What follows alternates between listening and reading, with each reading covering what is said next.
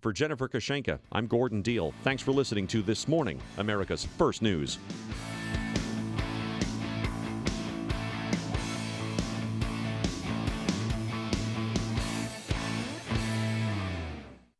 My name is David Hochberg, and I'm Vice President of Lending at Pearl Mortgage. If you're looking to secure a reverse mortgage, give me a call. Hal called Chicago's hometown bank, you know, the one that counts your change for free, for a reverse mortgage. Hal thought Chicago's hometown bank's closing costs were excessive, so he called for a free consultation. I reviewed Hal's loan documents and confirmed that Chicago's hometown bank was charging him over $9,500 in closing costs, which is ridiculous. I helped Hal secure a reverse mortgage and paid for all of his closing costs. Now I know how Chicago's hometown bank pays for all those change counting machines. If you're in the market for a reverse mortgage and want to be treated with respect like Hal, give me a call at 312-751-1333 or visit am560david.com. I've helped thousands of AM560 listeners, but I can't help if you don't call 312-751-1333 or visit am560david.com. For a mortgage and equal housing lender, Illinois Residential Mortgage License 4358, RMLA, NMLS 19186.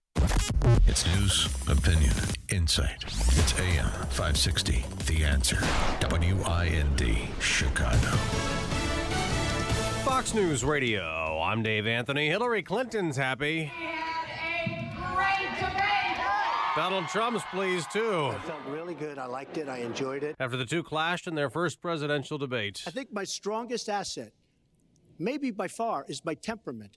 I have a winning temperament. And Trump questioned Clinton's stamina. She countered he's been racist and sexist and could be dangerous as well. His cavalier attitude about nuclear weapons is so deeply troubling. And the Democrat said he's hiding something, not releasing his tax returns. Maybe he's not as rich as he says he is.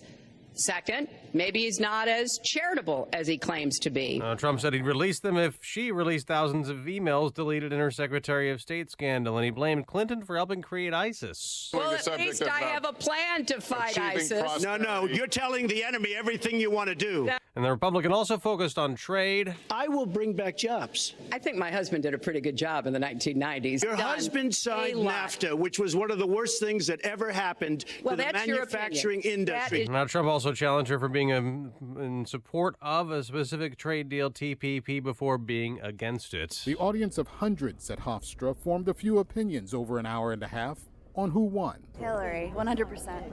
I like Trump the most. It was close.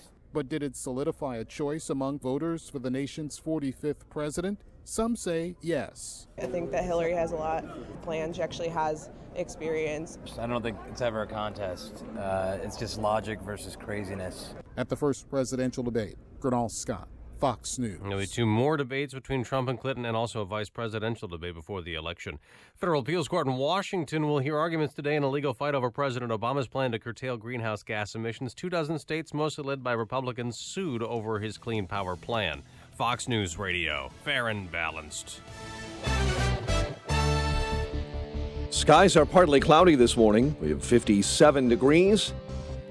5:02 on AM 560, The Answer. Good morning. I'm Mike Scott. Two Indiana children who were the subject of an Amber Alert have been found dead and their mother arrested on murder charges. Elkhart, Indiana police say they believe the two children were found dead on Monday afternoon. They were 7-year-old Liliana Hernandez and 6-year-old Renee Pastor. Their mother, Amber Pastor, was later arrested on 2 counts of murder. Chicago police say they've charged an alleged gang member with murder in the slaying of a man shot last weekend near Millennium Park. Chicago police say they released a statement on Monday describing 32-year-old Paul Pagan as a gang member with multiple convictions on gun charges. Police allege Pagan shot 54-year-old Peter Fabry in the head after they got into an argument Saturday night near Millennium Park. Donald Trump continues to single out Chicago, discussing law enforcement reform in the country. In the first presidential debate at Hofstra University last night, the Republican nominee cited the city's numerous shootings while calling for the return of law and order. When you have 4,000 people killed in Chicago by guns from the beginning of the presidency of Barack Obama, his hometown, you have to have stop and frisk. Trump also referenced Chicago's violence during his speech at the Republican National Convention in July. And 2 members of the Trump family will be campaigning in Illinois tomorrow. Republican presidential nominee himself, Donald Trump, and his daughter Ivanka will headline fundraisers in Bolingbrook. Ivanka is also expected to make trips to Quincy, Peoria, and back here again in Chicago. The U.S. Attorney says the federal civil rights investigation into the Chicago Police Department sparked by the Laquan McDonald scandal is the largest ever undertaken by the Justice Department and is proceeding at a record pace. Yesterday, Fardin saying the investigators are still analyzing data and interviewing hundreds of people. Search continues to find a suspect involved in a deadly shooting near the University of Illinois campus in Champaign.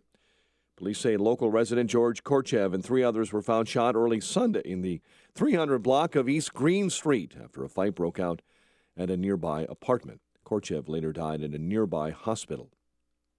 Javi Baez a grand slam, driving in a career-high 6. Major League ERA leader Kyle Hendricks pitched 6 scoreless innings. Cubs won their 100th game, beat the Pirates last night 12-2. James Shields had 6 effective innings of work. Justin Morneau, Carlos Sanchez, each with 2-run home runs. White Sox beat Tampa Bay 7-1. Tevin Coleman ran for 3 touchdowns, and it was a rout by the Falcons over the winless Saints, 45-32 in Monday Night Football. The news, a service of Burger King breakfast. What's the best place to have your breakfast? How about on a warm croissant? Right now at Burger King, get 2 croissant breakfast sandwiches for just $4. A light flaky croissant piled high with savory sausage or delicious thick-cut smoked bacon. 2 croissant, $4 only at Burger King. Price and participation will vary. 5:05 and a check of traffic and weather on the way next on AM 560. You know what? I want to tell you something, America. The Joe Walsh Show. We ask our cops to do an ugly, impossible job. And way too many of us hate on them every day. I'll tell you what, America, you are going to wake up, so help me God, America, you are going to wake up one day without police officers in this country. And you will deserve it. The Joe Walsh Show. Weeknights starting at 5. Right after Sean Hannity at 2 on AM 560. The Answer. My daughter started school, and I find myself worrying if she is getting home safe while I'm still at work. I wish I could check up on her. Alarm Detection Systems offers remote control of your security system from your phone. Get text or video alerts when someone's at your door. ADS is an authorized Honeywell equipment dealer. Visit adsalarm.com or call 630-844-6300. Alarm license number 127000143. Our neighbor had thousands of dollars in flood damage and lost several items that are irreplaceable. Is there a security solution to receive early warning of an event like this? Of course. Alarm Detection Systems has flood detection systems alerting you when water gathers in your home, giving you time to react. ADS is an authorized Honeywell equipment dealer. Visit adsalarm.com or call 630-844-6300. Alarm license number 127000143. If you're aged 59 and a half or older with the 401k plan and still working, stop what you're doing and call Arlington Capital Management at 855-471-5796. They'll help you actively manage your 401k, show you strategies to avoid major declines, and capitalize on opportunities. There are benefits with age, and this is one of them. At 59 and a half, you're entitled to new opportunities in the investment world that can dramatically improve your results and even lower your fees. Call 855-471-5796 now and take the first step toward getting more out of your retirement assets. The team at Arlington Capital Management proactively explores the market, our economy, and all of the variables that offset your investments. Call 855-471-5796 now for a complimentary consultation. That's 855-471-5796 or visit arlington-capital.com. You worked hard to accumulate your nest egg. Now, it's time to put your money to work for you.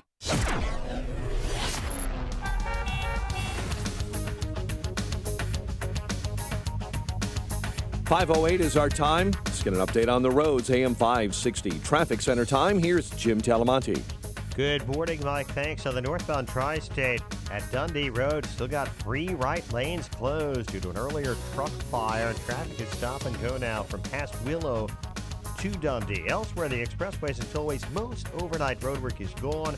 Still the left lane closure on the outbound Ryan from 95th to King Drive on the outbound Bishop Ford. But Lakeshore Drive has reopened after Stevenson after overnight work. Those ramp closures on 53. That's all clear now. Everything is open again. And on the Kennedy, express lanes are opening up inbound. Traffic service for Subway. Subway restaurants feature a different 6-inch sub for $3.50 every day. Today is oven roasted chicken. Participation may vary. Additional charges for extras and deluxe plus tax may not be combined with other offers. Traffic answers when you need them most. I'm Jim Talamonte, AM 560. The Answer. Chicago's Morning Answer starts next. Your official Chicagoland weather forecast. From the aircomfort.com Weather Center, here's our meteorologist, Holly Holdren. Sunny to partly cloudy today, breezy and cool with a high of 66. Mostly cloudy this evening with a couple of showers and a low of 50. Then tomorrow will be mostly cloudy, breezy, and cool with a passing shower and a high of 62. I'm Holly Holdren on AM 560, The Answer. 54 at O'Hare. It is 48 this morning in Lansing. Your next news update, 5:30. Chicago's Morning Answer with Dan and Amy starts now on AM 560, The Answer. This hourly segment is brought to you by Real Estate Live with Andrew Holmes. Get honest answers to your questions every Sunday at 12 noon. This is Chicago's Morning Answer with Dan Proft and Amy Jacobson on AM 560, The Answer.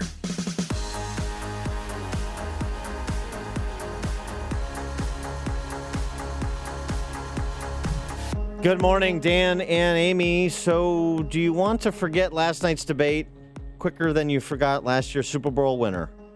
Can you? 312-642-5600, turnkey.pro, answer line 64636-DA. We'll take your calls and texts all morning. Your reactions will also be joined by Alex Simendinger from Real Clear Politics, from Steve Cortez from Trump's National Hispanic Advisory Council, our friend Dr. Sebastian Gorka, Jeffrey Lord, and Dilbert creator and Trump whisperer Scott Adams.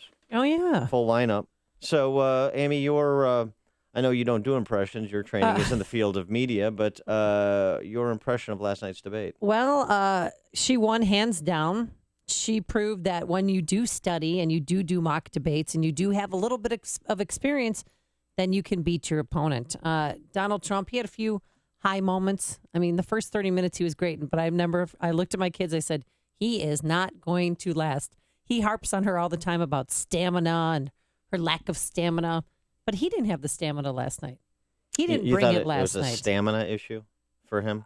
ADD. I mean, he fizzled out at the end because he could have attacked her so many times. He could have brought up Benghazi, never brought up Benghazi, never brought up the Clinton Foundation. I was just waiting, and he even had a Benghazi family member that he brought with to the debate. A survivor, Bill Geist. Bill Geist, yeah. And he was in the audience. He had opportunities. Maybe he was just being too respectful to Lester Holt because the question wasn't asked, but certain questions weren't asked of her, and she just interjected herself. Well, it's worth pointing out that going into yesterday's debate, UPI had Trump taking the lead for the first time in projected electoral votes. If the election were held yesterday, Trump would have 292 to Clinton's 246. Of course, 270 is what you need. If the battleground states are not counted, the race tied at 191 to 191. This is what it's all about, electoral votes, remember. Each candidate leads in 6 of the 12 battleground states going into yesterday. And, of course, Trump must win Ohio, Florida, and North Carolina. And he is right now, by narrow margins, but he is. Clinton has 5 must-win states: Pennsylvania, Michigan, Wisconsin, Minnesota, and Virginia.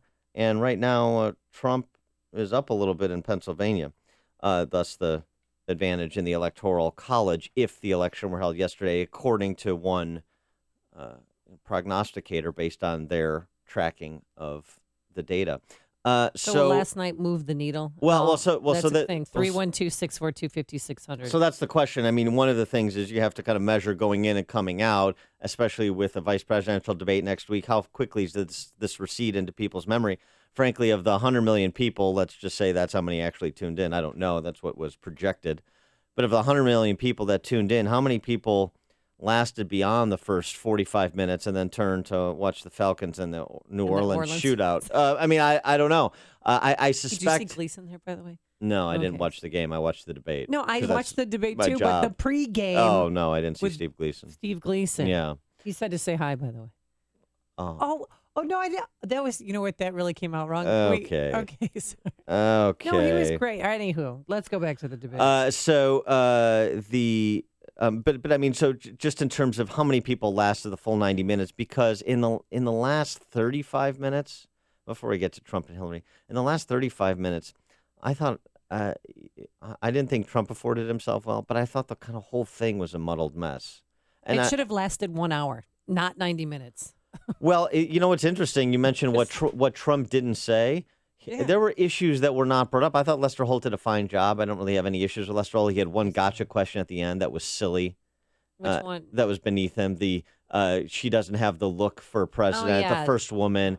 But that was another case, frankly, that Trump could have easily manipulated that question to his advantage. I know what you're doing here, Lester. It's what the D.C. press corps does. It's what my opponent does. It's the whole everybody who disagrees with the left is a sexist and a racist and a this-ist and a that and has this phobia. And it's just so tiresome. You know what my record is in hiring women and promoting women in my companies. You know what my disposition is towards kind of equality of opportunity. So to suggest anything about this, to play the gender card is so beneath this debate. It's so beneath you to ask that question. He could have had a nice moment there, but he kind of flubbed that one, I thought. Yeah, when Hillary brought up all the sexist comments that he made. Yeah, right. And it was easy for him. That was her setting it up even more when she did what you expect her to do. He brought up Rosie O'Donnell again. I mean, he was trying to bring back things from the first debate. So the issues that were not brought up, I mean, where was the discussion of immigration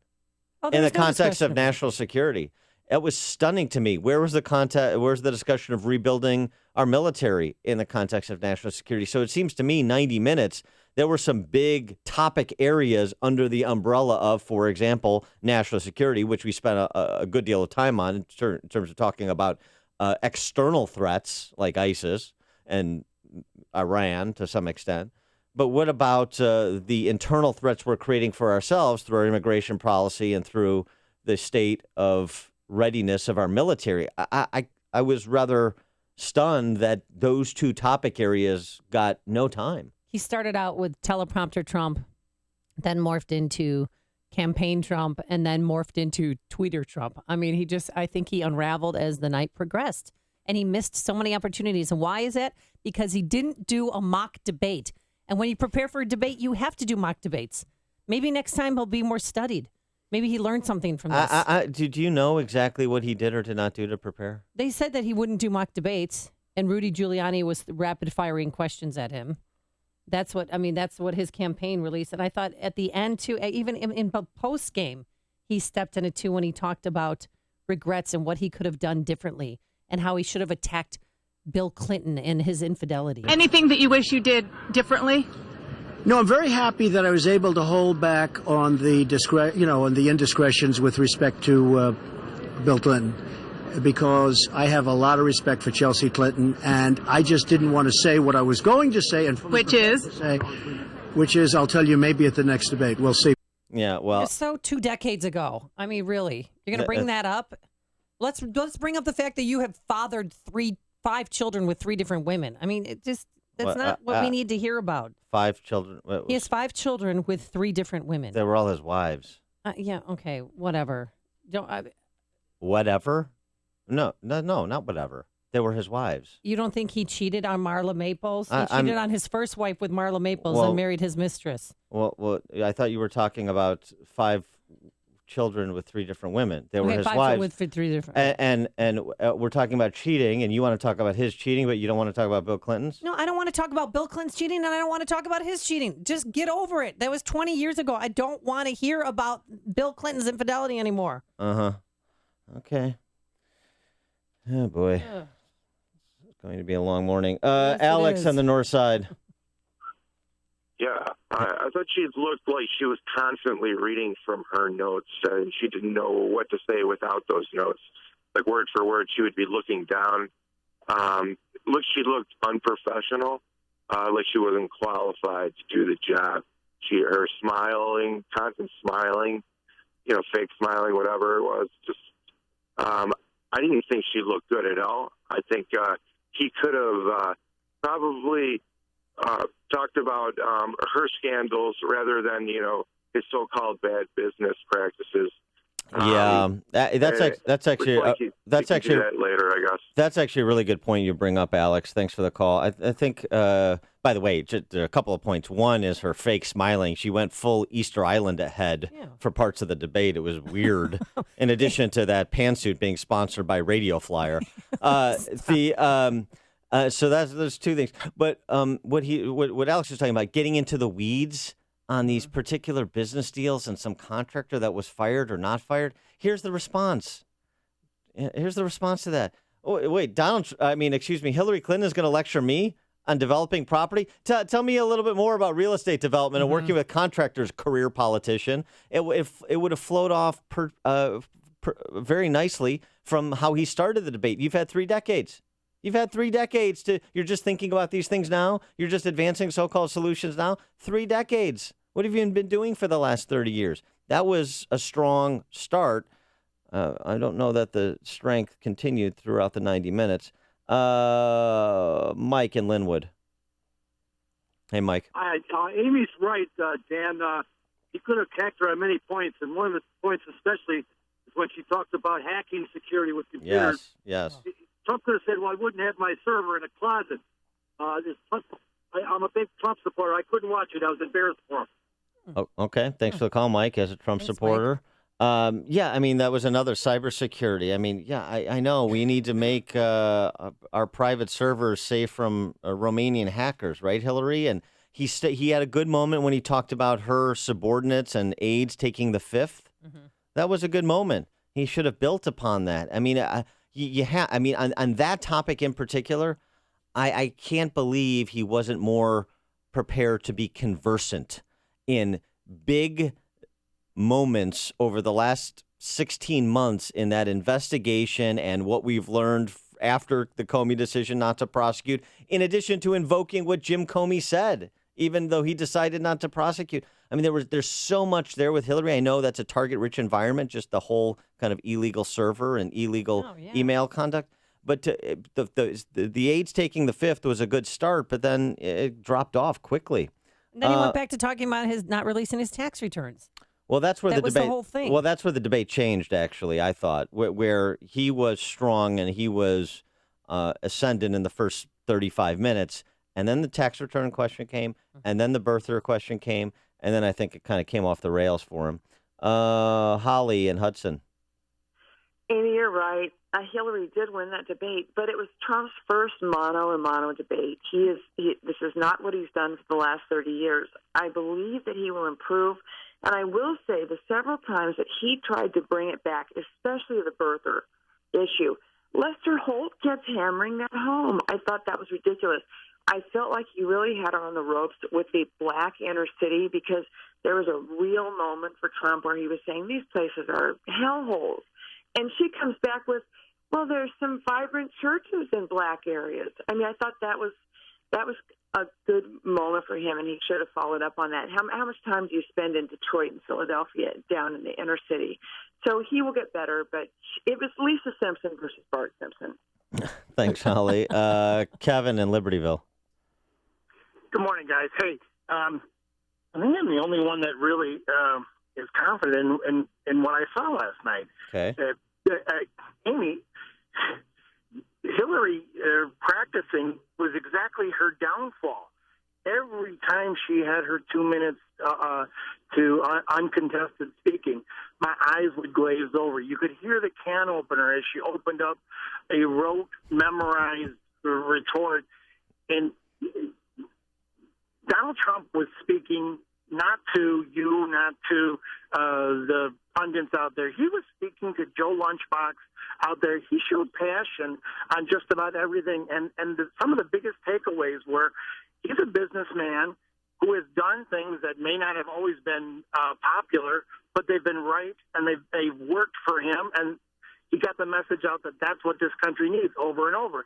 And he hammered saying, Hillary, you always come up with these ideas now, but you've been there for 30 years. You've done nothing.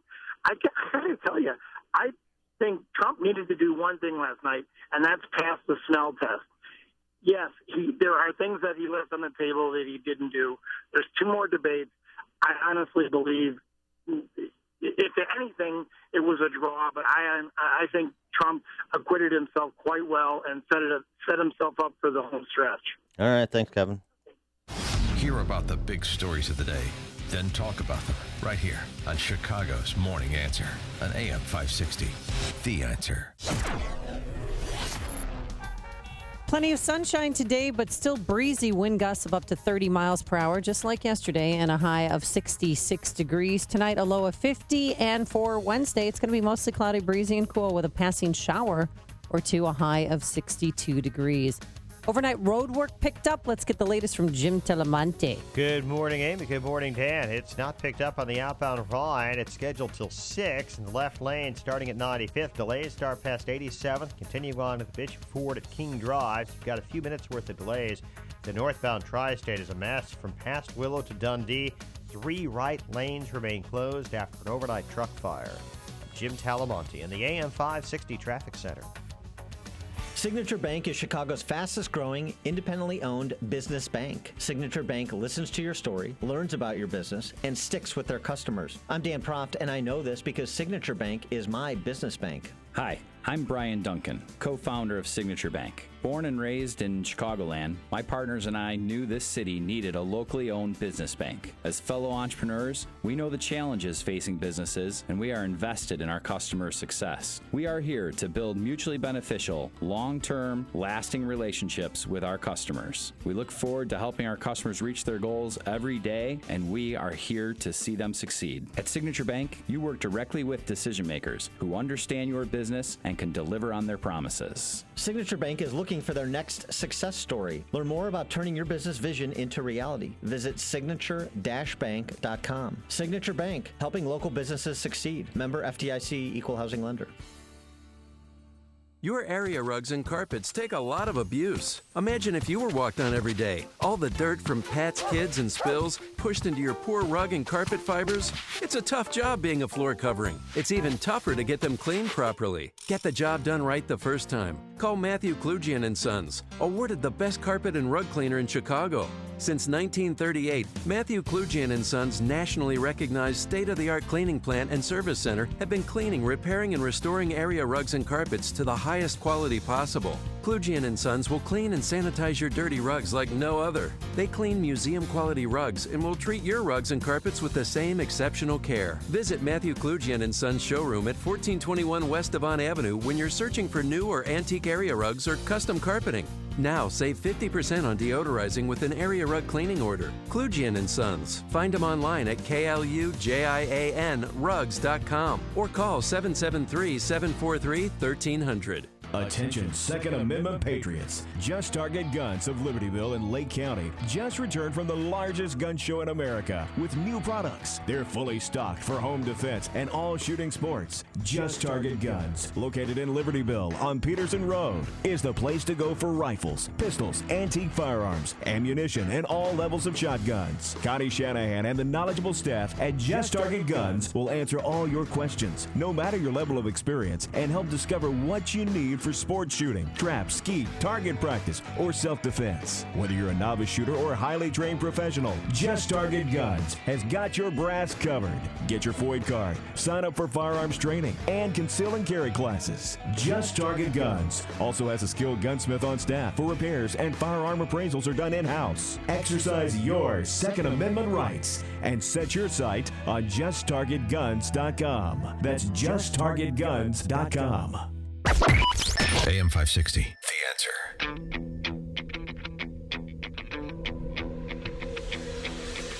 Dan and Amy, the highlight for the debate for me Yeah. happened actually before the debate. I mean, Dr. Jill Stein getting kicked off the campus of Hofstra. Oh. Yeah, when you have an eco-freak get kicked off a college campus, what happened? I That's didn't hear about momentous. It's time to go. You can't be doing media interviews and making a nuisance of yourself. Get out of here. They were afraid she was going to sneak into the debate and throw red paint on people or something. Cut the gas line into the building, maybe? Take more of your calls on the debate, your perspectives. Jordan in Forest Park. Hey, good morning, Dan and Amy. I thought it was kind of a boring debate. I mean, I think it was a battle of the two weak candidates. I mean, neither one of them really did much. But my liberal friends that when we were sitting around the poker table many months ago told me that Hillary would just kill Trump in the debates because she's so much smarter. She's got a grasp of all the issues. And I didn't see it. No, I didn't see I really that didn't either. see it. I think it was a great opportunity for her that she missed. Yeah, thanks for the culture. I didn't see that either. I agree with that. Dan in Round Lake. Hey, Dan. Hello. Dan, you're on. Thank you. Nice to speak with you, Dan and Amy. Hey, there's something that was missed by practically everybody in regards to this debate, and it's very obvious if you watch carefully.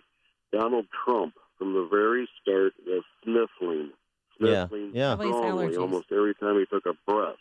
Benadryl. Then Get that man some Benadryl. guzzling water. Yes, he This drank tells water. me he was on a decongestant, and when you take a decongestant, it does affect the way you think and how quick you can think. Okay. Well, Howard Dean Was he had- sick? I don't know. Maybe. Well, Thanks, Dan. Howard Dean had suggested that he might be addicted to Coke because he was sniffling like a Coke addict during the whole thing. But I think that was a little bit. I think he probably just has seasonal allergies. That's a funny thing for a doctor to say, isn't it? Yeah, Howard isn't it? Dean. Howard Dean. Yeah. Good grief. It's news, opinion, insight. This is Chicago's Morning Answer on AM 560.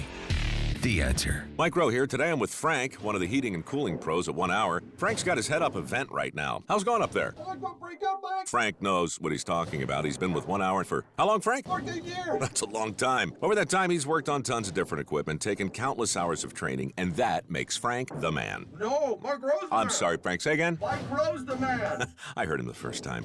For any heating need, call 855 1 Hour today. Say it again, Frank. Mike Rowe's the man. That's what I'm talking about. Each independent franchise is licensed in its respective state or county. Let's say you did a cost-benefit analysis of credentials. Would you end up picking the CPA, CFA, or CMA? Well, if you wanted a career in management accounting, you'd pick the CMA. It demands a mastery of the 11 most crucial practice areas in management accounting and can help you earn 31% more than your non-certified peers. Proof that in a cost-benefit analysis of the CMA, there's a lot more benefit than cost. The CMA certification. You've got to earn it.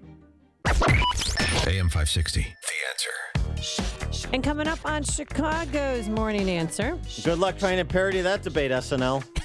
But first, into the newsroom we go. Here's Mike Scott. 56 degrees outside. First presidential debate, as you've been talking about with Dan and Amy, already creating quite a bit of buzz as Donald Trump and Hillary Clinton went at it last night. 30 years you've been doing it, and now you're just starting to think of solutions. Well, actually, I will bring back jobs. You can't bring back jobs. Well, actually, I have thought about this quite a bit. Yeah, for 30 and years. I have, well, not quite that long. The two clashed over the economy. Foreign policy interrupted several times. Clinton frequently urging fact checkers to get to work on Trump's claims, and voters from both sides of the political aisle are fairly split on who won last night. I don't think either one of them directly answered any of the questions. I've always believed that she's a lying piece of garbage, and he was unconvincing. As much as I support him, he was unconvincing tonight. The Drudge Report gives Trump the win. CNN ORC Snap poll gives Democrats the edge.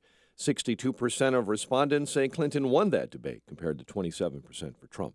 Thousands in Iowa facing a flood threat this morning. More than 10,000 have been evacuated in Cedar Rapids, where the Cedar River is expected to crest at 23 feet this morning. Lynn County spokesman Ryan Schlater. There is a curfew in effect for 8 p.m., and the National Guard is also in to monitor several access points in the flood zone. Public safety says there's no guarantee that the major temporary flood protection as soon as he travels to 112 countries and negotiates a peace deal, a ceasefire, a release of dissidents, an opening of new opportunities in nations around the world, or even spends 11 hours testifying in front of a congressional committee, he can talk to me about stamina. Nazi emblems, the world, 2 weapons and more than 2,500 rounds of live ammunition when he started randomly shooting he drivers tried in to a Houston switch neighborhood Monday. from Houston looks Police to Captain stamina. Dwayne Reddy. But this is a man who has called women pigs, slobs, and dogs, and someone who has said military stuff pregnancy is an inconvenience to employers, Reddy says 9 were who has wounded said or women shot don't and killed deserve by police. equal The pay Senate unless they expected to vote do as good a job on as Wednesday men. to override the president's And veto one of the a worst 9/11 things he bill. said Federal was Appeals about Court in Washington will hear a arguments today woman in in the a legal beauty battle over contest. He President loves Obama's beauty plans to contests, curtail supporting them and greenhouse hanging gas around them. emissions. And Two he Indiana called this children, the woman subject of Miss an Amber Piggy. Alert, have been found dead. Their mother has Then been he arrested called on murder her charges in Miss Housekeeping Elkhart, because she Indiana. was Latina. Chicago police say they Donald, charged she has a the name. gang Where did you member find in her name? murder in the slaying of a man who was shot last week near I have a Millennium feeling that by the Park. end of this evening, I'm going to be blamed for And a everything 51-year-old that's ever Colorado man happened. Why not? says he Why was not? sexually Yeah, abused why when he was not? around 7 by a teenager who later Just became a join prominent join Roman the Catholic debate priest. by saying more Suing the crazy Chicago-based things. religious Now, order let to me which say, that there's priest nothing crazy. belongs. Eric Johnson You go to her is filed a website Cook and County you take a look at her website. She's going to raise taxes $1.3 trillion. And look at her website. Cubs won their 100th you know what? game It's last no night, different than routing the this. Pirates 12-2. She's telling us how to fight White ISIS. Sox Just beat go to Tampa her Bay website. She 7-1. tells you how to Monday fight Night ISIS Football, on her website. Falcons I don't over think the General Saints. Douglas The MacArthur news would is like that service too of much. Burger King breakfast. The That's next the best place segment, to we're have your continuing breakfast. the Well, at least subject I of have a warm plan to croissant. fight ISIS. No, Burger you're King telling get the 2 for enemy sandwich everything you breakfast want to do. sandwiches No, we're for not. just See, you're telling the $4. enemy everything you Light want to do. croissant. No wonder Pile you've high been with fighting. savory No sausage wonder you've or been fighting delicious ISIS your thick cut entire smoked adult bacon. life. 2 for sandwich, $4 only at Burger go to King. the please, Price the and fact checkers, get participation to work. You are vary. unpacking a A check of traffic and weather on the way next on AM 560. Hillary is hitting me with tremendous commercials. Some of it said in entertainment. Some of it said somebody who's been very vicious to me, Rosie O'Donnell. I said very tough things to her, and I think everybody would agree that she deserves it, and nobody feels sorry for her. But you want to know the truth? I was going to say something extremely rough to Hillary, to her family, and I said to myself, I can't do it. I just can't do it. It's inappropriate. It's not nice, but she spent hundreds of millions of dollars on negative ads on me, many of which are absolutely untrue. They're untrue and they're misrepresentations. And I will tell you this, Lester, it's not nice, and I don't deserve that. But it's certainly not a nice thing that she's done. This is the first year that I've had. Earlier this month, you said she doesn't have, quote, a presidential look. She's standing here right now. What did you mean by that? She doesn't have the look. She doesn't have the stamina. I said she doesn't have the stamina. And I don't believe she does have the stamina. To be president of this country, you need tremendous stamina. The quote was, the dark spots were shrinking. They were healing. And the doctor actually said to me, I think we're in remission. I was so happy. I had no idea that could be I made a my mistake reality. using. Call now to find out how to get your free month's supply of Balance of Nature. Call 800-2468-751. That's 800-2468-751. Or go online to balanceofnature.com. Use promo code CHICAGO. 537. Let's get an update on the roads quickly in our AM 560 traffic center with Jim Talamonte. Like the northbound tri-state is a mess from Willow Road to Dundee. 2 right lanes remain closed after an overnight truck fire. I-57, 26 minutes. I-80 to the merge. Bishop Ford, 23. Outbound slow at the south end of the ride of Bishop Ford. Some overnight work. Traffic service at Staples. Staples has low prices every day on the office items you use most. Right now is a great time to stock up and save with the Buy More, Save More event happening in Staples stores. The more you buy, the more you save on everything your office needs. Staples, make more happen. It's traffic. AM 560, The Answer. Jim, thank you. Chicago's Morning Answer continues next. Your official Chicagoland weather forecast from the aircomfort.com Weather Center, providing the right climate for business since 1935. Sunny to partly cloudy, breezy and cool today. High 66, 54 at O'Hare. Next, news at 6, and Chicago's Morning Answer with Dan and Amy continues next on AM 560, The Answer. This hourly segment is brought to you by Power Trading Radio. Heard Sundays at 2 p.m. Brought to you each week by Online Trading Academy. Kick it!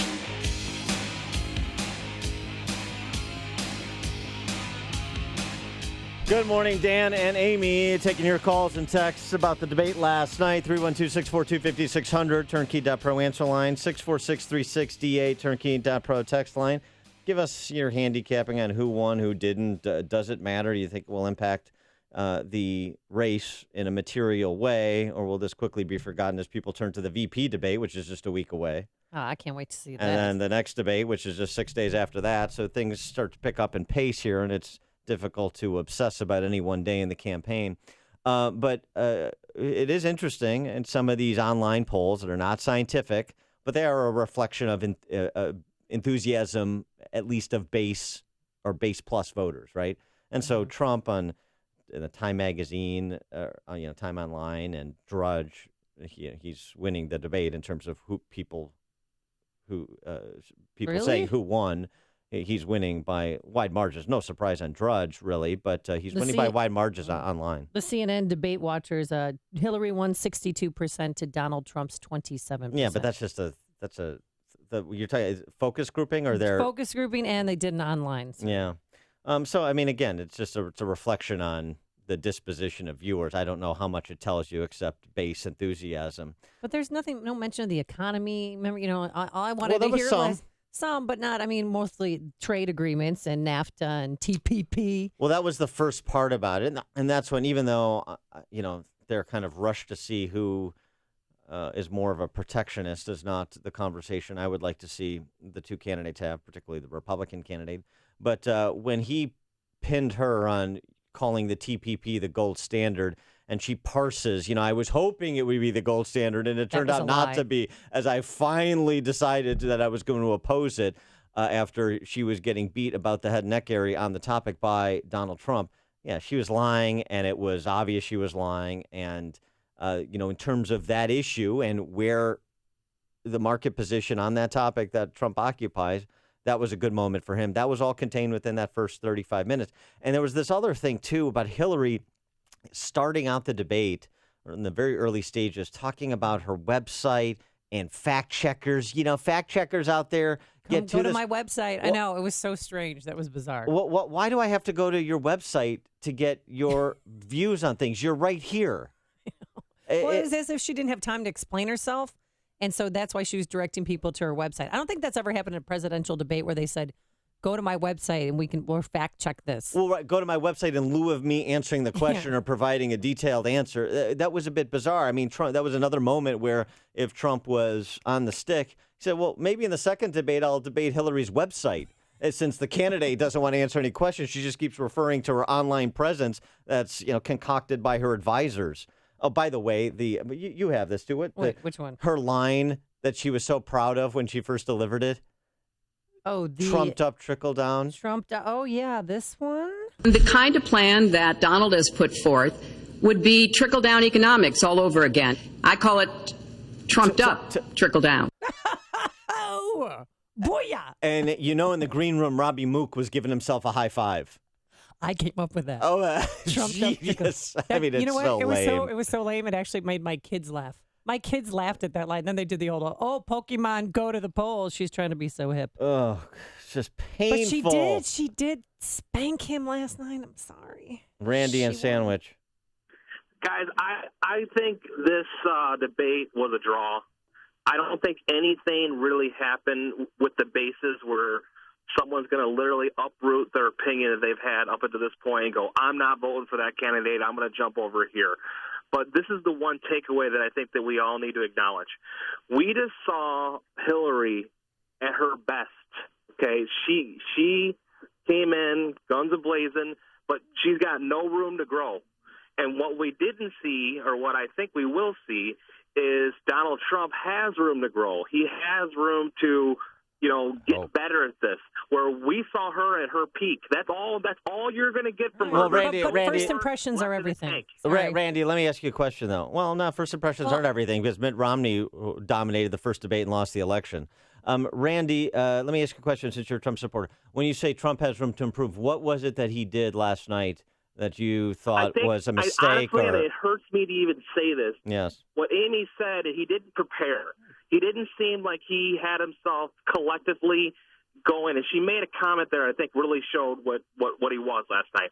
She said that he started off teleprompter Trump, but he ended up being Twitter Trump. And I think, honestly, that's a good analysis of what happened. And hopefully he listens to people like Rudy Giuliani, where they tell him, this is how you go after that question, and you keep pouncing on her, and you make her answer for what she's done for the last 30 years, and that will declare him the winner. But Thanks, Randy. He's here's done the thing. so well on the campaign trail because of immigration and talking about that, and that wasn't even mentioned last night. I have a mild kind of massaging of that. He was teleprompter Trump, and then he was Twitter Trump. There's some victim Trump. There's something to that, but if only he was Twitter Trump and had limited his responses to 140 characters. Part of the problem with Trump was, look, I heard you twice the first time. A succinct answer is sufficient. I don't need the thing repeated and repeated and repeated just because you're trying to fill 2 minutes, or just because that's your kind of stream of consciousness way of communicating. He needs to be more disciplined about that, because it does then turn into a rambling mess if there's not a substantive additional point you want to make. You're just rinsing and repeating what you just said, and this is where stylistically. Which is really important, because I got to tell you, 100 million people aren't tuning in to hear them debate the nuances of their tax policy. Some percentages, but not 100 million people. That's what I was looking for, but that's okay. We already know what their tax policies are. It's stylistic. It's kind of, do you have the gravitas? Do you convey the command? Do you project strength? Do you exhibit competence? And when you give kind of rambling, repetitive answers, a lot of that is undermined. But then toward the end, Donald Trump acted like he was the victim. Hillary is hitting me with tremendous commercials. Some of it said in entertainment. Some of it said somebody who's been very vicious to me, Rosie O'Donnell. I said very tough things to her, and I think everybody would agree that she deserves it, and nobody feels sorry for her. But you want to know the truth? I was going to say something extremely rough to Hillary, to her family, and I said to myself, I can't do it. I just can't do it. So this is his first time it's not his first time, his foray in politics, but yeah, things are ugly in campaigns. Of course she's going to spend money besmirching your character, because it's called a campaign. That's what you do. Well, it was just weird. Here's the thing. That was the answer, or the exchange that was prompted by Lester Holtz. She didn't look presidential. What does that mean? Mm-hmm. I thought that was a silly question. I thought that was Lester Holt's one poor moment in the debate. But here's the thing about that. Trump already had the answer to that question. He's given it. Right. He gave it 3 minutes prior. Right. No, he actually hasn't. He gave it at the moment the kind of campaign reset after those 2 bad weeks after the convention, when he said, sometimes I don't say things always the right way, and I'm sorry for that. One of the things you did see from Trump, and this projects strength as well, is a little bit of humility to say, sometimes I've said things that are wrong, and I apologize. I have apologized for them, and I apologize for them again. So can we just move on? Because this isn't about, name calling here or there. Look, I've been called names. I've called some people names. Big deal. I apologize for it. I haven't always used the right words. I haven't always said the right thing. I own that, and let's just move on and get back to the substance. Even talking about how he has helped women develop in the business world. Yeah, he could have gone back to that. He could have pivoted to that, and the women that he's helped. Ivanka's, I've mentored Ivanka to run the Trump real estate empire and so on and so forth. But he didn't do that. He picked the low-hanging fruit. Well, here's the thing. What he did actually, and he did this repeatedly with these idiosyncratic attacks from Hillary Clinton, he can't help but get into the weeds to defend himself all the time when coming over the top and batting it away and refocusing on topics that are your strengths and that you want to discuss, let's say immigration. Lester, why are we talking about my name? Why aren't we talking about our respective policies on immigration? I'm a guy who wants to secure our borders, and she's for open borders. Yeah, I wanted to hear her immigration. That is a big distinction, and that demands attention. So let's talk about that. That would have been a great moment. There was just so many times where he could have pivoted back to his sweet spot, and instead he had to get into the weeds and go tit for tat on personal things that people don't really care about, that makes him look like he's kind of hypersensitive, that becomes a rambling mess, and that's what she wanted him to do. Let's go to Greg in Schaumburg. As you've gone through and you've debriefed all of those various dimensions, there's one more that I would like to put on the table that I hope Trump fixes. But it's actually, if you look at it, a positive for him. Did you hear Hillary agree with Trump on any single point?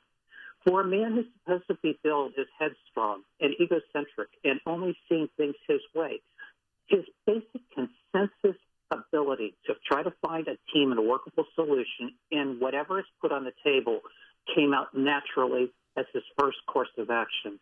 And I hope they don't allow him to do that anymore or take that away from him. But that's significant, I think. That where there were points of agreement where he acknowledged, I agree with Secretary Clinton on this or that. Yeah, thanks for the call, Greg.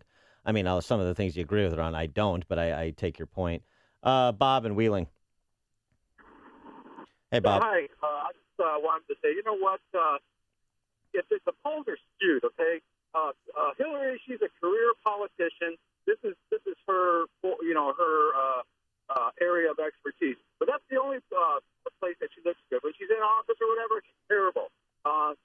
Trump, in my opinion, he won the debate. He's more believable, genuine, and God hope he's going to be the next president of the United States. Thank you. Thanks, Bob. Well, I'll tell you what, it's one of those things where, I watched the debates in the primary. We both did, of course. We talked about them. And I didn't think Trump won any of those debates. And the Republican primary electorate disagreed with me. They sure did. So, I don't know. It's a caller said earlier before he's, appealing to, Joe Lunchpail and Sally Housecoat. Maybe. Dan in Lake Geneva. Hey, Dan. Hello? Yeah, hello. Hello. Dan, you're on. Yeah. Trump did good. He stayed on topic like he should have. And, yes, she baited him, but what else does she have to offer? She's been doing it 30 years. I just think Trump did pretty good. Okay. Thank you for letting me talk to y'all. Thank you for the call, Dan. Appreciate that. Ann in Algonquin. Yes. Okay. I think Hillary did better on style and Mr. Trump on substance. I mean, there was just no solution that has any meaning that for any of the major problems confronting the country today, the economy, ISIS, the high crime areas. I mean, for the economy, she had she had a list of, so-called economic experts that agreed with her. But that's what what has been going on in the country for the last 8 years. And the economy hasn't done all that well. With the high crime areas, it sounds like her solution is maybe more sensitivity training for cops. And with ISIS, I mean, she just talked about the 100 and some countries she visited. But, I mean, after all she's done and all the places she's been, what is the state of the world and the state of the nation as a result? As Mr. Trump said, I mean, she has bad judgment. She was, again, a more polished, being the politician she is. She's a very good actress. But when it came to substance, she did not offer any meaningful solution to any of the major problems facing us today. Thanks for the call, Ann. I don't think she's a very good actress. I don't even buy her as Hillary Clinton. But I agree with a lot of what you said. The implicit bias thing we'll get to. Everybody's a racist, and she's the white person whisperer, don't you know? The other thing, what Ann just said something about what was it? Oh, training for police officers. Yeah, training. The implicit bias thing, right? That whole line. And there was something else that Ann said that's, was really what, good the point. 112 countries that she visited? Oh, yeah, what exactly. What she did as secretary. Yeah, I've got that, her whole list of accomplishments. No, but in the immortal words of Carly Fiorina, travel is not an accomplishment. John in Portage Park. Hey, good morning, you guys. How are you? Good. I listened to the whole thing, and I don't think Trump did too bad. I think he sounded somewhat presidential. He needs a little improvement. I think it might have been more of a draw than he winning. I don't think she won.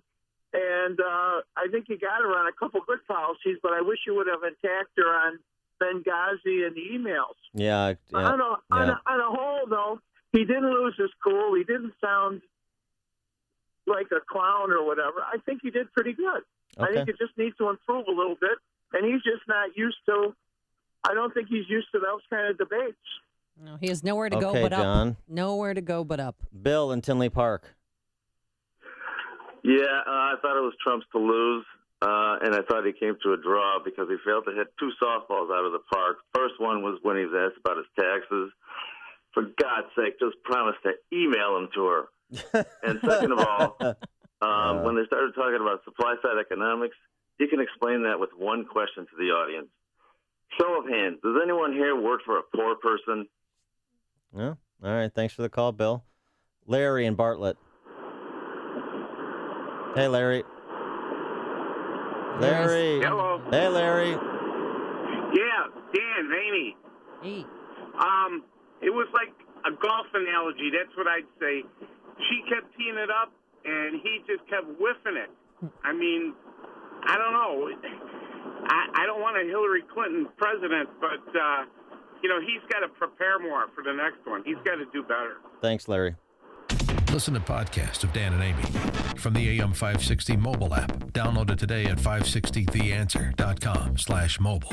On AM 560 The Answer, we talk about the important issues that affect your world. Things like the economy, education, and foreign policy. There's always so much going on in the news that we don't always have the time to focus in and talk about the big ideas behind the important issues. Enter Upstream Ideas online at upstream-ideas.com. Upstream Ideas, in partnership with the Illinois Policy Institute, provides the kind of information that informs the policy discussions happening here on AM 560. At Upstream Ideas, you'll broaden the debate, move beyond partisan assumptions, and challenge accepted beliefs. Upstream Ideas goes against the current and thinks upstream. Go online now at upstream-ideas.com. That's upstream-ideas.com. You'll be armed with new information and fresh perspectives to help encourage you to make the state of Illinois and the United States of America a bit freer, a bit more just, and a bit more civilized. Upstream-ideas.com. Are you remodeling, building, redecorating? This weekend only at the Pheasant Run Resort, you can meet over 100 brands offering expo-sized savings on thousands of products for your home at the 2016 Home and Lifestyle Expo. Get your tickets at 2016homeshow.com. Plus, meet HGTV's host of Design on a Dime, Kelly Edwards, on Saturday and Sunday from 12 to 1. Then transform your ideas into reality by meeting with professional designers, decorators, and contractors. At this 3-day event, you'll find everything you need under one roof. Appliances, cabinetry, flooring, furniture, electronics, and more, with prices you won't find anywhere else. Doors open Friday at noon and 9 a.m. Saturday and Sunday. Get tickets at 2016homeshow.com. Shop the hottest merchandise at Expo special prices this weekend at the Pheasant Run Resort in St. Charles. RSVP today at 2016homeshow.com. That's 2016homeshow.com. History teaches us that America, the West, won the Cold War. The Soviet Union collapsed and millions were liberated from behind the Iron Curtain. But that's not how the Russians see it. To global communists, it was merely a strategic retreat. That's the theme of the film Collapse of Communism, The Untold Story, by Robert Buchar. Join him to screen and discuss the film at a special free event hosted by the Heartland Institute in Arlington Heights. Buchar himself, a defector from Czechoslovakia, interviewed dozens of prominent defectors from the Soviet Union, former KGB agents, historians, and former Secretary of Defense Robert Gates to uncover the true story of how and why the Soviet Union fell. Global communism may be a shadow of its former self, but it's not dead, and neither is the desire of Russia to dominate the lives of others. Learn more at this free event at the Heartland Institute Wednesday, September 28th. Go to heartland.org to register or call 312-377-4000. That's 312-377-4000. Change in the market shouldn't be a surprise to anyone. In fact, since World War II, we've seen a correction on average about once every 18 months. That's why Arlington Capital Management developed proprietary tools that help them to see what's beyond your investment horizon. Like an experienced ship captain uses tools to avoid stormy weather, Arlington Capital Management uses tools to guide you through market corrections before it's too late and help us decide when to capitalize on opportunity. Call Arlington Capital Management today at 855-471-5796 to learn how their active management systems can help you. Each day, they actively explore the market, our economy, and all the variables that affect your investments. Stormy markets never cloud their vision. The professionals at Arlington Capital Management use their tools and experience to guide them. Call Arlington Capital Management today at 855-471-5796 for a financial review. The number again is 855-471-5796 or learn more at arlington-capital.com. Hiring people is probably the worst part of my job. It's such a hassle, the searching, the sorting through resumes. Most people don't have the right experience. We started using ZipRecruiter about 3 months ago. Right from the start, you could tell it was going to make hiring a lot easier. One click and my job was posted to 100-plus job boards, all the top sites. All of the candidates came to my dashboard, and it's easy to compare them. Thumbs up if I liked them, thumbs down if I didn't. No emails and attachments, printing up docs, phone calls, none of that. And I couldn't believe the number of great applicants we got. I had the person we needed within 1 week. I don't know how we hired before ZipRecruiter. Whether you're looking to fill one position or 20, find the best candidates with ZipRecruiter, where your job is just one click away from 100-plus job sites. ZipRecruiter, the fastest way to hire. And right now you can try ZipRecruiter free. Just go to ZipRecruiter.com/work. That's ZipRecruiter.com/work. ZipRecruiter.com/work. Coming up on Chicago's Morning Answer. Tax returns and the birther issue, legitimate questions or gotcha questions. We'll take your calls at 606. And did the first debate sway voters' pick for president?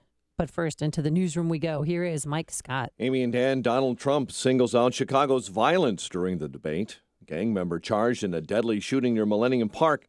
U.S. Attorney predicts police changes in the city of Chicago, while CTU members vote to authorize a strike.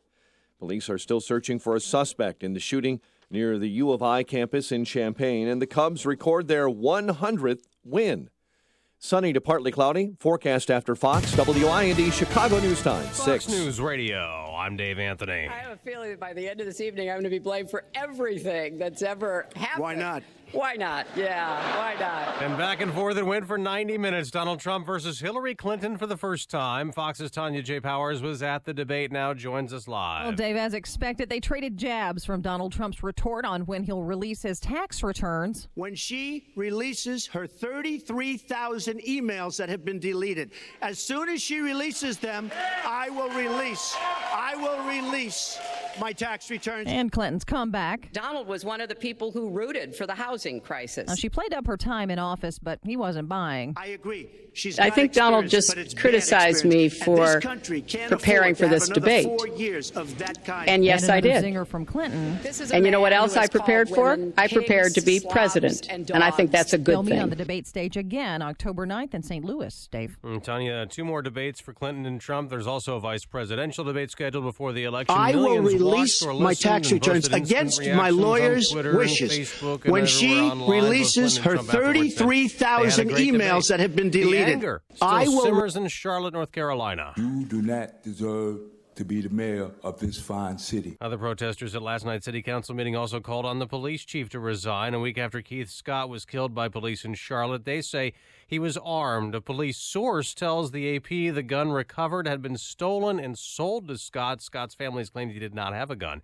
They're watching the river rise in Cedar Rapids, Iowa, where thousands have evacuated their homes fearing flooding as the river nears record levels. Governor Terry Branstad. I learned a long time ago as governor, if you have a disaster in your state, try to get there as soon as you can, reassure people, provide the assistance that's needed. This is Fox News Radio. Fair and balanced.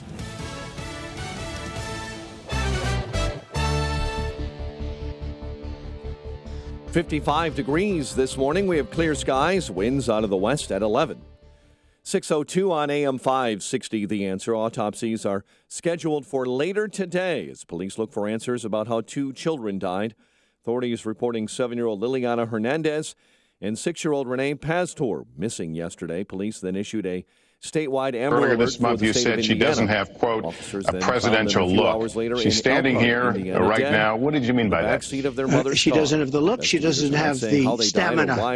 I said she doesn't have the stamina. Chicago police say they charged an alleged I don't gang believe she member does with have the murder in the stamina. slaying of a To man be president shot last of this weekend near country, Millennium you Park. need tremendous stamina. The quote was, You have. Wait a minute. Let me ask me a question. Did you ask me a question? Member with felony convictions. You have to be on able gun charges to negotiate U.S. our Attorney trade Zach deals. Varden You have to be able to negotiate. That's right. Yesterday and talking with to Japan, with Saudi Arabia. I mean, can you imagine we're defending Saudi Arabia, and with all of the money they have, we're defending them, and they're not paying. All you have to do is speak to them.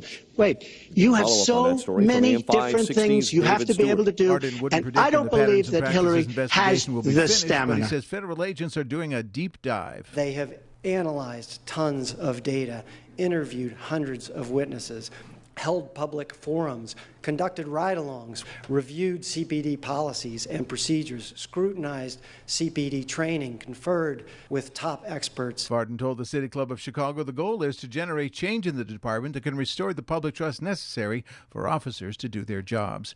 David Stewart, NBC News Radio, Chicago. Moody's Investors Service pushed the debt of the Chicago Public Schools further into junk territory.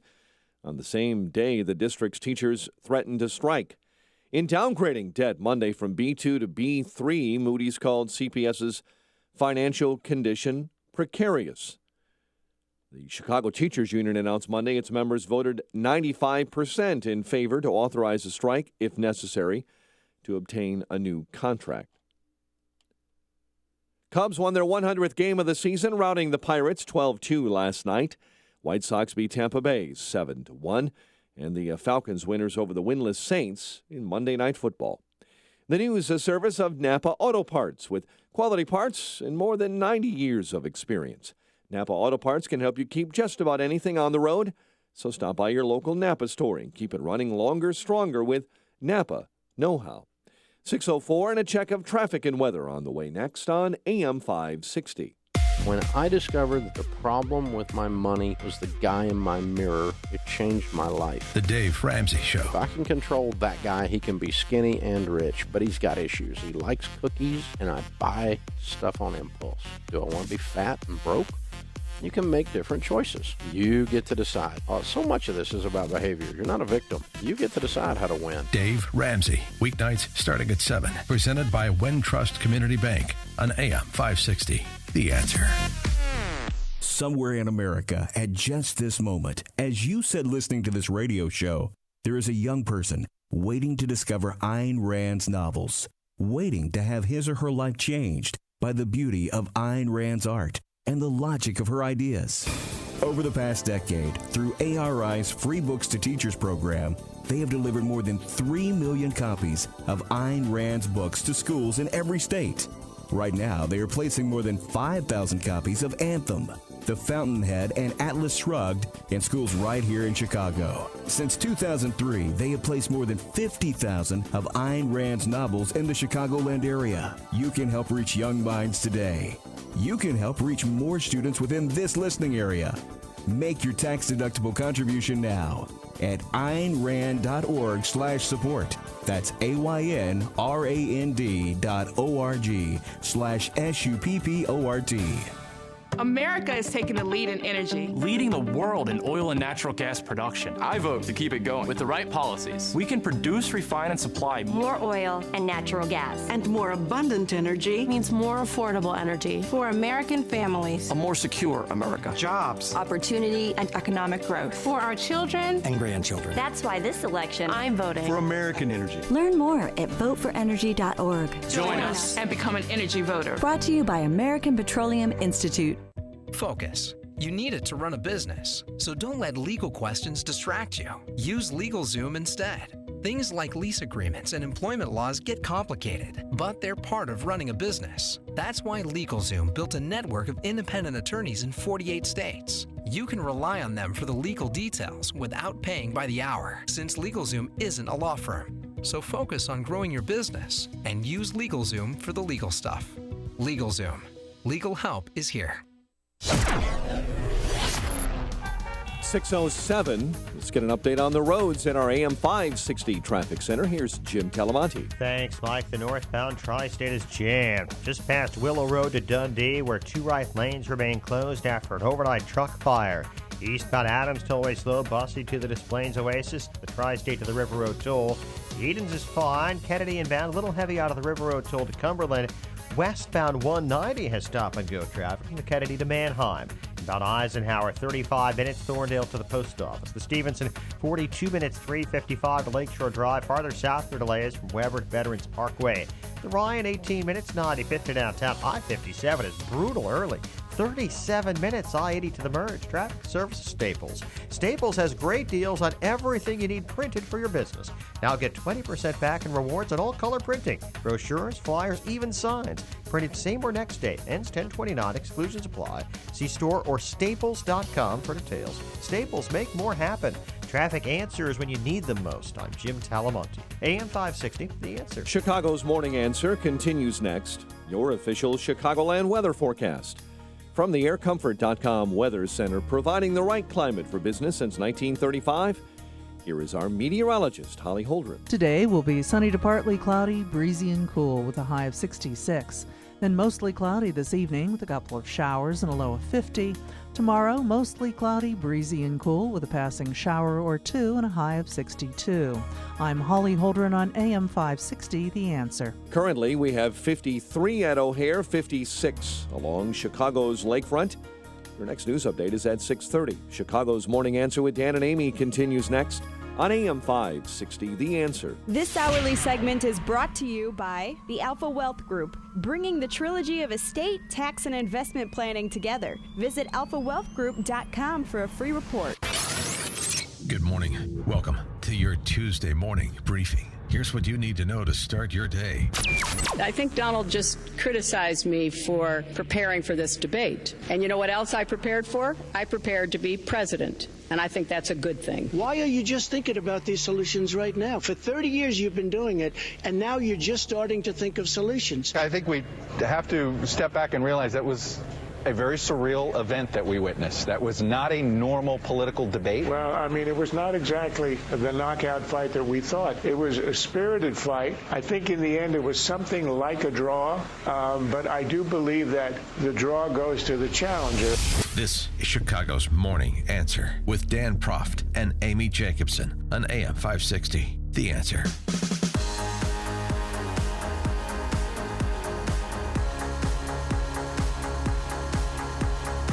Good morning, Dan and Amy. So do you think it lived up to the hype?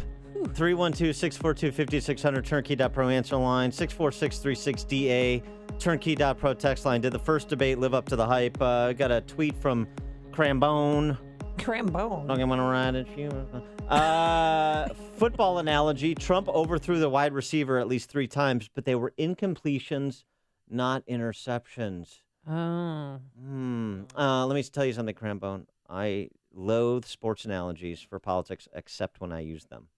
You're on notice. But there's not bad, something Dan. there. It's Come not on, bad. Coach. You That's like not that bad. Here's Charles Krauthammer's take on it. Oh, good. And Krauthammer, as you know, not a big Trump fan, not averse to criticizing Trump. So it was interesting to get his take. He was not nearly as critical as some might expect. Well, I mean, it was not exactly the knockout fight that we thought. It was a spirited fight. I think in the end it was something like a draw, but I do believe that the draw goes to the challenger in the sense that Trump did not go over the line, and the very fact that he could go 90 minutes on the same stage automatically elevates the challenger. That's just automatic for any debate of that sort.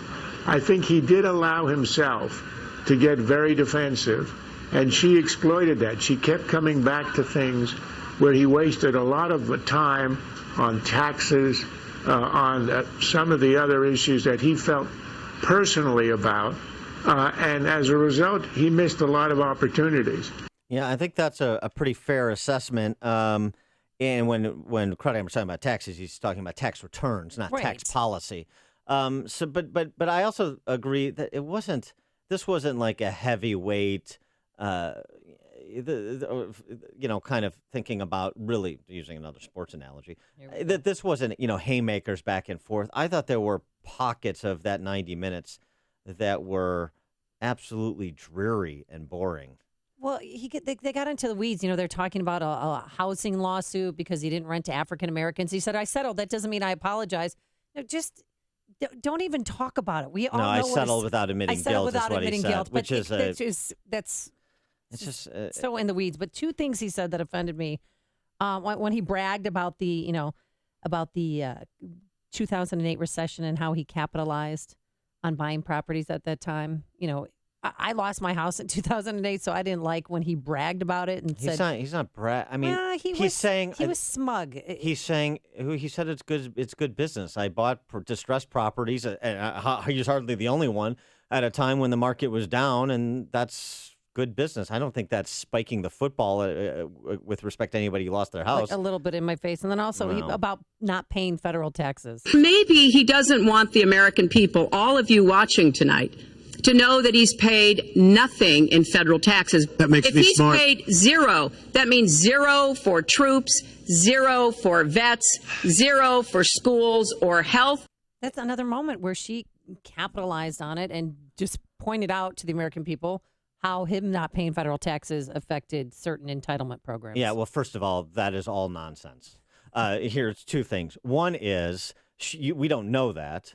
I suspect that I've made that case that he probably pays a much smaller percentage of his income in taxes than you would expect, and he doesn't want to get into the class envy politics. That's part of why he won't release. That's the moment it's coming. This is where you know what she's going to do. She didn't bring anything out of left field. Everything she did was telegraphed for weeks and weeks. She is not a kind of unpredictable, asymmetrical actor. Mm-hmm. You know exactly what she's going to do. You know what the moment there? The response? Hillary Clinton, liberal billionaire Warren Buffett. What does he say? I pay as little in taxes as I can, just like everybody else. So I'm just like everybody else. Do you send a check to the IRS for more than you owe? I don't think so. By the way, speaking of the IRS, let's talk about the predatory IRS under the Obama-Clinton regime, targeting people, illegally targeting people for their political and religious beliefs. And you want me to send more money to that IRS? I don't think so. He could have absolutely turned it right back on her because it is smart to minimize your tax liability. And, oh, by the way, whatever he has paid in taxes over his 70 years on this planet, or the majority of those 70 years, is substantial, number one, and also the thousands of people he has employed over the years have paid taxes, and his companies have paid taxes that generate revenue for government at every level. So this whole thing could have been handled so much better, and he could have absolutely chopped her down on the issue. But it was he didn't anticipate that. Come on. That's because he didn't prepare for it. This was all about preparation. You don't need to prepare to know that that's coming. That should be off the cuff. That should be second skin. Well, you need to help him for his second debate. Yeah, right. If you want him to win the second debate, Dan Proft, get in there. Insert yourself. I'm not kidding you. He was awful last night. Well, here's something else. I hate to say I told you so, but tax returns and the birther issue. Spent so much time on those issues, and he could have spun off of it. And it necessarily crowded out real issues he could have talked about that would be much more impactful and beneficial to him. I go back to immigration again. The rebuilding of our military. These are areas that he should have spent time on. He should have forced into the debate, whether Lester Holt was asking the question or not. Yeah, instead, he's talking about who has a better temperament. They were under the umbrella of national security. But here's the thing. If he would have taken my advice and released his tax returns and just dealt with the fact that he probably has paid de minimis in taxes because of depreciation on the front end and 1031 exchanges on the back end, like a lot of real estate developers, this could have been an old issue. And the birther issue? You can make the case about Hillary Clinton and Blumenthal and all that, fine. you know what, I was wrong on the birther issue. I have addressed it. He's an American citizen. He was born here. End of story. He's the lame duck president. Can we get back to the future? But rather instead he than talked obsessing about Sean Hannity. Well, I told Sean Hannity this, and I told Sean Hannity that. Yeah, Sean Hannity had a big night. I agree with that. No, he did. But there's so he didn't take my advice. Okay, fine. So these issues are going to come up, and so then the question is, how do you best pivot? We've talked about the tax return issue, and I just gave you an example of an answer on the birther issue to get out of it and get back to where you want to be. Pivot to Benghazi instead of talking about who has the better temperament, or if you look presidential. Talk about what she would do as president, how she let people die in Benghazi. Focus on that. Yeah. Talk about immigration. I didn't hear anything about the wall or about securing our borders. That's important to me. I didn't hear Hillary's plan because it was never even discussed. It wasn't even brought up. And frankly, the whole kind of law and order discussion, cha-ching. Oh, that was. Yeah.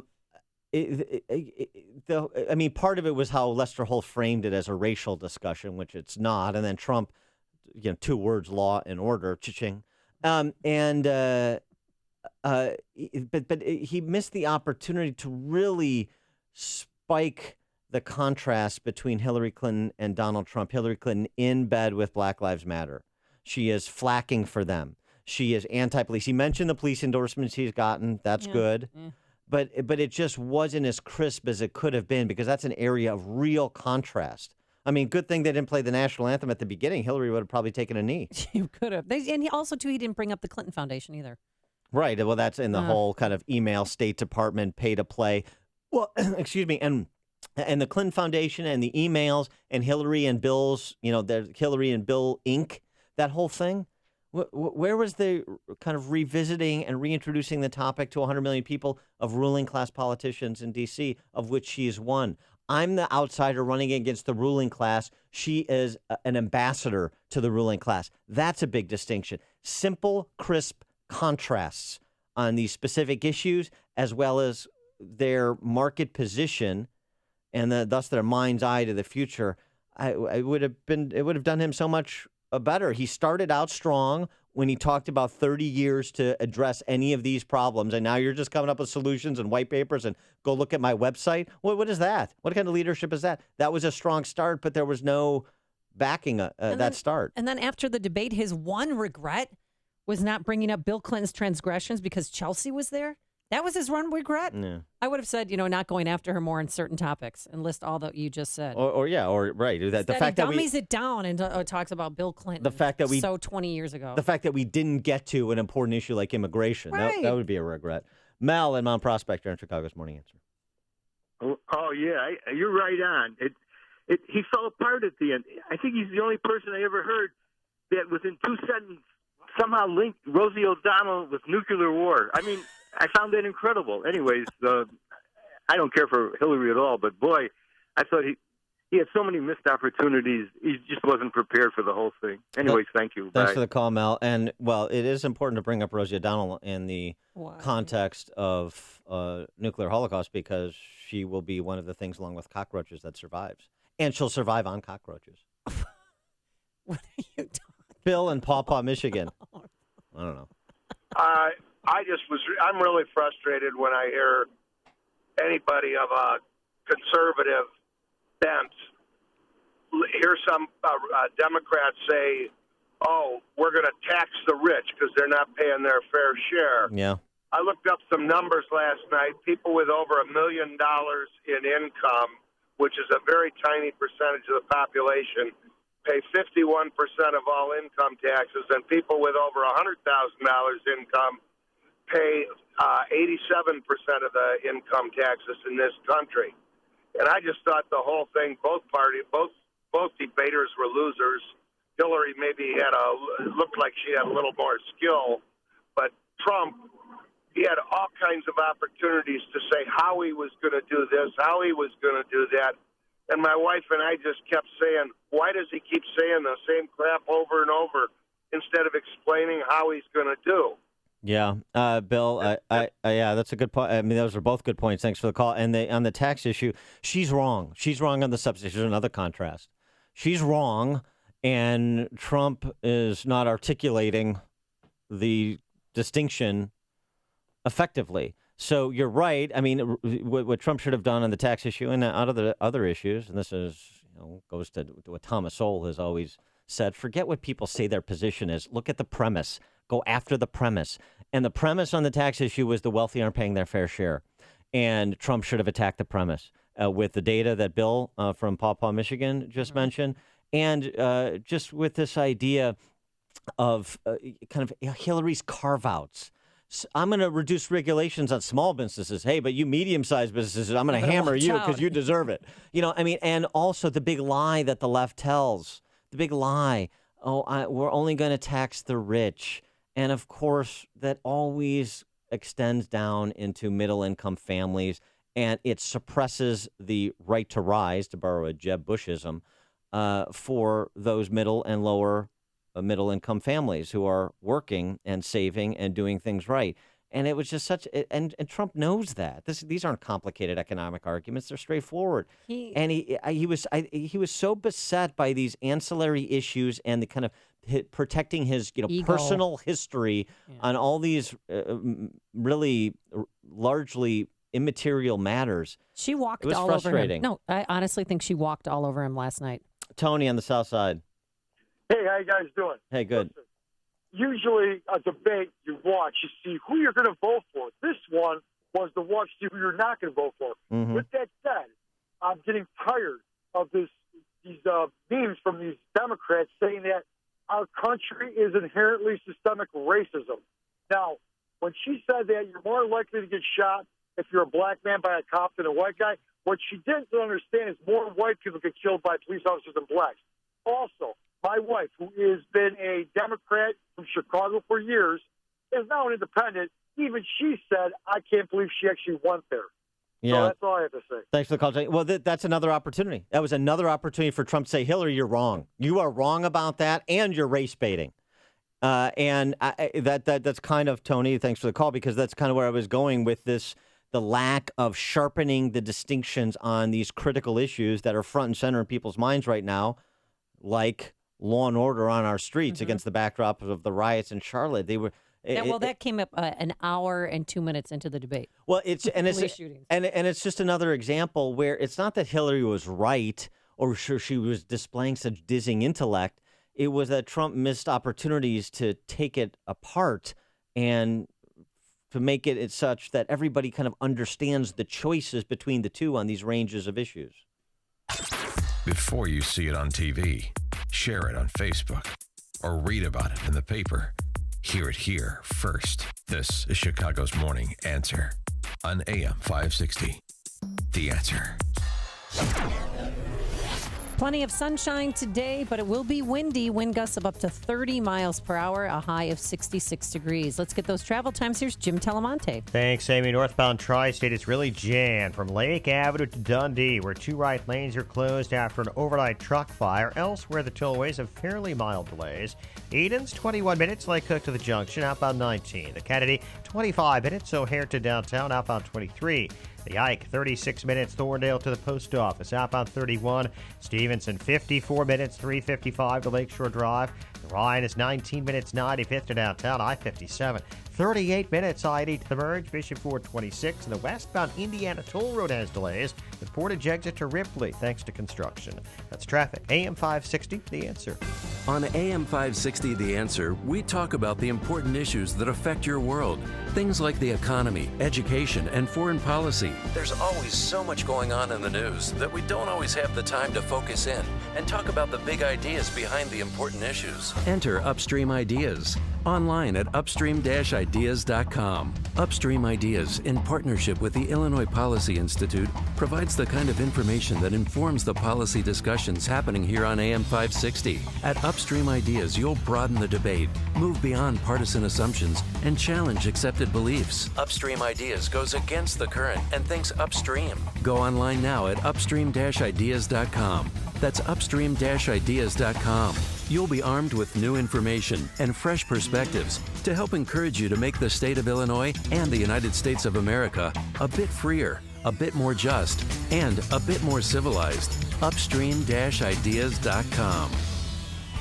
Signature Bank is Chicago's fastest growing, independently owned business bank. Signature Bank listens to your story, learns about your business, and sticks with their customers. I'm Dan Proft, and I know this because Signature Bank is my business bank. I'm Mick O'Rourke, co-founder, president, and CEO of Signature Bank. We founded Signature Bank in 2006 with one goal: to serve as Chicago's business bank. Now, 10 years later, we've seen that vision turn into a reality. We'd like to help your business realize all of its potential. My co-founders and I have many years of experience in commercial banking. When we learn about your business, we sit down across the table from you. When you have concerns, we pick up the phone to talk them through. We know your name and your story. At Signature Bank, when we make a commitment, we deliver.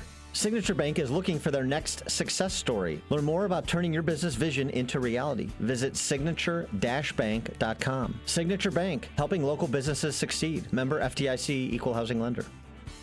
Here's David Kolsak, president of Turnkey IT, on how they do business differently. It's been 20 years, and the business has changed probably 40 times in 20 years because technology changes every year, and you have to stay with it. You have to know where it's going and prognosticate where that is, and our clients really benefit from our knowledge and our experience and the way that we're reading the roadmap. We're putting them on things that are coming out in the future, and if it's not beneficial to the client, we won't be putting them on there. And a lot of people just fly by the seat of their pants. You know, we have a director of information technology that his job is only to scout new technologies and how they can affect a small business. Every business, no matter if it's a funeral home, a manufacturer, a car dealer, whatever, we all rely on our information, and when that information isn't available, your business is shot. So our main purpose is to really do our very best to keep people up 100% of the time, to keep them backed up, and make sure that they can do what they do, and we can deal with the technical stuff. Leave the technical stuff to the pros at Turnkey so you can focus on the important things of your business. Visit turnkey.pro today. Mike Rowe here for 1 hour. Today, Chuck is jogging in place to make a point about energy efficiency. I thought I was training for a marathon. He's been at it now for... 3 minutes. And already he's wearing out. I'm not. Your heating and air conditioning systems are a lot like Chuck. Warm yet somehow cool? Wheezing, wasting energy, and probably headed for replacement. You're talking about the air systems, right? Sure, pal. Sure. Call 1 hour before it's too late. Can you do the disclaimer for me? Each independent franchise is licensed in its respective state or county. Thanks. There's an easy way to be an informed voter. Visit ilvoterguide.com. ilvoterguide.com is a comprehensive online voter guide that rates the candidates on a 7-point scale from very conservative to very liberal. ilvoterguide.com lets you know where the candidates stand on life, taxes, and other key issues, who's funding the candidates' campaigns, and who's endorsing them. Before you vote, visit ilvoterguide.com. That's ilvoterguide.com. Here's some great news. Jack Tabota of Tabota & Associates can help you with your retirement game plan. You know Jack, or you should. Jack is the president and founder of Tabota & Associates. He's been helping folks just like you retire successfully for 3 decades. Jack has the insight, information, strategies, and experience you can use to build wealth and keep it. Live good. Retire well with Jack Tabota of Tabota & Associates. 630-777-7955. 630-777-7955.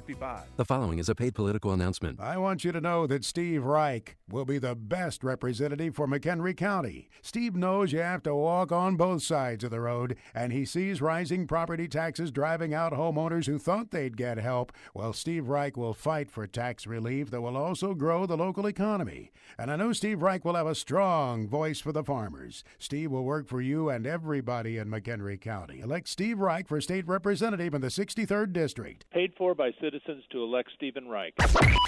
AM 560, The Answer. Coming up on Chicago's Morning Answer. Trump says his mic was defective during the debate. I heard him loud and clear. He was yelling for the last hour of it. We'll get the perspective of what happens next and what's the buzz on Capitol Hill from Alex Simmendinger, White House correspondent for RealClearPolitics.com at 6:36. But first, let's go into the newsroom and say good morning to a very busy man. Here's Mike Scott. Amy and Dan, 54 degrees. Presidential nominees Trump and Clinton head-to-head on jobs, the economy, and other issues during the first presidential debate. At New York's Hofstra University, Trump said his opponent's aims to impose a huge tax hike on Americans. Clinton parried and said Trump's words about Muslims are hurting people needed to help fight against terror. Donald has consistently insulted Muslims abroad, Muslims at home, when we need to be cooperating with Muslim nations and with the American Muslim community. They're on the front lines. Just moments ago, Trump's campaign manager confident the Republican nominee made an impact on voters in Rust Belt states. You get connected with the folks that we're hearing from in places like Ohio, Pennsylvania, Michigan, who feel like their jobs have gone abroad. Clinton frequently urged fact-checkers last night to get to work on Trump's claims.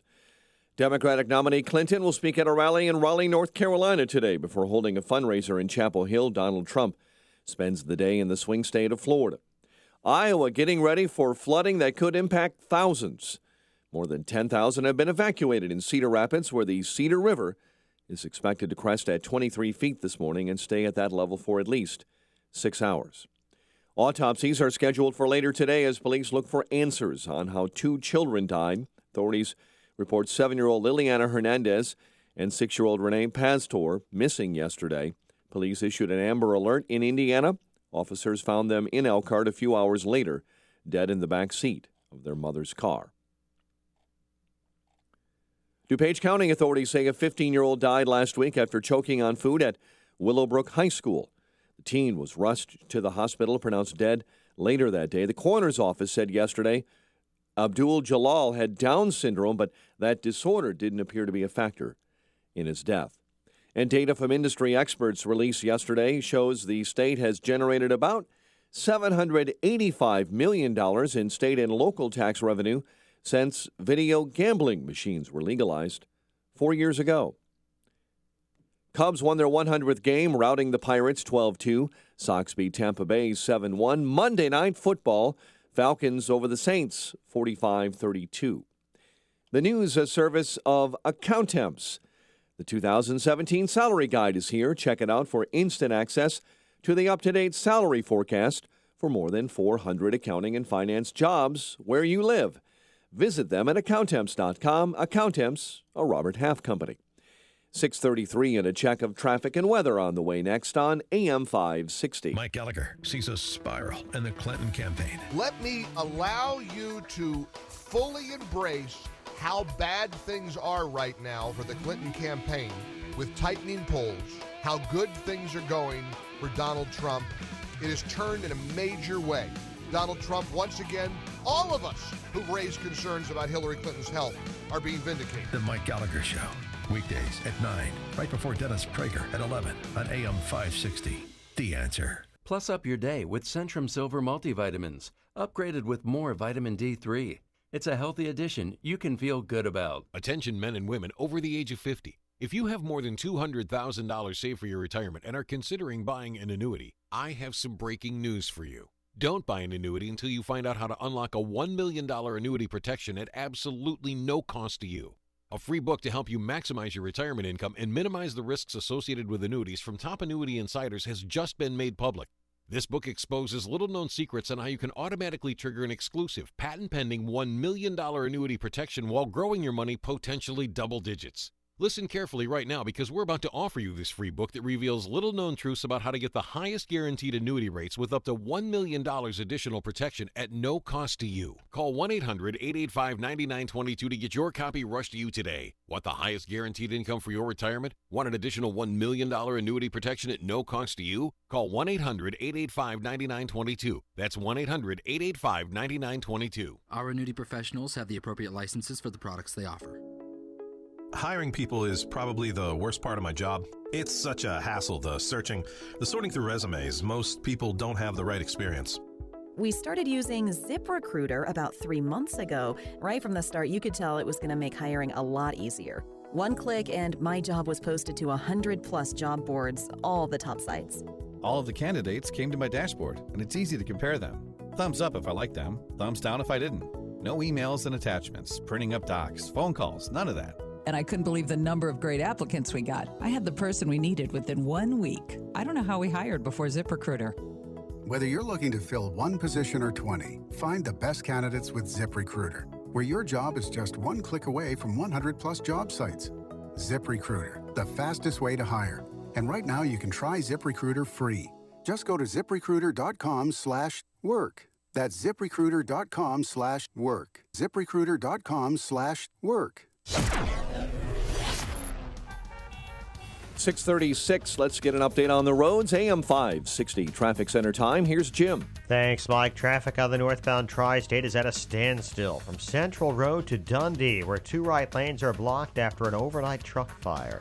Eden's inbound 21 minutes, Lake Cook to Montrose, outbound 19. The Kennedy, 25 minutes, O'Hare to downtown, outbound 24. The Eisenhower, 37 minutes, Thorndale to downtown, crash at Ashland with injuries reported.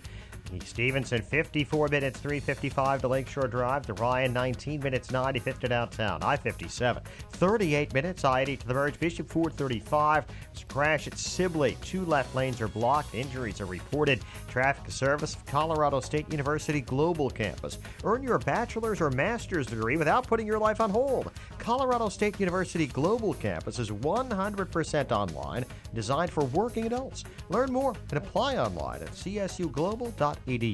Traffic answers when you need them most. I'm Jim Talamonte on AM 560, The Answer. Chicago's Morning Answer continues next. Your official Chicagoland weather forecast.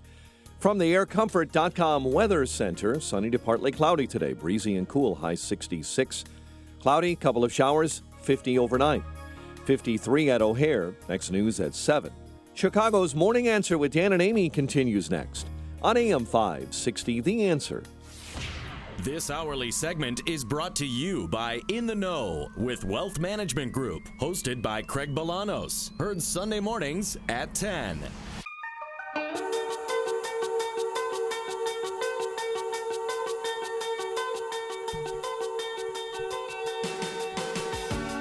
Good morning, Dan and Amy. Well, we're discussing the 2 people who want to rule the world and their first debate performance yesterday. Here's, the Gang of 500. This is the Mark Halperinism for the D.C. press corps.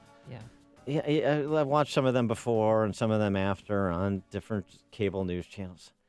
God, they're so boring. They're so uninteresting and so lacking in insight. Let me give you an example. Chuck Todd. I think we have to step back and realize that was a very surreal event that we witnessed. That was not a normal political debate. This was not something that looked like any other presidential debate that we've witnessed in the modern era. So I feel like before we talk about the substance of the debate and what happened between the 2 candidates, let's not pretend this was a normal way a presidential debate is supposed to go. What was not normal about that presidential debate? Wait, we're in a surreal space? Yeah, no kidding, Chuck. Donald Trump and Hillary Clinton are the 2 nominees for President of the United States. That's baked into the debate. That's your post-debate analysis? You stink. Thankfully, we have a member of the White House press corps. Yes, we do. Who is interesting and insightful, and her name is Alexis Simendinger. She's the White House correspondent for RealClearPolitics.com. Alexis, thanks for joining us. Appreciate it. Good morning. What a setup you have for me. I know. How about that? See, you're the yin and the yang. You don't have to comment on Chuck Todd. I did it for you. So your takeaways from the debate and just kind of your assessment, whether it's the buzz inside the Beltway or just generally speaking, in terms of the kind of the lasting impact of this when we've got, Mike Pence and Tim Kaine just a few days in the offing, and won't that be exciting? Exactly. Well, one of the things I always try to look at the debates about is what does each candidate want to get out of the debate? And in a very close election like this is turning out to be, Donald Trump has pulled his numbers up, and he is either ahead of her or really right close to her in key battleground states. The question is, what did each one want to achieve? And it looked to me by the end, and we'll know better from the polling that Real Clear Politics averages probably by the end of this week or going into the weekend, whether either one of them did themselves a world of good. But it sounded to me from even the instant polling that maybe each candidate was speaking directly to their bases in a way that was very affirming, but maybe they didn't enlarge their level of support, or in Secretary Clinton's case, she wants more enthusiasm. She wants to get millennials. It's a little hard to know whether she was able to achieve that. We know Donald Trump is trying to build beyond his base of non-college educated white males. It's a little hard to know what he did for himself in that debate that would have helped him with key constituencies like African Americans or Hispanic voters or women. But, it's not up to me to do the instant assessment. We know that CNN did an instant poll. Those are always kind of wobbly, but the instant polling suggested that Hillary Clinton came off as the quote-unquote winner of the debate based on her preparation and her, I guess, the substance of her answers. So we'll have to wait and see exactly how the electorate viewed it as opposed to, as you say, the Gang of 500. Well, Trump early on this week seemed to brag that he wasn't going to be holding any mock debates, that he was just going to spend one day. I mean, he was out campaigning Saturday night. On Sunday, he just spent that one day, practicing or getting prepared for the debate. What can he do next time to prepare better for the debate? Well, the next debate will be in St. Louis. I will be covering that debate, and it has a different format. So Donald Trump, before he gets a chance to do another format, which is later in October, exactly like what we saw last night, he will have to prepare for a different format, which includes it will be a town hall format with what are supposed to be undecided voters who get to ask the questions. And the moderators will be a duo, Martha Raddatz of ABC and Anderson Cooper of CNN, steering those questions for 90 minutes, a very different format. So each candidate will now try to prepare for a different kind of equation. Donald Trump, they were really trying to lower the bar in his campaign. You could see last night that he was able to focus on the problems, describing the problems that he has observed as the challenger. And he certainly, in the first 20 or so minutes, had Hillary Clinton back on her heels on trade, a strength of his, and that really resonates in some of the battleground states that he's competing in. And he started to go off the rails, though, was a little later in the debate. Yeah, and on that first 35 minutes, including the back and forth on trade and manufacturing and the like, it was interesting. He made the point to invoke Ohio, Pennsylvania, and Michigan. Ohio, he has to win, and if he wins either Pennsylvania or Michigan, I mean, based on the electoral map as it currently sits today, then he's the president of the United States.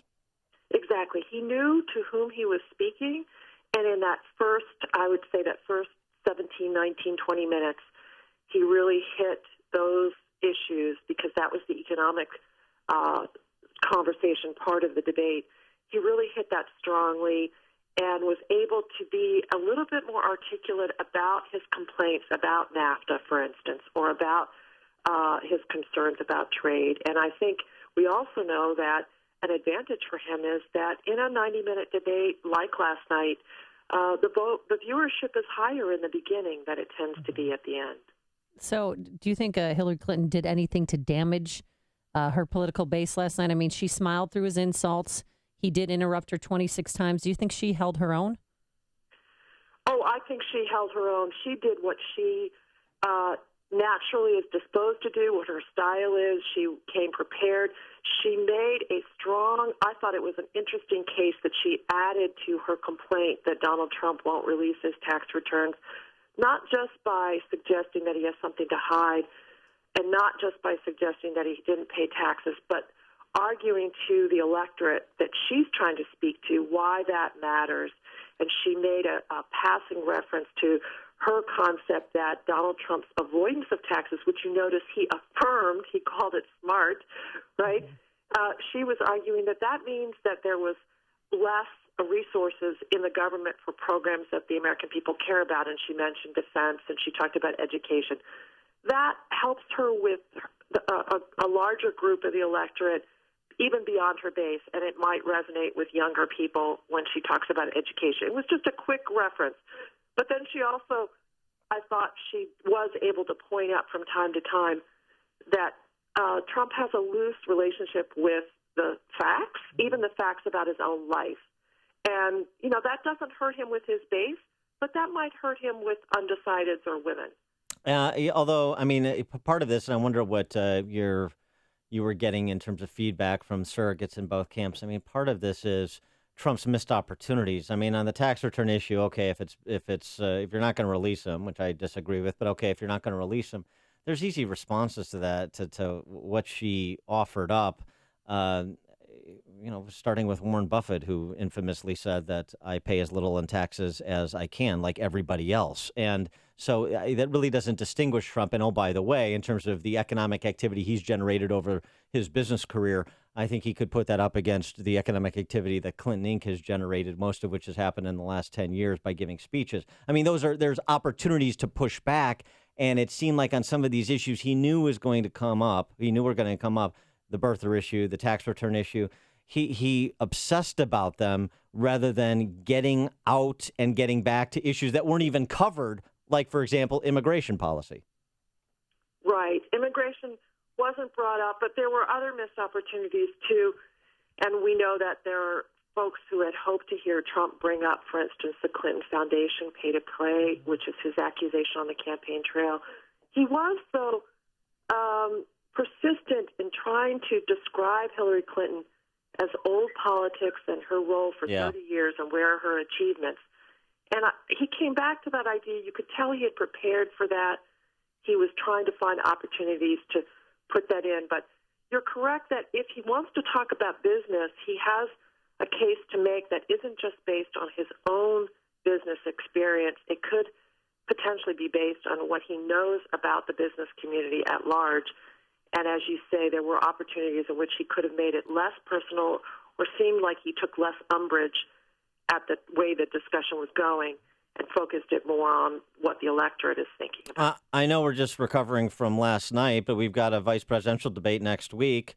Every day is a lifetime in these campaigns. We've got to keep looking forward. So what do you expect from Kaine and Pence other than boring the Roman numerals off tombstones?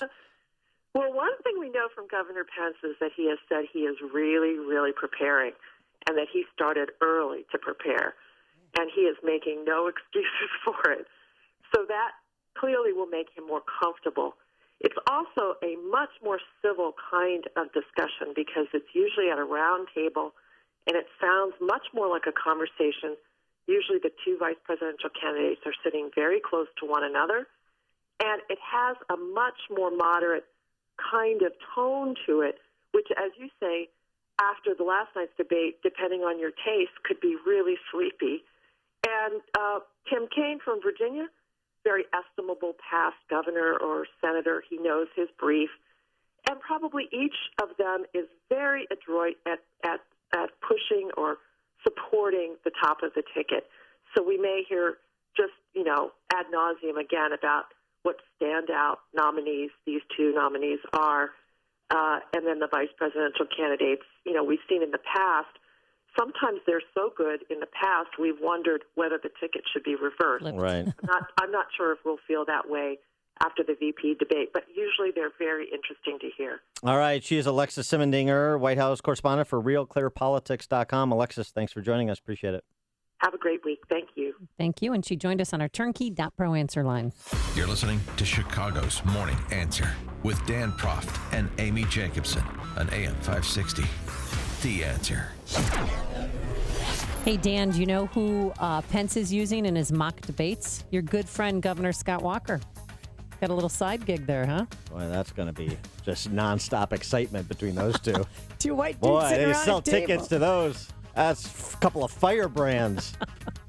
Nothing fiery in your forecast, but we will see that red sun today.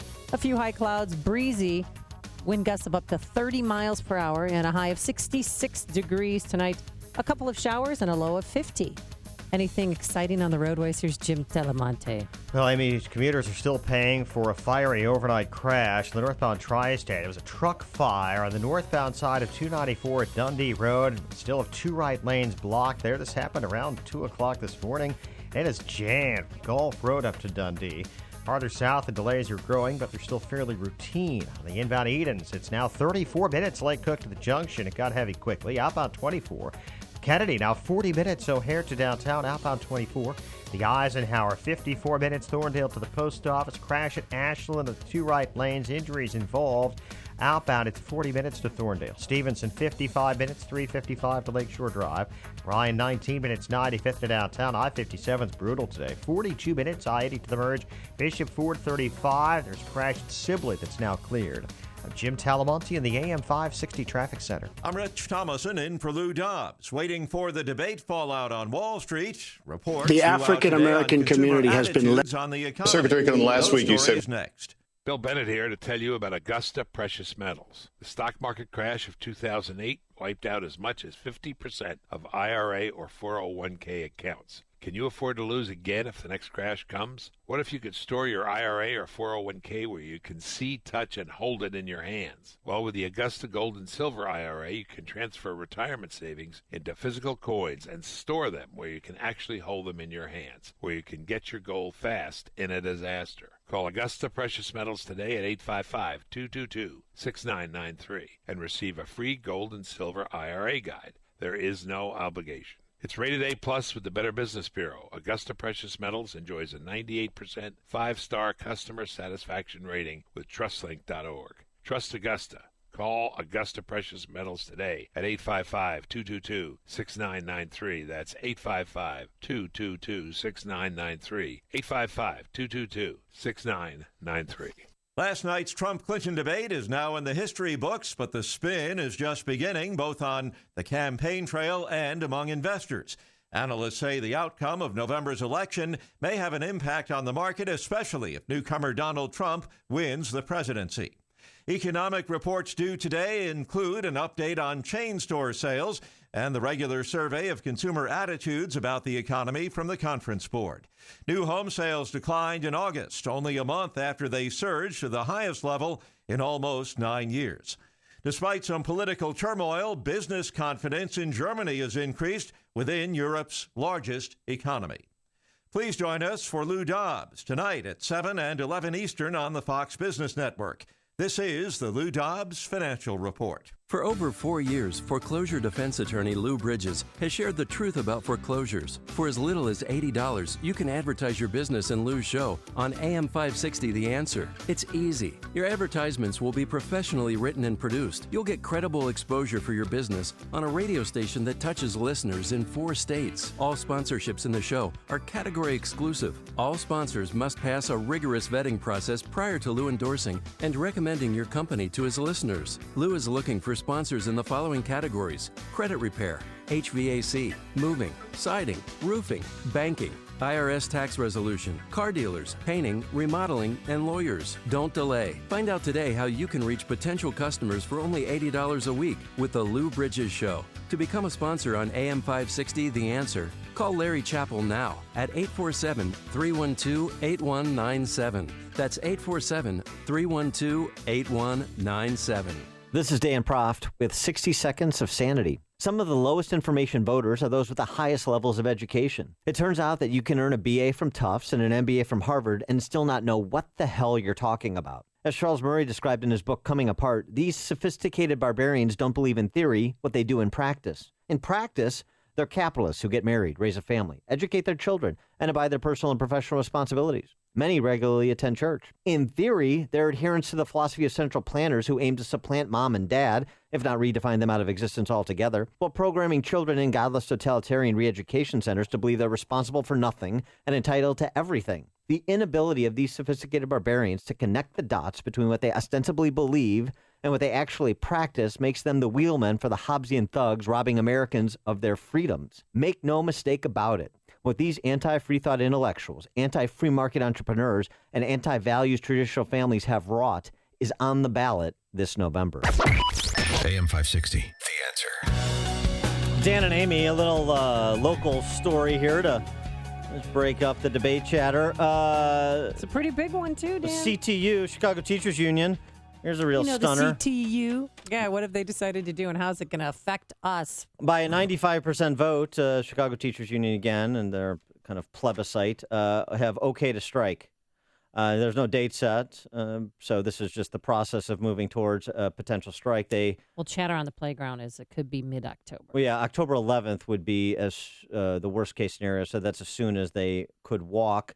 And they can't because it affects the volleyball season. So while they were voting up a strike, Moody's was voting down yet again CPS's credit rating.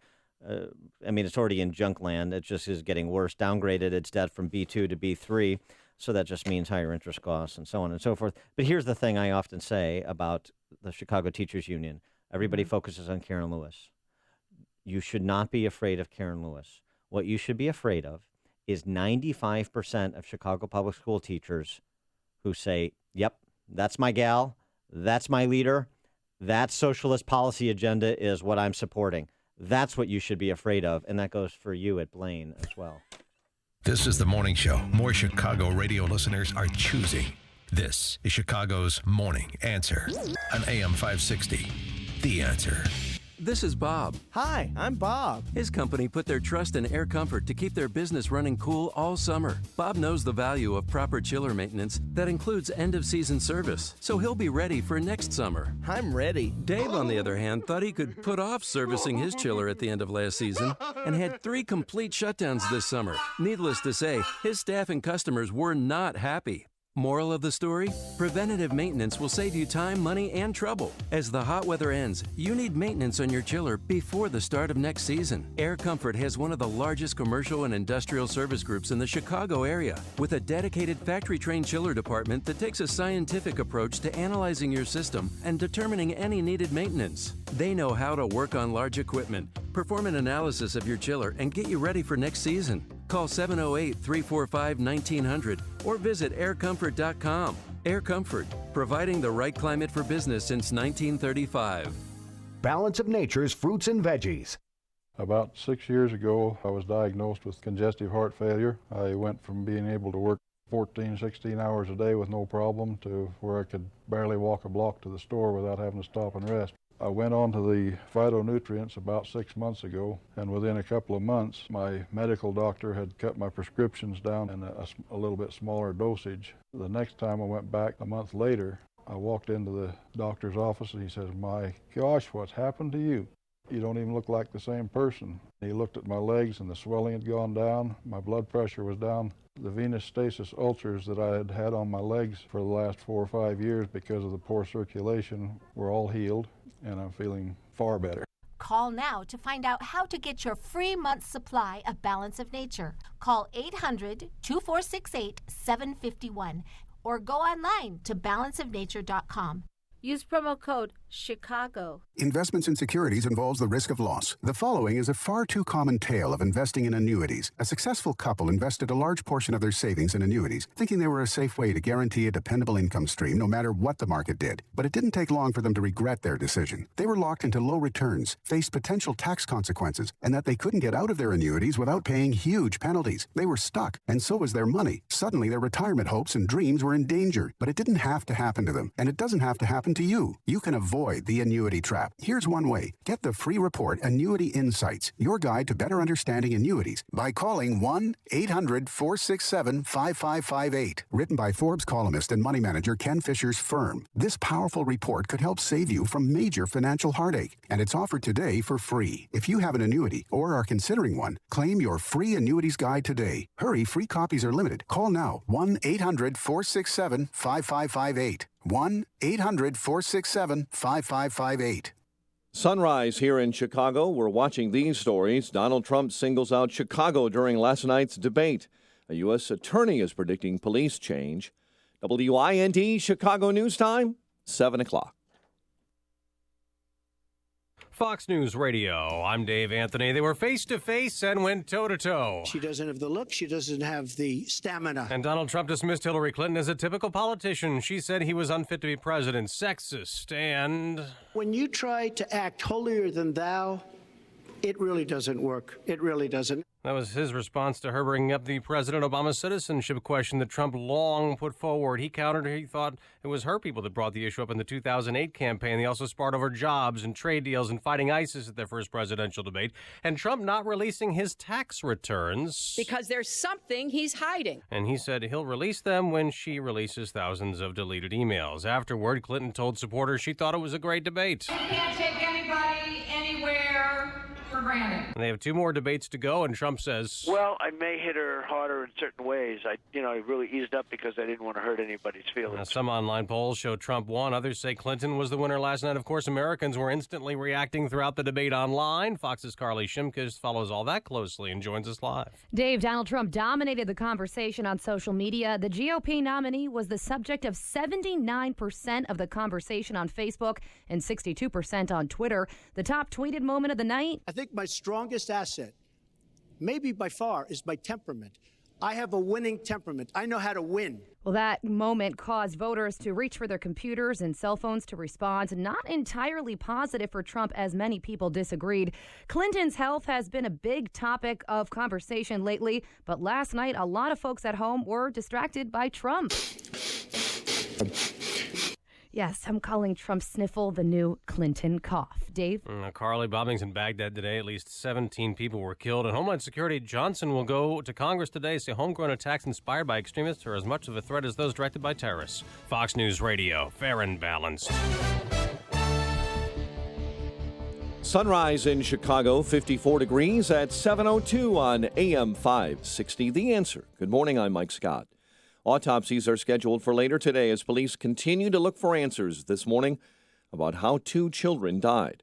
Authorities reported 7-year-old Liliana Hernandez and 6-year-old Renee Pastor missing yesterday. Police issued a statewide Amber Alert. Officers later found them dead in the backseat of their mother's car.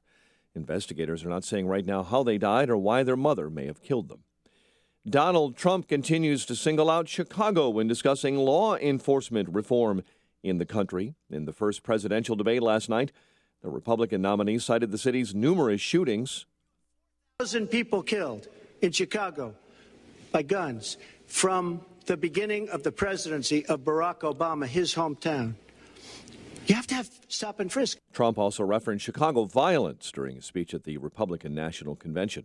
2 members of the Trump family campaigning in Illinois tomorrow. The Republican presidential nominee himself headlining in Bolingbrook. That event has been rescheduled twice, while Ivanka Trump is expected to make stops in Quincy, Peoria, and also in Chicago. Enrollment at Chicago public schools dropping again. The district's preliminary data showing nearly 14,000 fewer students enrolled on the 10th day of classes this year as compared to 2015. Meantime, Moody's Investors Service is pushing the debt of the Chicago public schools further down into junk territory from B2 to B3. Meantime, the Chicago Teachers Union announced Monday its members voted 95% in favor to authorize a strike if necessary to obtain a new contract. Moody's reacted by saying strong employee bargaining groups impede cost-cutting efforts at city schools. Cubs won their 100th game of the season, routing Pittsburgh 12-2. Last night, Justin Morneau and Carlos Sanchez each clubbed 2-run home runs, and a White Sox win over Tampa Bay 7-1. The news is a service of Accountemps. Accounting and finance salaries are on the rise in 2017. So get an in-depth salary forecast for more than 400 accounting and finance roles in your area by visiting them at accountemps.com. Accountemps is a Robert Half company. 7:04 and a check of traffic and weather on the way next on AM 560. The clock is ticking. The most important political event of the year comes to Chicago on October 29th. It's Freedom Summit 2016, featuring Lieutenant Colonel Alan West, Michelle Malkin, AM 560's Mike Gallagher, Dan Proft, Amy Jacobson, and Joe Walsh. And just added, Dr. Sebastian Gorka, author of Defeating Jihad. Tickets start at just $39 and are available at freedomsummitchicago.com. That's freedomsummitchicago.com. Sponsored in part by Dr. Amy and Associates, the Federal Savings Bank, and by Combined Sales. America is taking the lead in energy, leading the world in oil and natural gas production. I vote to keep it going. With the right policies, we can produce, refine, and supply more oil and natural gas. And more abundant energy means more affordable energy for American families. A more secure America. Jobs, opportunity, and economic growth for our children and grandchildren. That's why this election, I'm voting for American energy. Learn more at voteforenergy.org. Join us and become an energy voter. Brought to you by American Petroleum Institute. Life can be unpredictable. That's why you should take control of your family's future now with an estate plan bundle from LegalZoom. Not sure whether you need a last will or a living trust? LegalZoom's network of independent attorneys in 48 states can help you decide which one's right for you without billing by the hour, since LegalZoom isn't a law firm. Plus, updating your estate plan as your family and assets grow couldn't be easier. Enjoy your life. Use LegalZoom for the legal stuff. LegalZoom. Legal help is here. 7:06. Let's get an update on the roads in our AM 560 traffic center with Jim Talamonte. Thanks, Mike. The Edens inbound is now 34 minutes. Lake Cook to the junction, outbound 24 to Kennedy, 52 minutes. O'Hare to downtown. It's heavy all the way. 30 minutes from Montrose, 24 in the Express. Outbound 52 minutes to O'Hare, the Eisenhower. Really brutal with a crash at Ashland, blocking 2 right lanes and the exit. An hour and 21 minutes from Thorndale to the post office. An hour and 4 minutes from Manheim. Outbound 40 minutes to Thorndale. Northbound I-55 is bottled up from 30 to before Weber. Stalled pickup on the left lane. And the Stevenson is 54 minutes, 355 to Lakeshore Drive. Outbound 36. Ryan, 20 minutes, 95th to downtown. Outbound 19, I-57. 42 minutes, I-80 to the merge. Bishop 435. Northbound Tri-State slow 111th to 83rd. From the Stevenson to 47th, Roosevelt to North Avenue, and it is jammed. Gulf Road to Dundee, where 2 right lanes are blocked after an overnight truck fire. Westbound Indiana Toll Road is slow around Ripley with some overnight work. The other Illinois tollways are now getting very heavy too. Jim Talamonte in the AM 560 Traffic Center. Chicago's Morning Answer continues next. Your official Chicagoland weather forecast. From the AirComfort.com Weather Center, here's our meteorologist, Holly Holdren. Sunny to partly cloudy today, breezy and cool with a high of 66. Mostly cloudy this evening with a couple of showers and a low of 50. Then tomorrow will be mostly cloudy, breezy and cool with a passing shower and a high of 62. I'm Holly Holdren on AM 560, The Answer. 53 at O'Hare. Next news, 7:30. Chicago's Morning Answer with Dan and Amy continues next on AM 560, The Answer. This hourly segment is brought to you by Tasty Catering. Stop by and try their food before planning your awesome corporate event menu. Visit tastycatering.com. Good morning. Welcome to your Tuesday morning briefing. Here's what you need to know to start your day.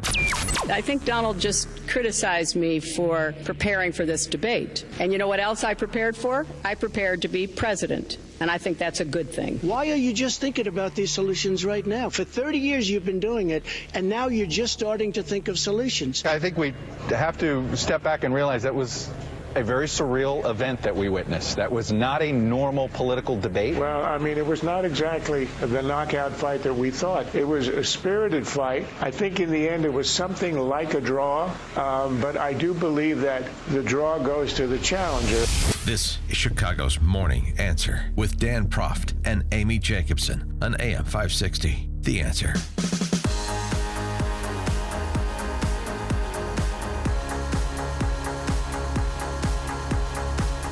Good morning, Dan and Amy. You know that Hillary bite and that moment in the debate where she said, I was preparing for the debate. You know what else I prepared for?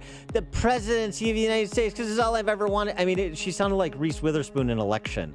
It's just so insouciant. Oh, well, she's got, the keeper trapper or whatever you call it. And yeah, trapper keeper. Trapper keeper took copious notes. She studied hard, and I think it paid off last night because it's funny. She has all the wrong answers for all that studying. You'd think she'd have more of the right answers. Here's one of the topics where substantive topics they got into, policing. It's a salient issue, of course, against the backdrop of the police-involved shootings in Charlotte and Tulsa in the last week.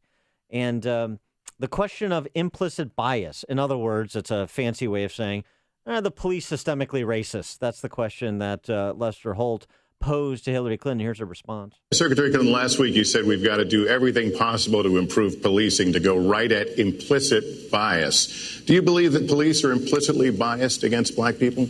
Lester, I think implicit bias is a problem for everyone, not just police. Yeah, Lester, everybody is racist who's not part of my constituency groups. And as we know, because she told Steve Harvey, she can talk to white people. She's the white whisperer. She's the white people whisperer. She's the white walker, yeah, more she like. pretty much called Donald Trump racist, sexist, and that he's not prepared to be president. Yeah, well, for more on the debate last night and these topics in particular, we're happy to be joined by our friend Steve Cortez. He is a member of Trump's National Hispanic Advisory Council and a Chicagoan. Hey, Steve, thanks for joining us. Dan, good morning. Thanks for having me. Hi, Amy. Hi. So what about that? What about Hillary Clinton as a bridge between the African American and white communities to explain to white people in particular how we're all racist? Well, I think it's tiresome, honestly. The left is so intellectually bankrupt that they always revert to the same playbook, which is we're going to call the Republicans racist, and we're going to say it so often without any proof, but we're just going to go on a smear campaign and say it so often via the mainstream media that eventually the narrative sort of takes hold. And this isn't new with Donald Trump. They did it with Mitt Romney. They did it with McCain. They've done it with every Republican nominee in my lifetime, certainly. It's part of their playbook because they'd rather name call and smear than talk about real solutions. And I, frankly, am really proud of Donald Trump in contrast to a lot of Republicans. He's making a really deliberate and intentional outreach to the African-American community, to Hispanics. He's trying to tell people of color that, you know what, the Democratic Party cares a whole lot about your votes, but after that, they take you for granted. Your communities have serious challenges of high crime, poor failing schools, and a lack of economic opportunity. Give us a chance on the Republican side, give the Trump administration a chance to actually make your lives better, to make you safer and more prosperous, and we will not take you for granted the way the Democrats have. So, Steve, you think Donald Trump won the debate last night? I don't know. My honest guess, I'm very partisan, obviously, in favor of Donald Trump, so I think he did well. But my honest guess is it was roughly a draw. I think that both candidates spent a lot of time in the weeds. I don't think we focus enough on the macro. Yeah. And to me, the macro is on the negative side, Hillary, you are completely untrustworthy. The American people simply can't trust you. On the positive side is we have a plan and an agenda that could get America growing again and that can get America safer again, both domestically and abroad. So I want to hear more about those macros. My guess is we will in the next debate. I think this first time in some ways, Trump used a boxing analogy. He's promoted a lot of fights, by the way, over the years. The first one, I think they were feeling each other out, fairly careful punching. My guess is it won't be that way in the next debate. Well, I'll tell you what, in terms of the macro, Judge Napolitano on Fox, Andrew Napolitano, he torched Trump for, in his opinion, completely failing to exploit Hillary's untrustworthiness on a range of issues, and most notably the private server, where he started off fairly strong, talking about her aides and confidants invoking the fifth, but then kind of trailed off. And by the time they got around to cybersecurity, he was talking about his 10-year-old son, Barron, as much of a threat as Romanian hackers. I mean, it was just kind of a muddled answer where there were like flashing lights around Hillary Clinton on this topic, and he ignored them. No, Dan, I agree. She opened herself up to attack, and he was not terrific last night at taking those openings. I think he'll get better in the next debate. I would also say this, though. I think Lester Holt, and I was prepared to really like him, a Chicago reporter for many years. Lester Holt, I think, was also unfair, though. In some ways, it was 2 against 1. Where was he unfair? Where was he unfair? Yeah, where was he unfair? Toward the end? Because he questioned Trump. He brought up everything that is incredibly controversial about Trump. Things like birtherism, things like his tax returns. He did not challenge Hillary Clinton in any way in that fashion. Well, they didn't talk about Benghazi or Clinton. Types of questions and almost thematic questions, rather about the world rather than about her personally. He did not mention. Yeah, but your candidate could have inserted himself, and when they talked about his tax return and about trustworthiness, he could have spun that about Benghazi and how she let 4 soldiers. Well, 4 people, not 4 soldiers. Or more on point, he could have spun it about, you mentioned the emails, but also those Wall Street Bank speech transcripts. Why didn't he invoke that? I mean, that was an opportunity, certainly. No, again, I'm not excusing. I think Trump had some opportunities missed, to be sure, and I don't think he'll miss them in the next time. I think he did. Listen, too, though, I don't want to be too critical of Trump. I think he also showed the American people that he can absolutely be presidential, that he is ready for this stage, literally the stage last night, but more importantly, the metaphorical stage of the presidency and to occupy the Oval Office. But yes, I think the fact that Benghazi was not even mentioned last night, to me, that's a travesty. Trump certainly should have brought it up, but Lester Holt should have as well. I think if you were to go back and look at the transcript, you will see he did not ask her 1 penetrating question, whereas he asked Trump 5 incredibly penetrating questions. So I hope that the moderator will be more balanced in the next one. And I also hope that Trump will be more assertive in the next one. And I hope that Donald Trump doesn't praise himself again for not bringing up Bill Clinton's past. Do you think he stepped in it a little bit there? I think perhaps. No, I think I only saw that after the debate, right? Did he do it during? No, he did during. He alluded to that fact that I'm not going to go there. I'm not going to make this comment. Yeah. Oh, right. But then afterward, he said that my one regret is that I didn't bring up his transgressions and all that. You're obsessing. Right. Now you're turning into Trump. You're was obsessing about this. An inarticulate and inelegant moment. Again, to me, a draw. I think Hillary Clinton continued to come across the American people for what she is, which is a pure continuation of the present policies, which most Americans don't agree with. 70% of Americans think the country's headed in the wrong direction. So she is clearly no change, continuity, and I think her unlikable nature really showed through. On the other side, for Trump, I think he showed that he can be and is of presidential caliber. On the downside for Trump, I don't think he seized opportunities that were laid in front of him. There were a few meatball pitches that he could have hit really, really hard, and he didn't.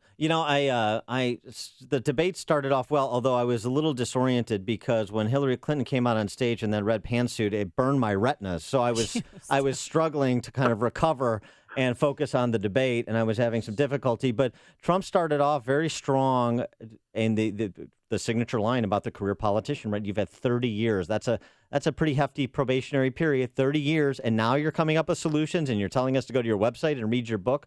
What the heck is that? I thought that was a nice moment, and it's something he could build on to make his larger argument against the political ruling class in D.C., and that kind of trailed off after the first half hour as well. Right. And I think we'll be going back to that theme, that if you're happy with status quo, and I would say this quite honestly to anyone, and I'm not trying to be, smart aleck about it. If you're happy with status quo, Hillary Clinton is your candidate. There's no doubt about that. If you think, 1% to 2% growth is fine, if you think falling incomes are fine, a world that is spinning out of control, a caliphate in the Middle East, terrorism here at home, if that's okay, if that's the best we can do as America, then Hillary Clinton should be the president.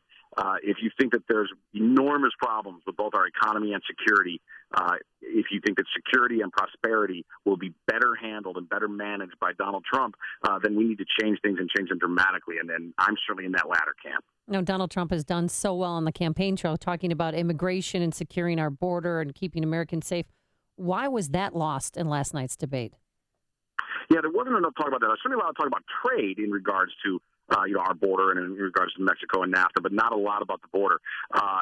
Again, I'm not trying to make excuses for my candidate, but I don't think Holt was entirely fair. There should have been more questions about, for instance, with Hillary, why do you support sanctuary cities? And if you don't, then tell us you changed your mind. I think sanctuary cities are an outrage. It's, number one, just bad policy, but number two, it's illegal. It's literally against the law, and yet it's being completely condoned by the administration and by Hillary Clinton, although she's being very evasive about answering those questions lately. So, again, I'm hopeful that that's another issue. I think in the second debate, we need to hear Benghazi, we need to hear Clinton Foundation, and I personally would like to hear sanctuary city. Yeah, sanctuary city, that's a good point. And then in terms of an entry into the larger discussion about immigration, that is a fair point. Also, Steve Cortez, Trump National Hispanic Advisory Council member, you're also a contributor on CNBC, financial services background. The discussion on trade, how would you characterize that? Is that back and forth between Trump and Hillary on TPP and trade policy generally? Was that a win for Trump? I think it was. I do think that's where he definitely scored. The average American has been really let down by the crony capitalist corporatist system that Washington has right now created. It's wonderful for big business. It's wonderful for Washington, D.C., but it hasn't been great for the average American. Over the last decade, 4 out of 5, according to McKinsey Consulting, 4 out of 5 U.S. households have seen their income go down. And so while the stock market's at all-time highs, if you're an owner of assets, you've done incredibly well. If you have a lot of real estate and stocks, if you're a striver, if you're an earner, somebody trying to make their way up the ladder, it's been an incredibly tough economy. And I think part of that is the corporatist system that has been erected, which is largely about trade deals, which, by the way, in often cases are not free trade. I'm for free trade. These deals are often all about managed trade and often to the detriment of the U.S. worker. All right. He is Steve Cortez, Trump National Hispanic Advisory Council member. And Steve, since Trump likes to drop the names of media types in his debate, you got Hannity, Howard Stern, Wolf Blitzer. Maybe see what you can do about having him mention a Dan and Amy in the St. Louis debate, will you?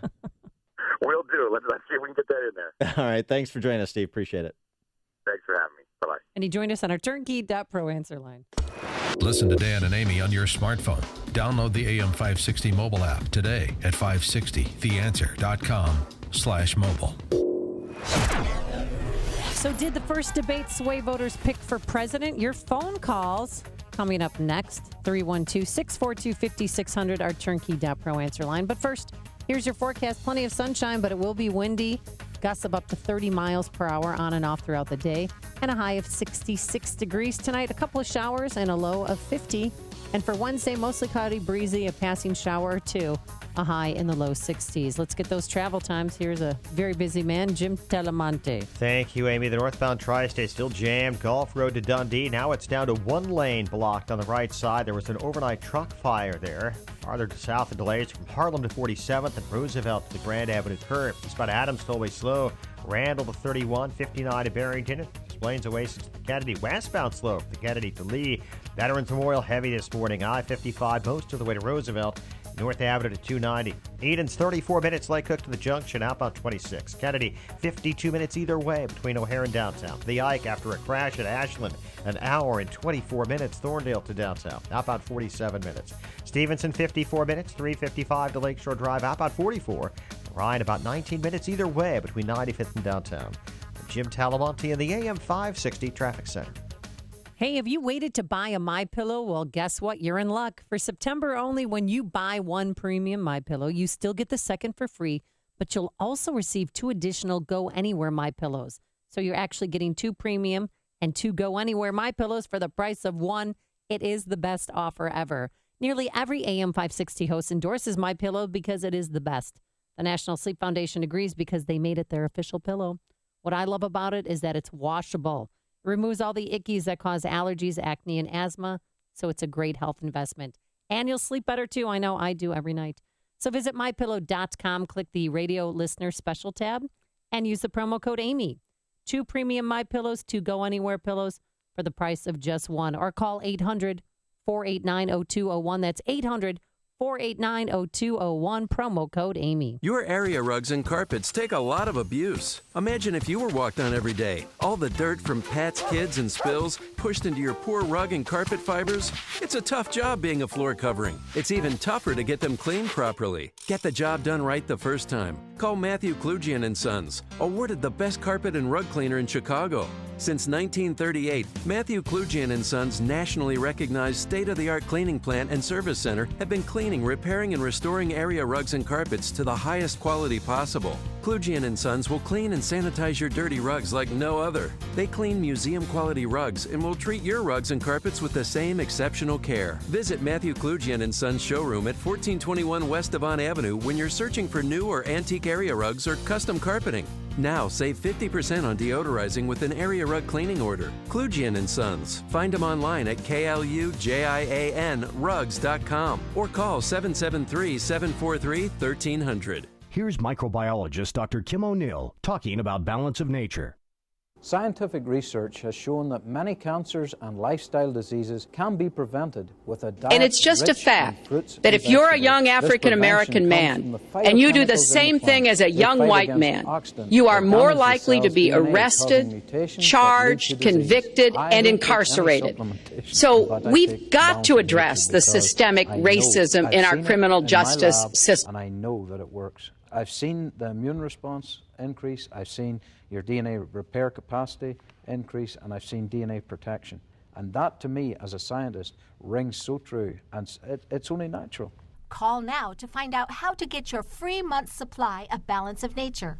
Call 800-2468-751. That's 800-2468-751. Or go online to balanceofnature.com. Use promo code Chicago. Investments in securities involves the risk of loss. The following is a far too common tale of investing in annuities. A successful couple invested a large portion of their savings in annuities, thinking they were a safe way to guarantee a dependable income stream no matter what the market did. But it didn't take long for them to regret their decision. They were locked into low returns, faced potential tax consequences, and that they couldn't get out of their annuities without paying huge penalties. They were stuck, and so was their money. Suddenly, their retirement hopes and dreams were in danger. But it didn't have to happen to them, and it doesn't have to happen to you. You can avoid the annuity trap. Here's one way. Get the free report, Annuity Insights, your guide to better understanding annuities, by calling 1-800-467-5558. Written by Forbes columnist and money manager Ken Fisher's firm. This powerful report could help save you from major financial heartache, and it's offered today for free. If you have an annuity or are considering one, claim your free annuities guide today. Hurry, free copies are limited. Call now, 1-800-467-5558. 1-800-467-5558. AM 560, The Answer. See Alan West and Michelle Malkin at Freedom Summit Chicago 2016. Tickets are on sale now at freedomsummitchicago.com. Dan and Amy, you are getting some text from your liberal friends. Oh, yeah. Your poor listeners have to stretch to find good Trump moments. You know what's so funny about the left? They think this is some kind of joke, like this is a student council election. Your candidate is a criminal, and she's wrong on all the issues that matter. Lives will be worsened under Hillary Clinton, as they have been in the last 8 years under this regime that you support. And you think it's funny? It's about who got the best barbs off in a debate. I mean, they're pathetic. They're ignorant.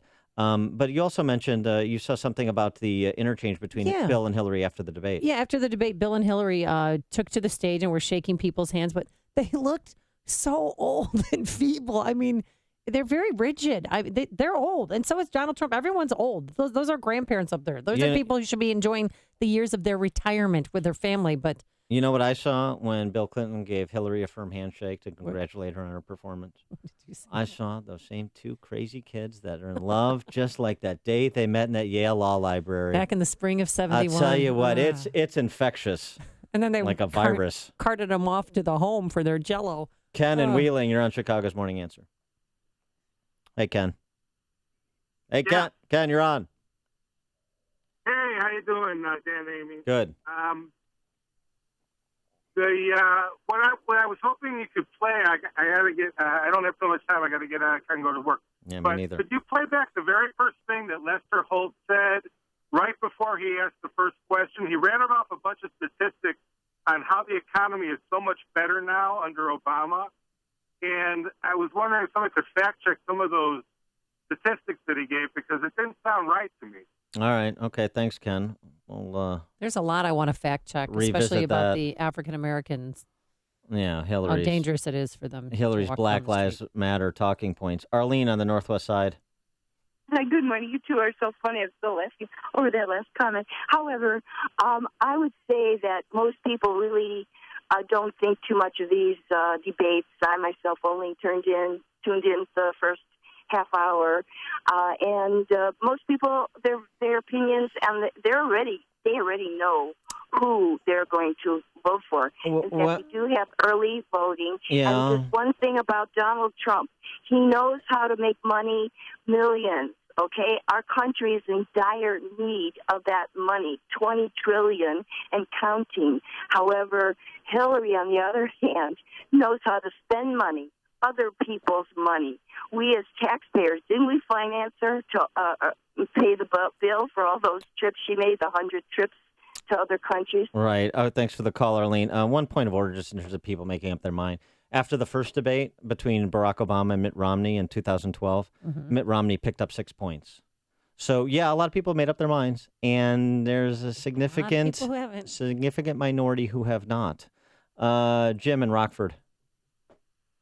Hi. Hey, Jim. Yeah, you know what really irritates me about this whole thing is Trump's lack of preparation for this thing. He had 100 million people watching, and yeah, there are a lot of people that make up their minds during these debates. And he missed the opportunity because he didn't take the opportunities to twist things around and stab her when he should have. Yeah, I agree with that, Jim. Thanks. The stories you need to know to start your day. This is Chicago's Morning Answer on AM 560. The Answer. Here's some great news. Jack Taboda of Taboda & Associates can help you with your retirement game plan. You know Jack, or you should. Jack is the president and founder of Taboda & Associates. He's been helping folks just like you retire successfully for 3 decades. Jack has the insight, information, strategies, and experience you can use to build wealth and keep it. Live good. Retire well with Jack Taboda of Taboda & Associates. 630-777-7955. 630-777-7955. Mike Rowe here. Today I'm with Frank, one of the heating and cooling pros at 1 Hour. Frank's got his head up a vent right now. How's it going up there? Frank knows what he's talking about. He's been with 1 Hour for how long, Frank? 14 years. That's a long time. Over that time, he's worked on tons of different equipment, taken countless hours of training, and that makes Frank the man. No, Mark Rowe's the I'm man. sorry, Frank. Say again? Mike Rowe's the man. I heard him the first time. For any heating need, call 855-1 Hour today. Say it again, Frank. Mike Rowe's the man. That's what I'm talking about. Each independent franchise is licensed in its respective state or county. My name is David Hochberg, and I'm Vice President of Lending at Pearl Mortgage. If you're looking to refinance your existing home to eliminate PMI, give me a call. Joey heard me encouraging borrowers with FHA loans to call me to eliminate PMI and reduce their interest rate, and Joey is ecstatic he did. I helped Joey refinance out of his FHA loan, eliminated his PMI, lowered his rate, paid all his closing costs, and saved him over $250 a month. One phone call to me increased Joey's family's cash flow 3 G's a year. If you have an FHA loan and would like to see if you can eliminate PMI, lower your rate and monthly payments like Joey did, pick up the phone and give me a call now at 312-751-1333 or visit am560david.com. I've helped thousands of AM560 listeners, but I can't help if you don't call 312-751-1333 or visit am560david.com. Pearl Mortgage and Equal Housing Lender, Illinois Residential Mortgage License 4358, RMLA, NMLS 19186. AM560, The Answer. Coming up on Chicago's Morning Answer, more about last night's debate and how the first debate will change the race. But first, let's go into the newsroom. Here is Mike Scott. Amy and Dan, good morning. Good morning, everyone. We have sunshine, blue skies, 54 degrees, and a pair of presidential nominees still sniping. Donald Trump and Hillary Clinton last night here on AM 560, sparring about jobs and the economy. First, we have to build an economy that works for everyone, not just those at the top. That means we need new jobs, good jobs, with rising income. Our jobs are fleeing the country. They're going to Mexico. They're going to many other countries. You look at what China is doing to our country in terms of making our product. They're devaluing their currency, and there's nobody in our government to fight them. During the first presidential debate at Hofstra University, Trump said Clinton aims to impose a massive tax hike on Americans. Clinton responded she wants to raise taxes only on the wealthiest of individuals. Morning after assessments are underway. Hillary Clinton won decisively in one poll. The CNN ORC Snap poll gave her about 62%, but an unscientific poll on Time's website gave Trump the victory, as well as online polls on CNBC and Drudge. Both presidential candidates hitting the campaign trail today. Hillary Clinton in North Carolina, Donald Trump in Florida. Iowa this morning getting ready for flooding that could impact tens of thousands. Lynn County spokesman Ryan Schlater says the Cedar River was at 18.2 feet yesterday. National Weather Service is projecting a crest of 23 feet by Tuesday morning, and that would make it the second highest in Cedar Rapids history. More than 10,000 have been evacuated alone in Cedar Rapids. Autopsies are scheduled for later today as police look for answers on how 2 Indiana children died. Authorities say the 7-year-old and 6-year-old went missing yesterday. Police issued a statewide Amber Alert, but officers found them a few hours later dead in the backseat of their mother's car. Chicago sports. Cubs over the Pirates 12-2. Sox beat Tampa Bay 7-1. The news, a service of Napa Auto Parts. With quality parts and more than 90 years of experience, Napa Auto Parts can help you keep just about anything on the road. So stop by your local Napa store and keep it running longer, stronger with Napa know-how. 7:34 and a check of traffic and weather on the way next on AM 560. Dennis Prager laughs at the media coverage of Hillary Clinton. New York Times says that Matt Lauer wasn't tough enough on Trump. It's too tough on Hillary. The thought that the press is too tough on Hillary Clinton makes one choke. I have nothing to say because the absurdity of it is only acceptable if you live in the world of the New York Times mentality. The Dennis Prager Show. Weekdays at 11, right before Sean Hannity at 2 on AM 560. The Answer. Remodel your kitchen with Galaxy. Buy one cabinet and get one free with free financing and design services. Call 773-783-8300. I've been taking the Balance of Nature fruits and veggie capsules for many years. What hooked me was something I wasn't expecting. I was playing golf with one of my friends, and midway through the round, he looks over at me and says, What's going on here? You're killing me. Did you get new clubs or something? It dawned on me that the only thing I'm doing different is taking balance of nature. I've been a 15 handicap golfer for a long time. 3 months after I started taking the fruits and veggies, I started dropping strokes off my handicap. Even my sons noticed I was playing better. I told them, when I started getting enough fruits and veggies in my diet, I felt better. Better concentration, better swing. When you feel better, you play better. Call now to find out how to get your free month's supply of Balance of Nature. Call 800-2468-751 or go online to balanceofnature.com. Use promo code CHICAGO. 7:35. Let's get a quick update on the roads at our AM 560 traffic center. Here is Jim Talamonte. Northbound Tri-State still Harlow to 47th, Roosevelt to Grand, then a Mass Gulf to Dundee, where one right lane still blocked after an overnight truck fire. Veterans Memorial, really heavy, I-55 most of the way to Roosevelt, North Avenue to 29. Eden's 36 minutes, Lake Hook to Montrose. Kennedy, 52 either way between O'Hare and downtown the Ike after a crash at Ashland, an hour and a half. Thorndale to downtown, outbound 52 minutes. Stevenson, an hour and 20 minutes, 355 to Lakeshore Drive. Traffic service of Accountemps. You know what you should be making? Visit accountemps.com/salary center. See salaries for more than 400 accounting and finance salaries where you live. It's your go-to source for accounting and finance salary information. Accountemps, a Robert Half company. It's traffic, AM 560 The Answer. Chicago's Morning Answer continues next. Your official Chicagoland weather forecast from the aircomfort.com Weather Center. Providing the right climate for business. It's 1935, sunny, breezy, and cool. High 66 today. That was more than a mistake. That was done purposely. Okay, that was not a mistake. That was done purposely. When you have your staff taking the Fifth Amendment. Well, I think that trade. Brought to you by HealthQuest Radio with Dr. David Kolbaba. HealthQuest Radio is heard Saturday mornings at 11 o'clock here on AM 560, The Answer. Chicago's Morning Answer with Dan and Amy continues right now. And make sure to join me, Sean Hannity, this afternoon starting at 2, right here on AM 560, The Answer. Come on, Hannity. Didn't you get enough promotion last night from Donald Trump? We're going to interrupt our show, too? All right. There was a national security discussion as a portion of the 90 minutes. But I got a small portion, and I didn't learn a lot. Yeah, I mean, it was a little bit of relitigating the decision to authorize the use of force in Iraq and whether Trump supported it before he opposed it or opposed it before he supported it. And then a lot of discussion about ISIS, a little bit of discussion about the Middle East. There was, though, a discussion of the Iran deal. Hillary Clinton, was for it. Looking at the mullahs in Tehran as our new partners in peace and trying to explain why this was such a positive development for the U.S.'s national security.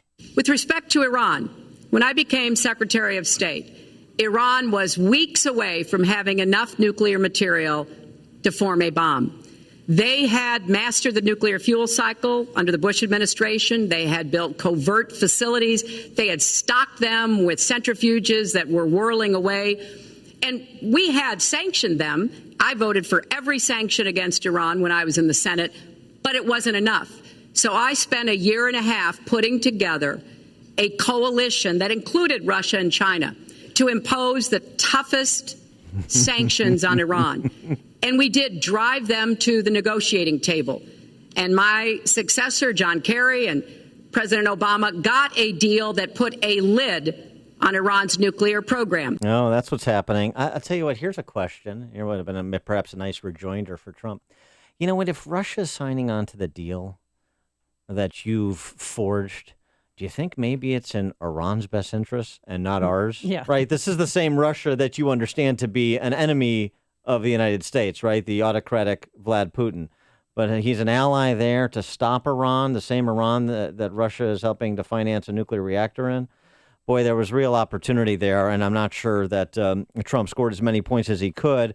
But for more guidance on the points that could have been scored and should be in the next debate on these topics related to national security and the war against terrorism, we're happy to be joined again by our friend Dr. Sebastian Gorka. He's the author of the New York Times bestseller, Defeating Jihad, a Winnable War. Dr. Gorka, thanks for joining us again. Appreciate it. Absolutely. Good morning to you. Good morning. And so what about the back and forth on Iran and Hillary's case that the Iranian deal, I mean, this is, of course, the regime position, the Iranian deal that provides a glide path to a nuclear Iran, in point of fact, according to Hillary Clinton, prevented a nuclear Iran?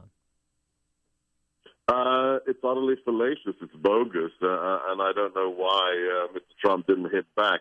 If the deal was so good, why do we now find out that there were additional, totally secret parts of it that Congress wasn't even allowed to know about, where Iran said, sorry, we're not going to agree to this limit on uranium, we're not going to agree to this limit on our hot sites, and we're not going to agree to limiting our access to heavy water, all of which are essential for nuclear weapons.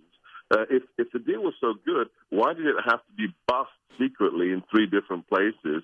And secondly, if the deal was so good, why are Iranian patrol boats harassing our naval vessels? Why has Iranian behavior got even more aggressive after the deal was signed? That's what I would have liked to have heard from Mr. Trump. And why are they provoking us, and when will it stop? Don't you think he could have... And why do we have to pay ransom to get our hostages back from our partner in peace? Correct. And why is Iran still considered by the State Department to be one of the primary sponsors of terrorism, state sponsors of terrorism in the world? Just recently, a study came out just, I think, a week ago, which has calculated that in the last 15 years, more than 1,000 U.S. servicemen and women have been killed by Iranian actions in Iraq. So all of this stuff creates huge gaping holes in the argument that the Iran deal is good for U.S. national security, but were kind of missed opportunities for the Republican candidate. Well, and speaking of Iraq, does it bother you that Trump, there's a lot of vacillation going on? First, he said he supports troops invading Iraq, and then he said, no, he didn't. Does that matter to you?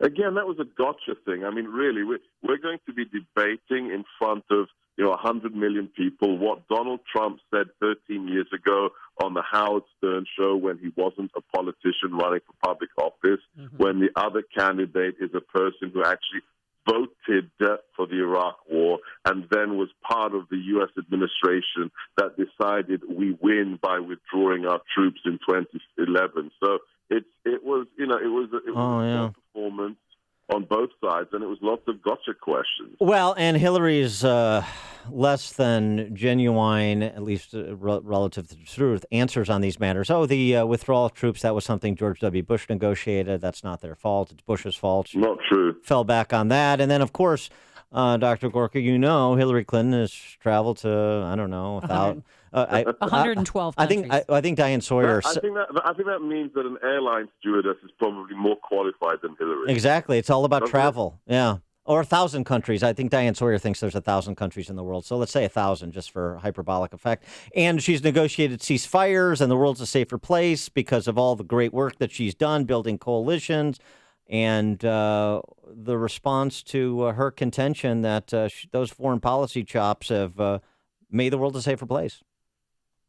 As I say again and again and again, wherever you look in the world today, the world is on fire. Russia has invaded a neighbor. Iran is expanding. ISIS is expanding. China is building false atolls in the middle of disputed waters to create new military installations.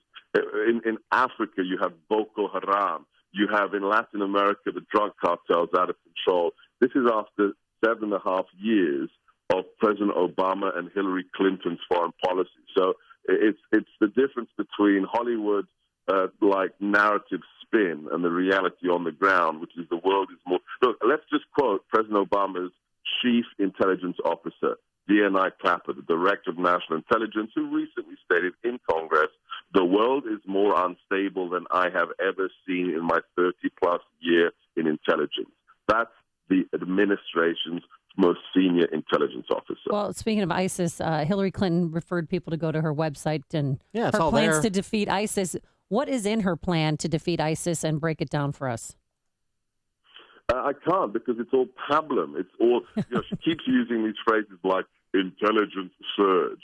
What does that mean? It means nothing. Again, it's Washington doublespeak. There is no key theme there, and except phrases like "we will not deploy one pair of boots onto the." Well, you've just told the enemy what you won't do, which is exactly what the enemy will exploit. This happened with her husband in the 1990s, who said, "Whatever we do, we're not deploying troops into the Balkans." Well, guess what? Milosevic knew that, and he exploited that. So it's, again, on the one hand, taking the bait from gotcha questions from Mr. Trump, and on the other hand, a woman who was just giving us the same old boilerplate that means absolutely nothing. I was hoping for an intelligence surge in last night's debate, but I didn't get it.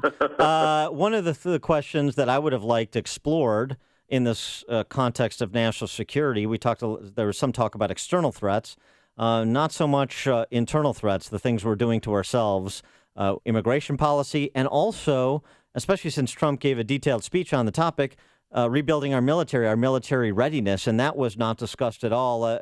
Those things were missed by you as well. Any other topics you wish were explored that were not? Yeah, so, I'm not interested in Donald Trump's tax returns or what he said on the Howard Stern show over a decade ago.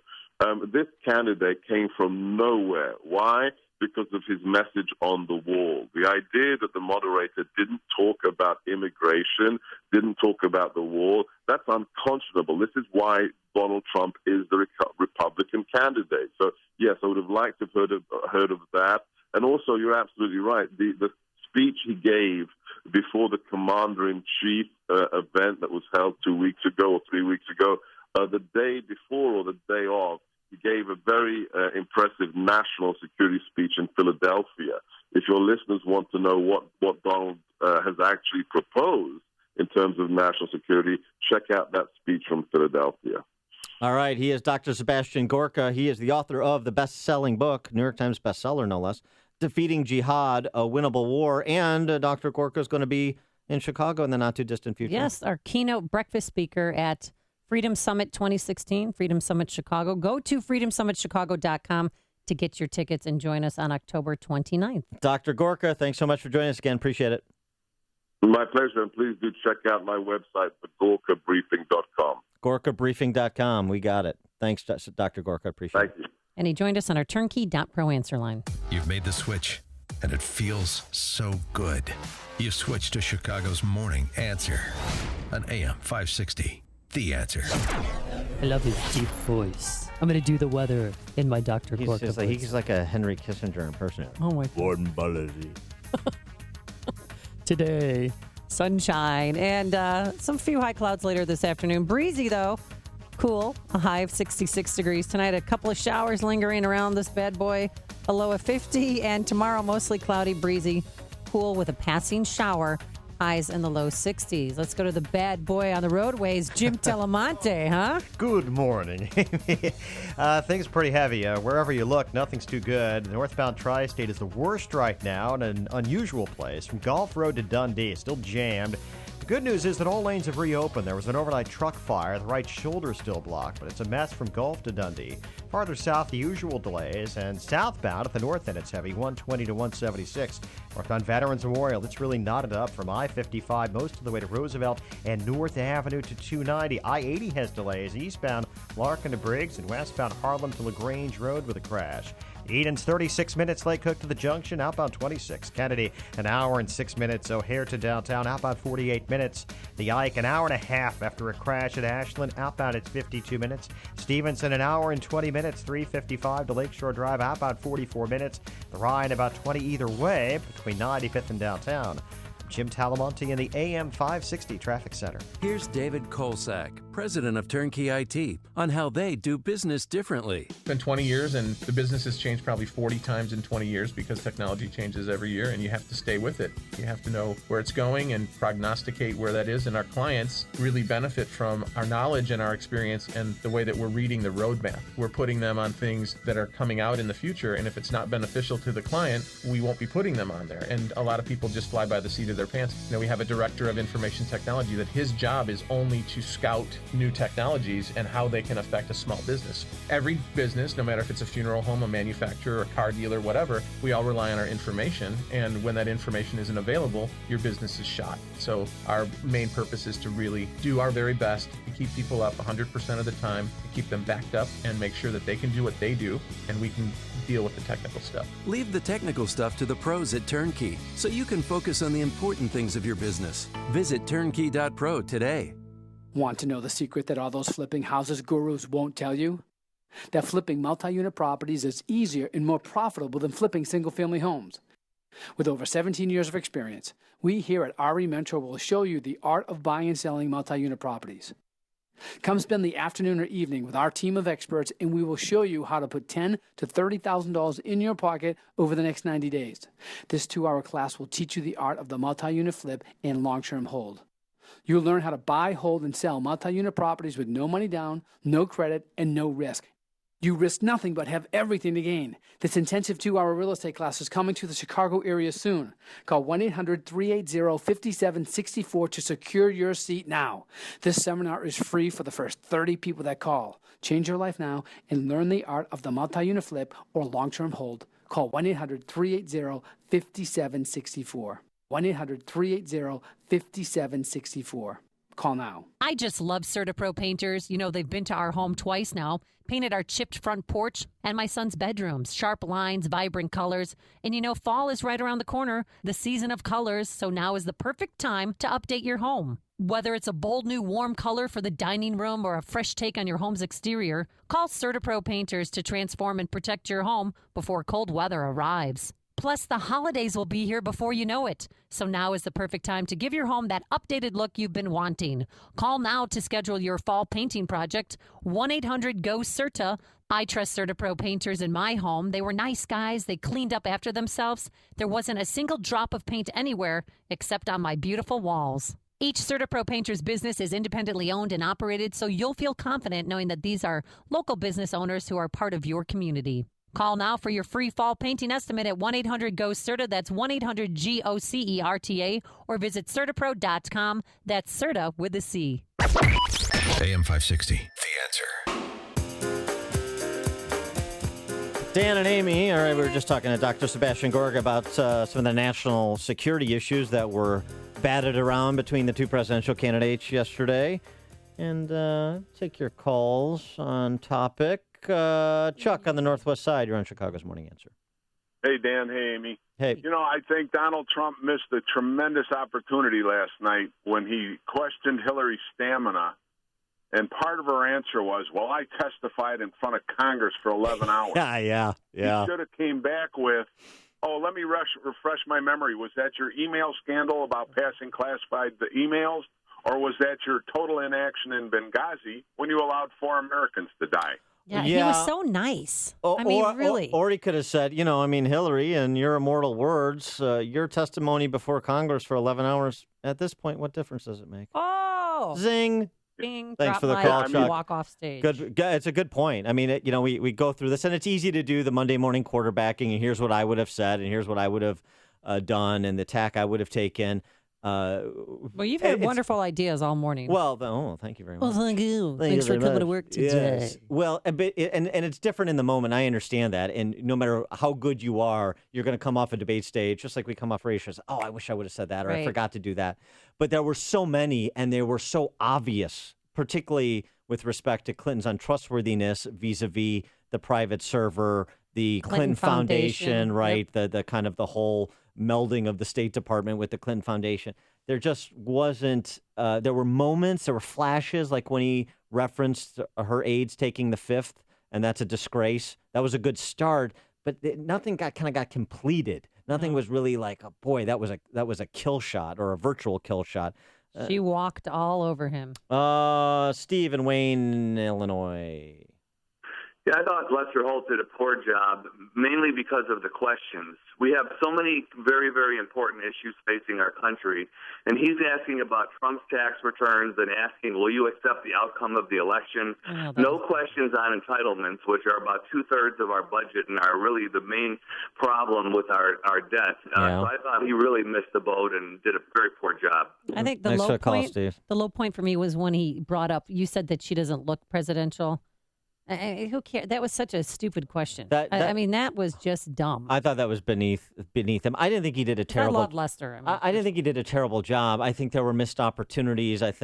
But there were missed opportunities for the candidates. Remember, what Lester did a good job of, generally speaking, was he put a question out there and then he let them bat it around. So as long as they wanted to continue going back and forth on it, he let it go. That's up to them. You have every opportunity to pivot, to talk about what you want to talk about, to address the issue however you want to address it. And he gave them bandwidth to do that, both of them. And I thought that was fair.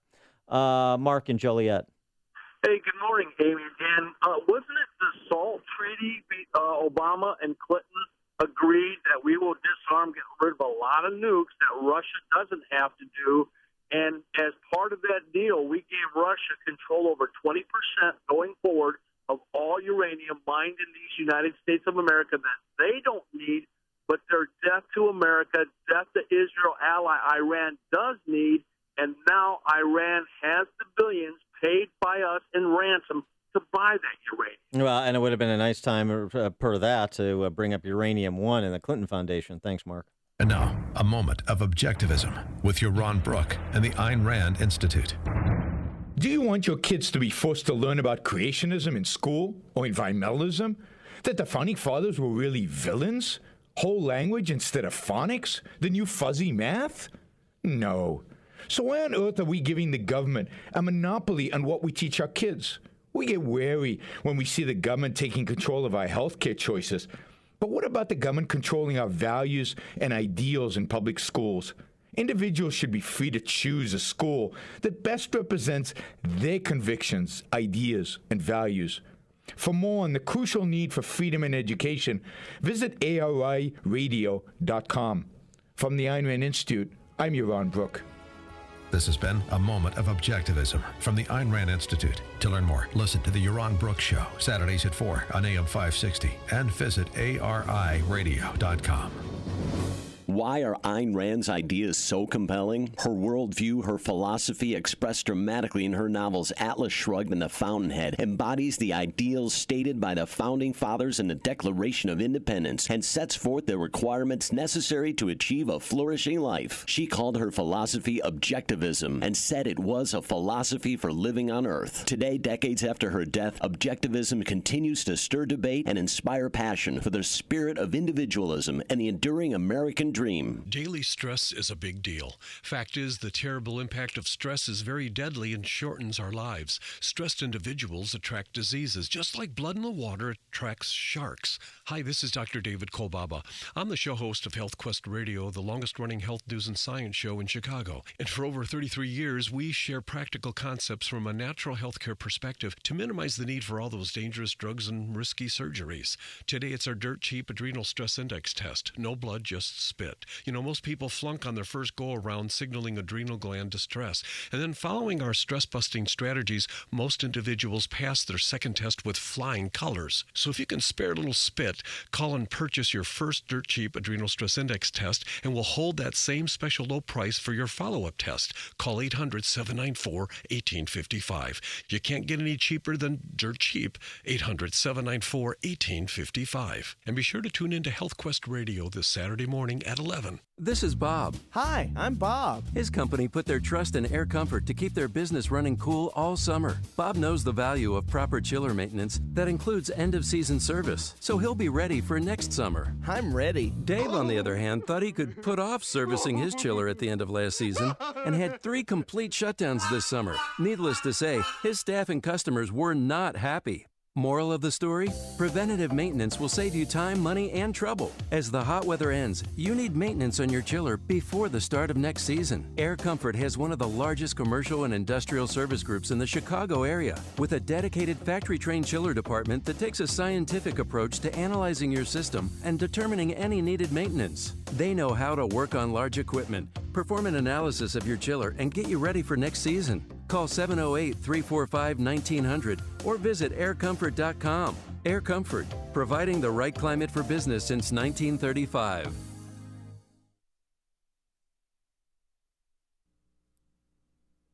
Here are the stories we're watching right now. Donald Trump singles out Chicago during the debate.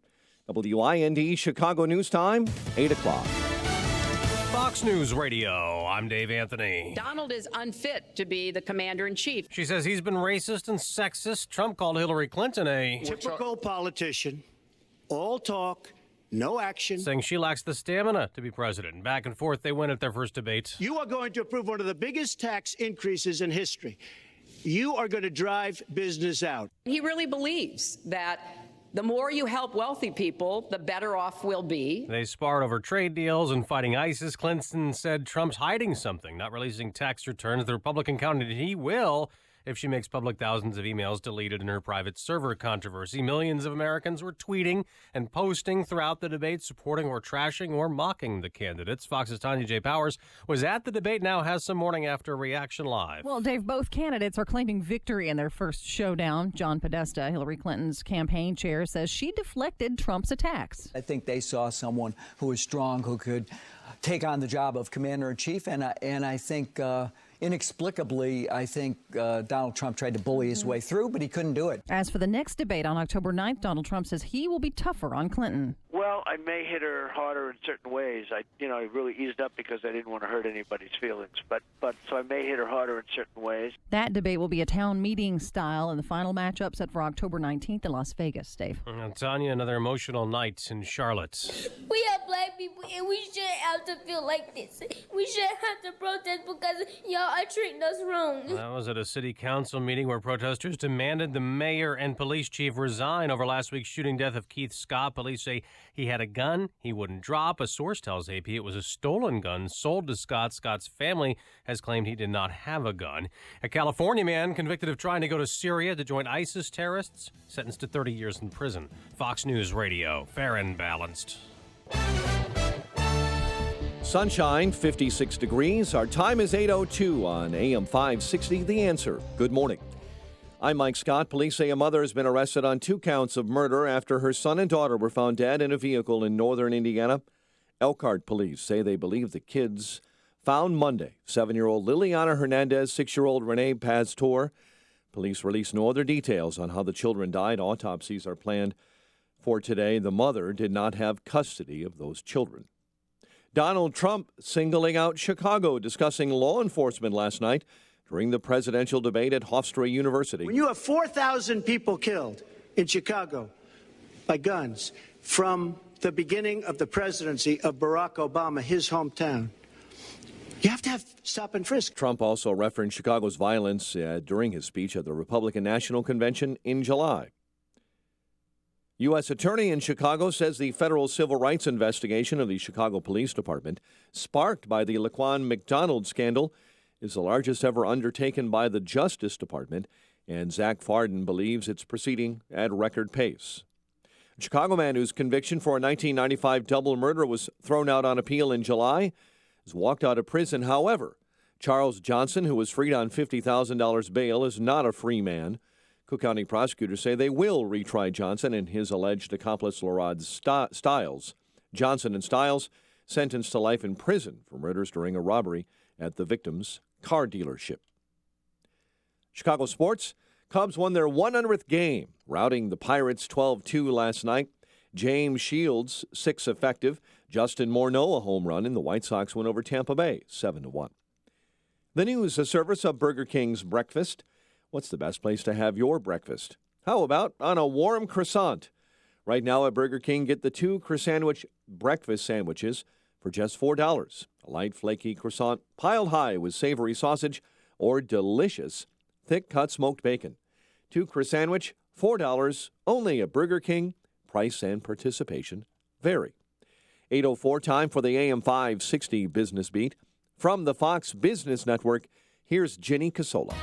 From the Fox Business Network, a lot of people are moving into new homes. Despite a decline in new home sales in August, the number of new homes sold last month was more than 20% higher than a year ago. MarketWatch says July's strong sales were revised higher to the strongest pace since late 2007. Palantir Technologies is facing discrimination charges from the U.S. Department of Labor. The data mining company is accused of systematically discriminating against Asian job applicants since at least January of 2010. Investigators say Asian applicants were routinely eliminated in resume screening and phone interviews. Palantir denies the allegations and says it will defend itself. Viacom shares declined after the media company issued a profit warning. The Dow was down 166 yesterday. NASDAQ dropped 48. S&P slipped 18. Futures higher this morning. With the Fox Business Report, I'm Ginny Cosola. It's 8:05 and a check of traffic and weather on the way next on AM 560. Sean Hannity finds Trump's approach refreshing. Donald Trump is a risk taker. Donald Trump is not afraid to speak his mind. Donald Trump, showed that you can take a position of strength and take a risk and stand on your position and lo and behold, instead of making an apology tour like Obama, other countries will respect your strength. He's willing to say what needs to be said. It's actually refreshing. The Sean Hannity Show.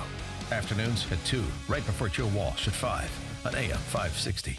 The Answer. The following is a paid political announcement. I want you to know that Steve Reich will be the best representative for McHenry County. Steve knows you have to walk on both sides of the road, and he sees rising property taxes driving out homeowners who thought they'd get help. Well, Steve Reich will fight for tax relief that will also grow the local economy. And I know Steve Reich will have a strong voice for the farmers. Steve will work for you and everybody in McHenry County. Elect Steve Reich for state representative in the 63rd District. Paid for by citizens to elect Stephen Reich. America is taking the lead in energy. Leading the world in oil and natural gas production. I vote to keep it going. With the right policies, we can produce, refine, and supply more oil and natural gas. And more abundant energy means more affordable energy for American families. A more secure America. Jobs. Opportunity and economic growth. For our children and grandchildren. That's why this election, I'm voting for American energy. Learn more at voteforenergy.org. Join us and become an energy voter. Brought to you by American Petroleum Institute.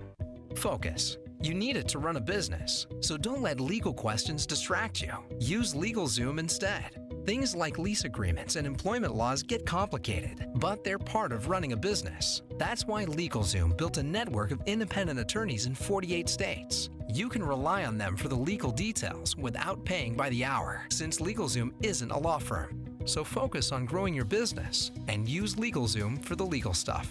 LegalZoom. Legal help is here. It's 8:07. Let's get a check of the roads. AM 560 traffic center time. Here's Jim Talamonte. Thanks, Mike. On the outbound Kennedy, 5 ambulances have been called to the scene of a crash near Damon. The outbound Kennedy is closed from Armitage to Damon. It's traffic at a standstill from the Burn Circle. This is going to cause a much bigger backup on the inbound Ryan now. Again, nothing's getting through past Armitage. And on the westbound Adams Tollway, there's a big mess from before the Tri-State to Lee due to construction. Eastbound, very heavy Beverly to Roselle and from the Des Plaines Oasis to Lee. Northbound Tri-State, stop and go Dempster to Dundee. The right shoulder's blocked after overnight truck fire. I-80 westbound jammed. I-57 to LaGrange Road. 3 lanes are blocked with a crash. Traffic gets by on the right shoulder.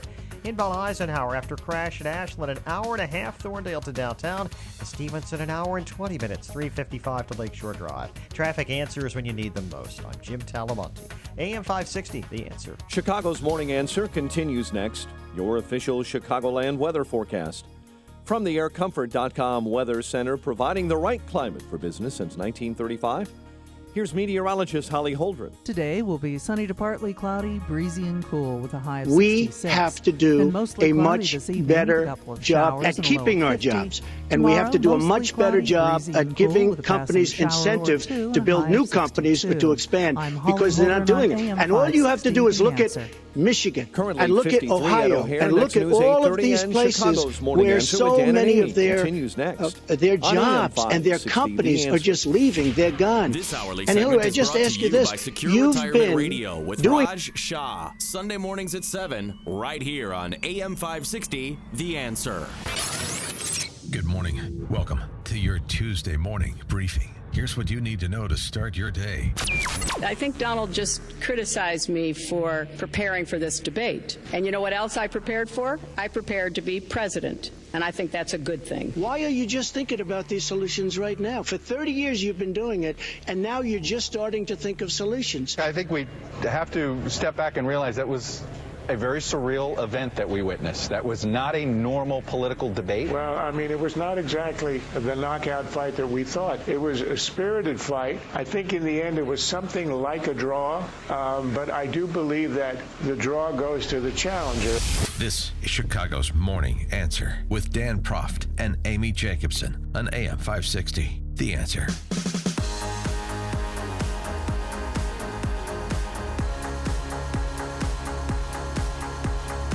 Good morning, Dan and Amy. So I thought one of Trump's best moments came early in the debate, and it was when he really pinned Hillary Clinton down on, being around in public office as a ruling class elite for 30 years. And how's that been going for us? This was in the context of jobs and the economy where the debate started. We have to do a much better job at keeping our jobs.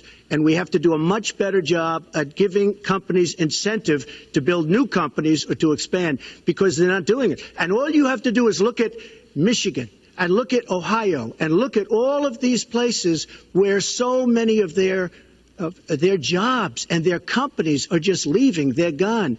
And Hillary, I just ask you this. You've been doing this for 30 years. Why are you just thinking about these solutions right now? For 30 years you've been doing it, and now you're just starting to think of solutions. Well, actually, I will bring back jobs.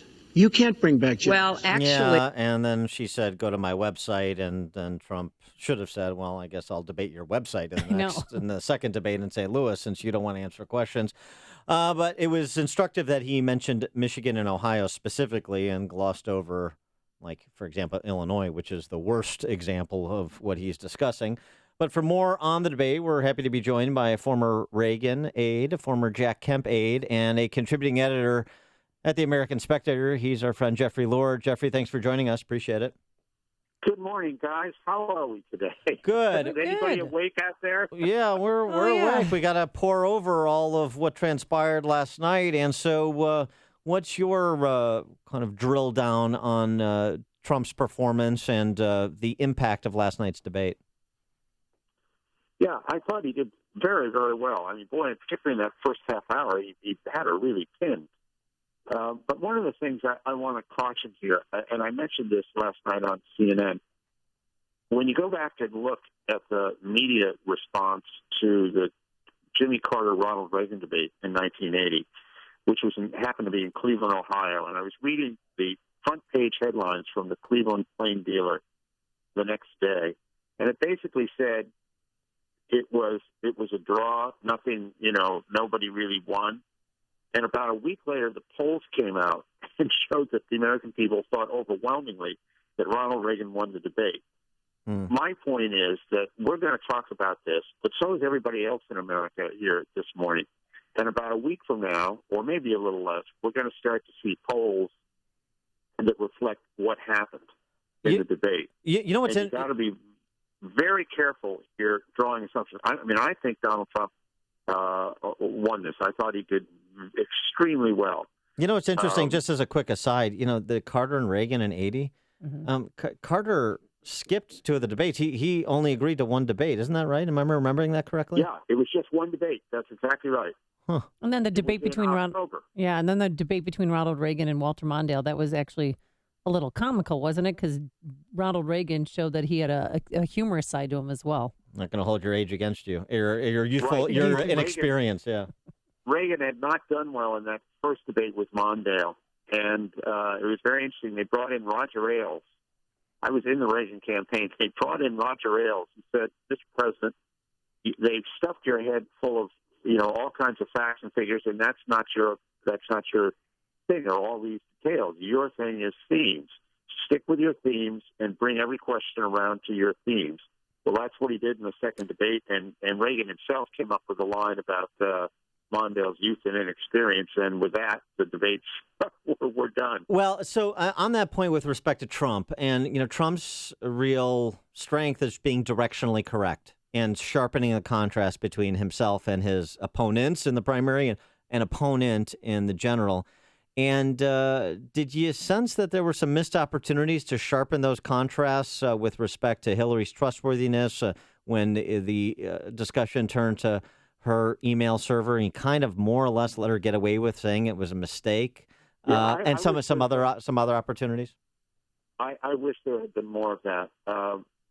And candidly, the part where he pulled back there, she's trying to go after him on women. And, of course, as we all know, what the enabler, yes. He's saying he's anti-women, and you've got women like Juanita Podrick out there saying that Hillary Clinton bullied her to keep her silent about her charge that Bill Clinton had raped her. And he just didn't want to go there with Chelsea Clinton sitting right there in the audience. Yeah, but he praised himself for not bringing that up and bringing Bill Clinton's past up. He what? I'm sorry? I said he praised himself for, showing restraint and not bringing up, the indiscretions of Bill Clinton. Yeah. I frankly wish, I guess, that he had. But there will be other opportunities. And to be perfectly candid, we all know what he's talking about here. Well, then why do we need to relitigate that? Because she raised the issue about the treatment of women. That's why. Well, and so if you raise the issue, you get because it's not about Bill Clinton. It's about Hillary. Right. If she raises the issue, you get to impeach the witness. That's the basically. But he could have pivoted that question and talk about what he has done to help women develop in the business world and how he has helped women. Instead, he got sucked into it. Don't you agree, Mr. Lord? Yeah, I do think he probably could have done that one just a little bit better here. But what's going to happen here is both campaigns are going to be reviewing these tapes of last night and figuring out what to do. Now, the next debate with the presidential candidates is going to be in front of an audience, and my friend and colleague Anderson Cooper is going to be one of the moderators. And when you're in front of an audience, a physical audience that's participating in the event, in other words, it's a town hall style situation. You need to be careful here when you're attacking the other guy, because you got folks right in front of you who can jump into the process, and it makes it a little awkward here, as opposed to last night where it's just two of them with the moderator on stage, and the audience was supposed to be quiet. They weren't participating. Well, so it's going to be a different setting. Right. And so coming out of last night's debate and with the format change for the October 9th debate in St. Louis, if you're on the Trump campaign, what do you advise Donald Trump to do differently on October 9th? Where should he focus positive correction? He touched on this last night, and I think it was a strong point for him. That she's been involved in all of these things for 30 years. And if we have all these problems, what has she been doing? Let's remember, she was one of the most influential first ladies in the history of the country, specifically charged with fixing health care, quote unquote, and she couldn't get it done during the Clinton administration. Then she comes back as Secretary of State, and you have Benghazi, and you have all of these different problems in the Obama administration. And she's the one who's out there saying there are all these problems that need to be fixed. Well, who's been in charge? I do think he should go after her on this. And the fact that she's just one more career politician. She is no more and no less than, say, Jeb Bush. Well, yeah. So I do think he should be going after that. Yeah, revisiting the kind of ruling class argument, the outsider against that ruling class in D.C. I agree with that.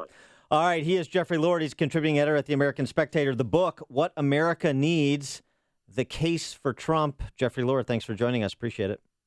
Thanks a lot, guys. And he joined us on our turnkey.pro answer line. Hear about the big stories of the day, then talk about them right here on Chicago's Morning Answer on AM 560. The Answer. I I saw him, though, late last night on CNN, this laptop computer. Forecast for today, plenty of sunshine, but it will be breezy. And a high of 66 degrees tonight, a couple of showers, a low of 50. And tomorrow, we're going to have mostly cloudy skies, breezy, a passing shower or two, a high in the low 60s. Any high travel times? Here's Jim Talamonte. Hey, man, the outbound Kennedy is so high we can't measure it. There's a closure between Armitage and Damon. 5 ambulances have been called to the scene of a major crash. No one's getting past this. Traffic's at a standstill from the inbound Ryan before the Stevenson to that point, Armitage, where nobody's getting through. And inbound, it's heavy. An hour and 16 minutes O'Hare to downtown. Eden's 40 minutes, Lake Hook to the junction. Outbound, it's 36. The Eisenhower, an hour and a half. Thorndale to downtown, outbound an hour and 2 minutes. Stevenson, an hour and 20 minutes. 3:55 to Lakeshore Drive, outbound 50 minutes. Tri-State northbound, still very slow. From Roosevelt to the Grand Avenue curve, actually before that, Southwest Highway to the Hinsdale Oasis. Now a crash there. And then farther north, Dempster to Dundee. There was an earlier truck fire. And southbound at slow. The Adams Tollway to Irving Park, crash in the right lane. The other tollways are all very heavy. I'm Jim Talamonte in the AM 560 Traffic Center. Love from Above, Inc. is hosting its first conference, The Power of Mercy, at the Rosemont Convention Center on Saturday, October 8th. As a woman, do you feel that your voice is being heard? This election, some candidates argue that abortion is good health care. However, what about the emotional, physical, psychological aftermath of abortion, or the increase of breast cancer? As women, it is time to take our power back by exposing Planned Parenthood's population control agenda on women. The women's movement will no longer speak for us. If these issues resonate, I implore you to come on Saturday, October 8th, to the Rosemont Convention Center. Time is running out. Join us today and be heard in the most important election of our lifetime. Contact us at lovefromaboveinc.com. Sponsored by Power, protectors of women's equal rights. Go to lovefromaboveinc.com. That's lovefromaboveinc.com. We're the 32-year-old company whose first employee and first client are still working together. Hi, Tom Sadeka, CEO of Precision Payroll of America. If you are like me and are listening to this station, chances are we hold some common values and truths we hold self-evident. That's the main reason Precision Payroll attracts great clients and great employees. Precision Payroll of America operates at the core with fundamental principles that drive our attitude and delivery of service. We work hard to provide the best in pricing and value. In addition, with our great team that has been with us a long time, you are ensured a lasting relationship with people who understand your needs and always stand ready to serve. What sets us apart is that we view what we do as a great opportunity to serve others in a professional and technical capacity while building long-lasting relationships. That's what we treasure. If this message hits home, please call me at 630-242-1507. That's 630-242-1507. Or on the web at precisionpayroll.com. Hi, this is Dr. David Kolbaba. You know, hormone balance is a big deal. If your hormones are out of whack, it can account for so many health challenges like low energy and fatigue, spaced out memory, low sex drive, otherwise known as the dead in bed syndrome. Nothing excites you anymore with you watching more and more TV every night, misusing food or alcohol, and then there's the hair loss that you thought was age appropriate, and then the weight gain. Let me tell you about our specially priced, dirt cheap hormone test. No blood, just saliva. Interesting that with over 33 years in private practice, I've never seen normal hormone test results in the first go-around. And that's why you need to have us help you balance your hormones once and for all. So call our HealthQuest radio hotline at 800-794-1855. You can't get any cheaper than dirt cheap. No blood, just spit. Call 800-794-1855. Oh, and be sure to listen to HealthQuest radio with me, Dr. David Kolbaba, this Saturday morning at 11. But for now, call 800-794-1855. AM 560, The Answer. Dan and Amy, advice for Trump for debate number 2. Practice. Well, is there any advice you would have? 312-642-5600, turnkey.pro answer line, 646-36DA, turnkey.pro text line. Or did he stick the landing and there's no possibility he could improve? My one suggestion, do mock debates and don't be so nice next time. He let her go on so many issues and she controlled the conversation, I thought. Spare the rod, spoil the Hillary. That's what I say. Oh, boy. David in the Loop, you're on Chicago's Morning Answer. Hey, Dan, Amy, how you guys doing? Hey. All morning long, both times I've heard you through my commute. All I hear is you attack Hillary, which is great, but then all of a sudden you turn around and Trump did this wrong, Trump did that wrong, and you keep on just dwelling on everything he should do better. Have you ever listened to the other radio stations out there, the quote unquote mainstream? No. They praise the crap out of Hillary nonstop and never point out a single thing negative. Well, that's what sounds like you guys are on her side. That's what separates us from them, I suppose. And I suppose, Dave, you just pointed out how we're different than those other stations you're talking about. So I really don't understand what you're talking about. And here's the other thing: think about like sports talk radio, or just to make a sports metaphor to try and drive this home. When the Bears stink up the joint on Sunday, do people call in and say, yeah, but let's focus on the one block that was made that was great, or the one catch that was made that was great? Or do they call in and they say, well, why don't we do this and why don't we do that and why don't we replace the quarterback? Because they're rooting for the Bears. Do you understand?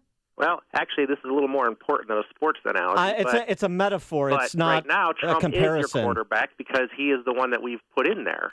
And right, and we want him to learn the plays better. And so if we pretend, if we just say everything he did was right, there's nothing he could do to improve, and we just have that conversation, then magically everyone is going to agree with us, even when our opinion is that there were a myriad missed opportunities, and this comes from dyed-in-the-wool Trump supporters, too, who we've heard from this morning. But we should just turn a blind eye and just recite the talking points of the Trump campaign and the press releases. We're not doing that. Sorry. Thanks for the call, David. I'm just not doing it.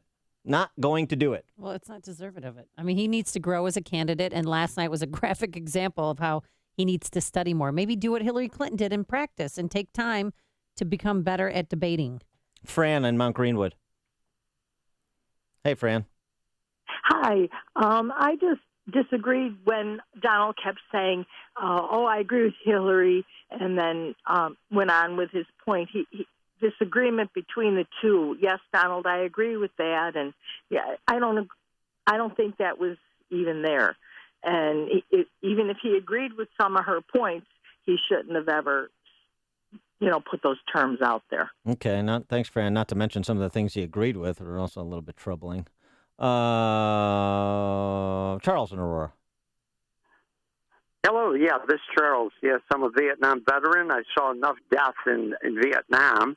And I guess Benghazi was a Hillary thing, and it was an Obama thing. They said stand down, and this is what Trump didn't come up with. But I just feel that he's got two more debates, and he could still come up with that and come up with a lot more.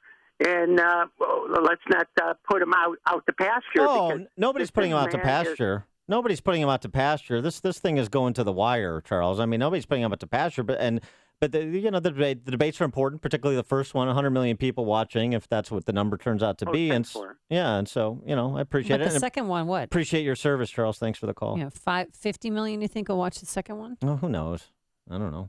But the second one will be great because it'll be undecided voters and questions from the audience. Oh yeah. That's better than some questions that were asked last night. Well, okay. You said she doesn't look presidential. Who cares? Kurt in Park Ridge. At first watching the debate, I was kind of annoyed at Trump interrupting. But then as it went on, I saw that he had to. I mean, they would give Hillary all this time to talk, and then he had a fight to answer what she said. And Lester Holt was just trying to ignore him, especially when he said that Trump was for the Iraq war. Everyone knows that he was against the Iraq war, and then he goes with the assumption that, he's for it. Yeah, I thanks for the call. I think the Lester Holt thing. Lester Holt was at most a speed bump on any topic. Trump had all the time in the world to take these questions and topic areas anywhere he wanted to take them. So, using Lester Holt, with the exception of one or two moments, is a bit of a crutch, in my opinion. Dan and Addison. Hey, Dan. Hello? Dan, you're on.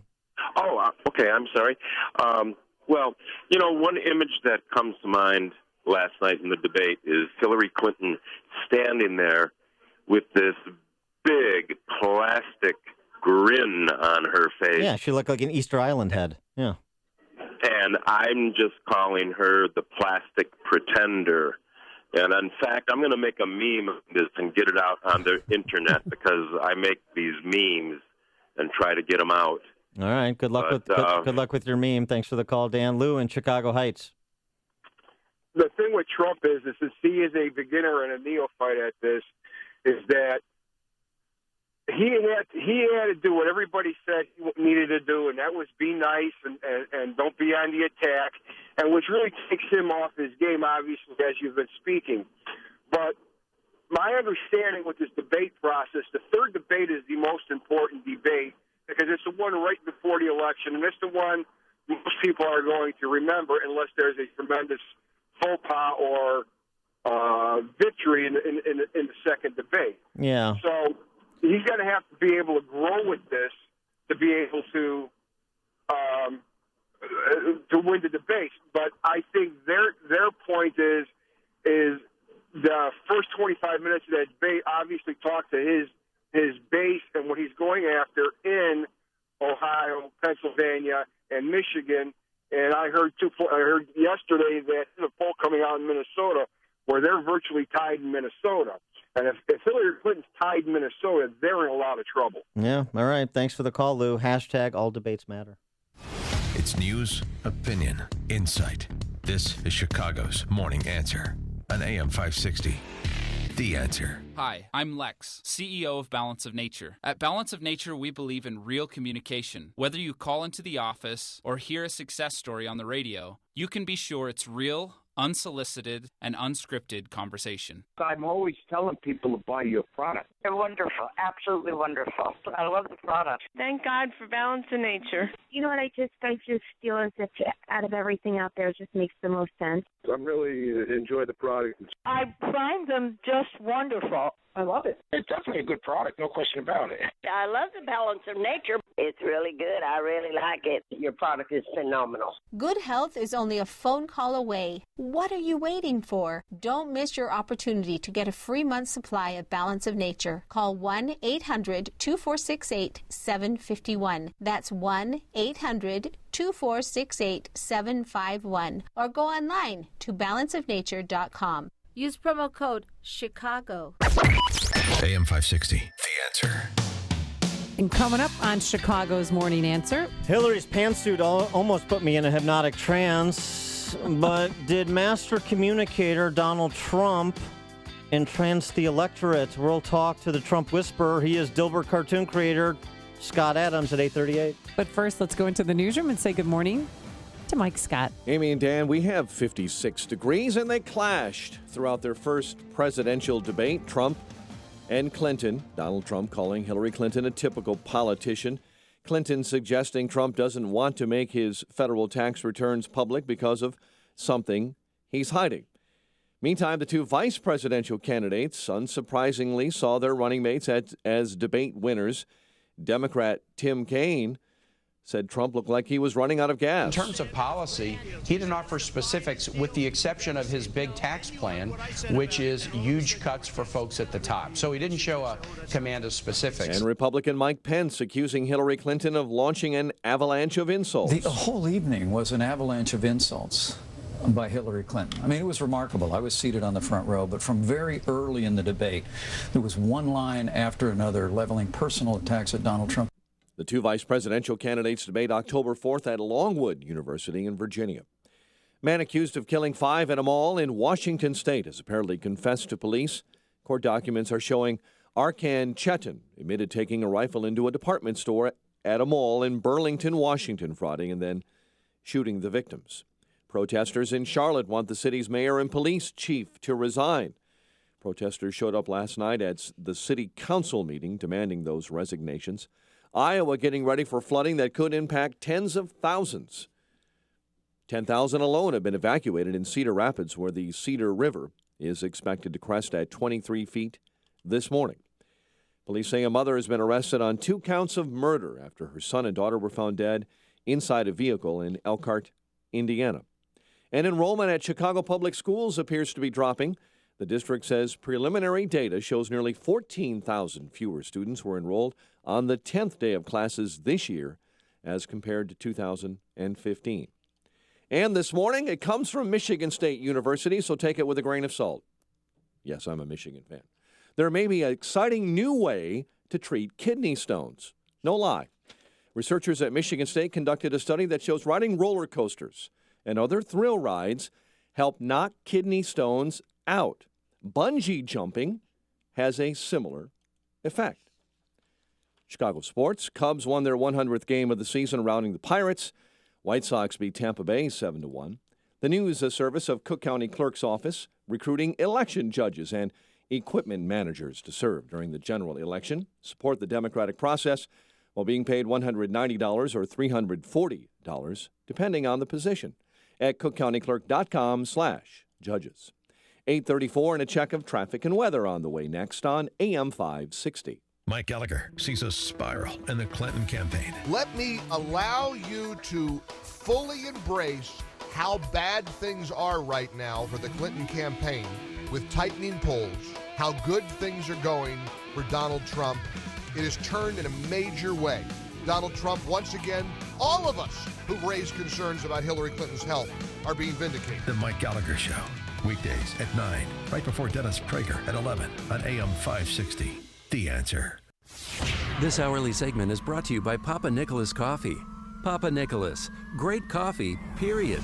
Attention Second Amendment patriots. Just Target Guns of Libertyville in Lake County just returned from the largest gun show in America with new products. They're fully stocked for home defense and all shooting sports. Just Target Guns, located in Libertyville on Peterson Road, is the place to go for rifles, pistols, antique firearms, ammunition, and all levels of shotguns. Connie Shanahan and the knowledgeable staff at Just Target Guns will answer all your questions, no matter your level of experience, and help discover what you need for sports shooting, trap, skeet, target practice, or self-defense. Whether you're a novice shooter or a highly trained professional, Just Target Guns has got your brass covered. Get your FOID card, sign up for firearms training, and conceal and carry classes. Just Target Guns also has a skilled gunsmith on staff for repairs, and firearm appraisals are done in-house. Exercise your Second Amendment rights and set your sight on JustTargetGuns.com. That's JustTargetGuns.com.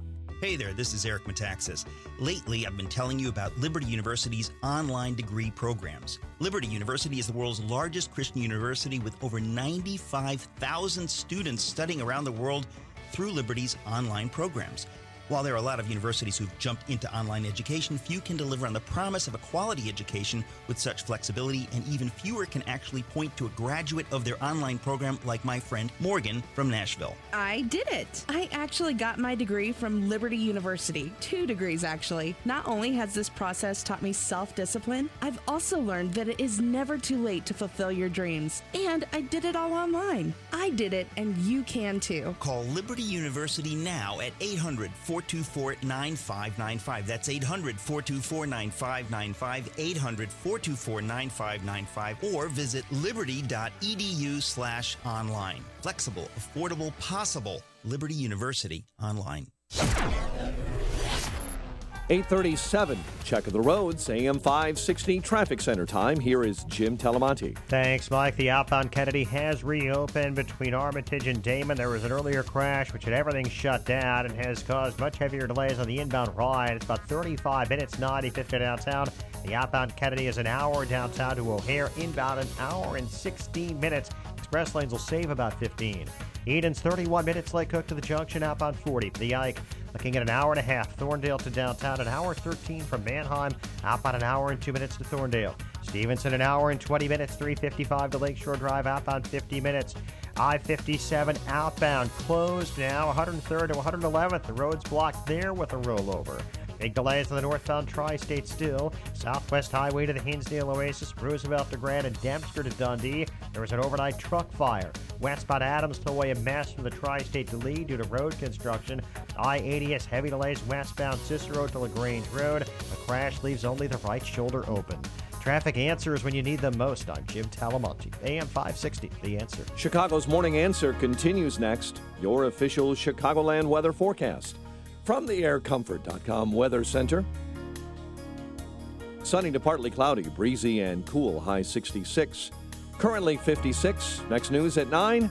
Chicago's Morning Answer with Dan and Amy continues next on AM 560, The Answer. This hourly segment is brought to you by Turnkey IT, giving you the freedom to focus on your business while they handle the technical stuff. Turnkey IT. See Alan West and Michelle Malkin at Freedom Summit Chicago 2016. Tickets are on sale now at freedomsummitchicago.com. Good morning, Dan and Amy. All right, here's the only pundit analyst that matters. He is somebody That's rude to the guest we had on Well, today. I'm talking about because he's like the Trump whisperer. He sussed out Trump's master communication skills early on. We've had him on the show before. We've played his reviews of Trump and his kind of, I guess, unique way of communicating that is so subtle it sometimes goes unnoticed, even by those he's persuading, apparently. And he's also somebody who's used to communicating to 100 million people.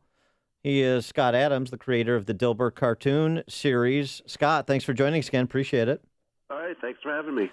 All right, so I was a bit mesmerized by that pantsuit that was furnished by Radio Flyer that Hillary Clinton was wearing last night. So I was a bit thrown off my game. So I need you to provide your analysis of Trump in particular, because there's been a lot of criticism of Trump, missed opportunities and rambling and so forth. Was Trump the master communicator on that stage last night? So I scored it on two different levels. What I call the 2D level, where we pretend that facts matter and we pretend that humans are reasonable and that winning debate points makes a difference. On that level, Clinton just won. So she had better facts. Trump was a little defensive. So in all the ways that you would score let's say a college debate, I think Clinton won handily. But on the 3D level, where emotions count, and humans are kind of visual creatures, and we're not really operating on facts and logic, I think Trump only needed to accomplish one thing at the debate, because Clinton had focused her entire campaign on this one point, which was that Trump is too scary and unpredictable and has a bad temperament and he's a crazy man. And you can't have him in charge of the country. So Trump only needed to accomplish looking not crazy and looking like he could control his temperament. And so in a weird way, by losing the debate, and everybody said, hey, he had much better weapons he could have used. He could have said things about Bill Clinton's scandals in the past. So he could have really gone dark, but he didn't. And not only did he intentionally not go dark, but he even said so. He actually mentioned that he wasn't going to use all of his weapons. So I think that anybody watching that would say to themselves, whether or not they thought he won the debate on points, he didn't look like a scary human being who was sort of a monster as he had been branded by Clinton. So I think Clinton won the debate, and I think Trump won the election last night. Well, do you think Donald Trump was too much of a gentleman? Is that what he was trying to, the persona he was trying to get across to the American people? You have to grade him on a curve, right? Because people are used to Trump being a certain personality, so we can't change it entirely. But within the realm of Trump, he stayed, I think, within the presidential lane, meaning that you could imagine him as president after watching him debate. And there were certainly times in the campaign where you just couldn't imagine it because he was just a little too wild. And so this is interesting, and we've talked about this before, the influence of Norman Vincent Peale, the power of positive thinking on Trump. And I wonder, so then when somebody like me says, there were opportunities where he could show strength by showing humility, for example, saying, I was wrong about the birther thing. Obama is an American citizen born in Hawaii, end of story. Let's pivot to something else. Or on some of the name calling of women, I've said previously, I don't always use the right words. And I've acknowledged that. Now let's move on and talk about something else. Is that too conventional? Is that too un-Trump-like in terms of the brand and his effectiveness as a communicator? Or were those opportunities to do that as well and advance his interest that much more? I would just say that was just bad debating. Those were questions he should have been ready for, and he should have had the short answer ready, so that he could sort of dismiss them and then talk about whatever he wanted to talk about as they do. I thought he tried to get a little lawyerly with those things, and that doesn't work for him. So that's part of why Clinton just won the debate. Now, I would expect him to do better in the second debate, and I would expect people to notice, but I just don't think that those types of details stick in people's minds. I think by tomorrow, you're not going to remember anything that they talked about in detail, but you're going to remember whether Clinton looked healthy and whether Trump looked presidential. Well, Those two things will stick with you. In your blog, Scott Adams' blog, you wrote that Clinton outperformed expectations because she didn't cough, she didn't collapse, or she didn't die right on stage. Yes. So, but you mentioned her eyes, that she looked tired or drugged or something. Just explain that. Yeah. So obviously she's been coming off some illness, and we don't know if it's a long-term illness or what she says, pneumonia, current illness. But to my untrained doctor eyes, and I know everybody listening to this is saying, you should not say anything medical because you're not a doctor, and I completely agree with that. But as an observer, as a voter, I'm talking about the realm of persuasion and just how we register things.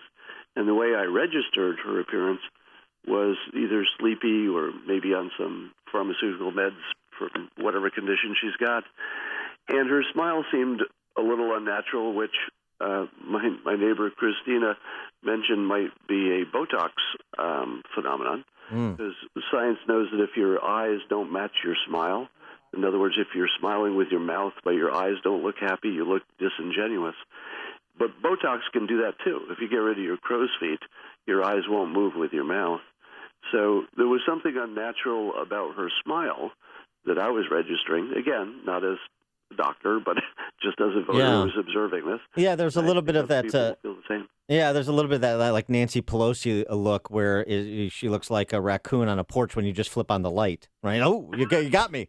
So Donald Trump Botoxes too, I think, guys. Well, I have no idea. So Scott, because you have been like on the cutting edge of Trump from the early part of the primary, you said he was going to win, and you have said he would win the primary, win the whole thing, and you just said it here again. He won the debate last night.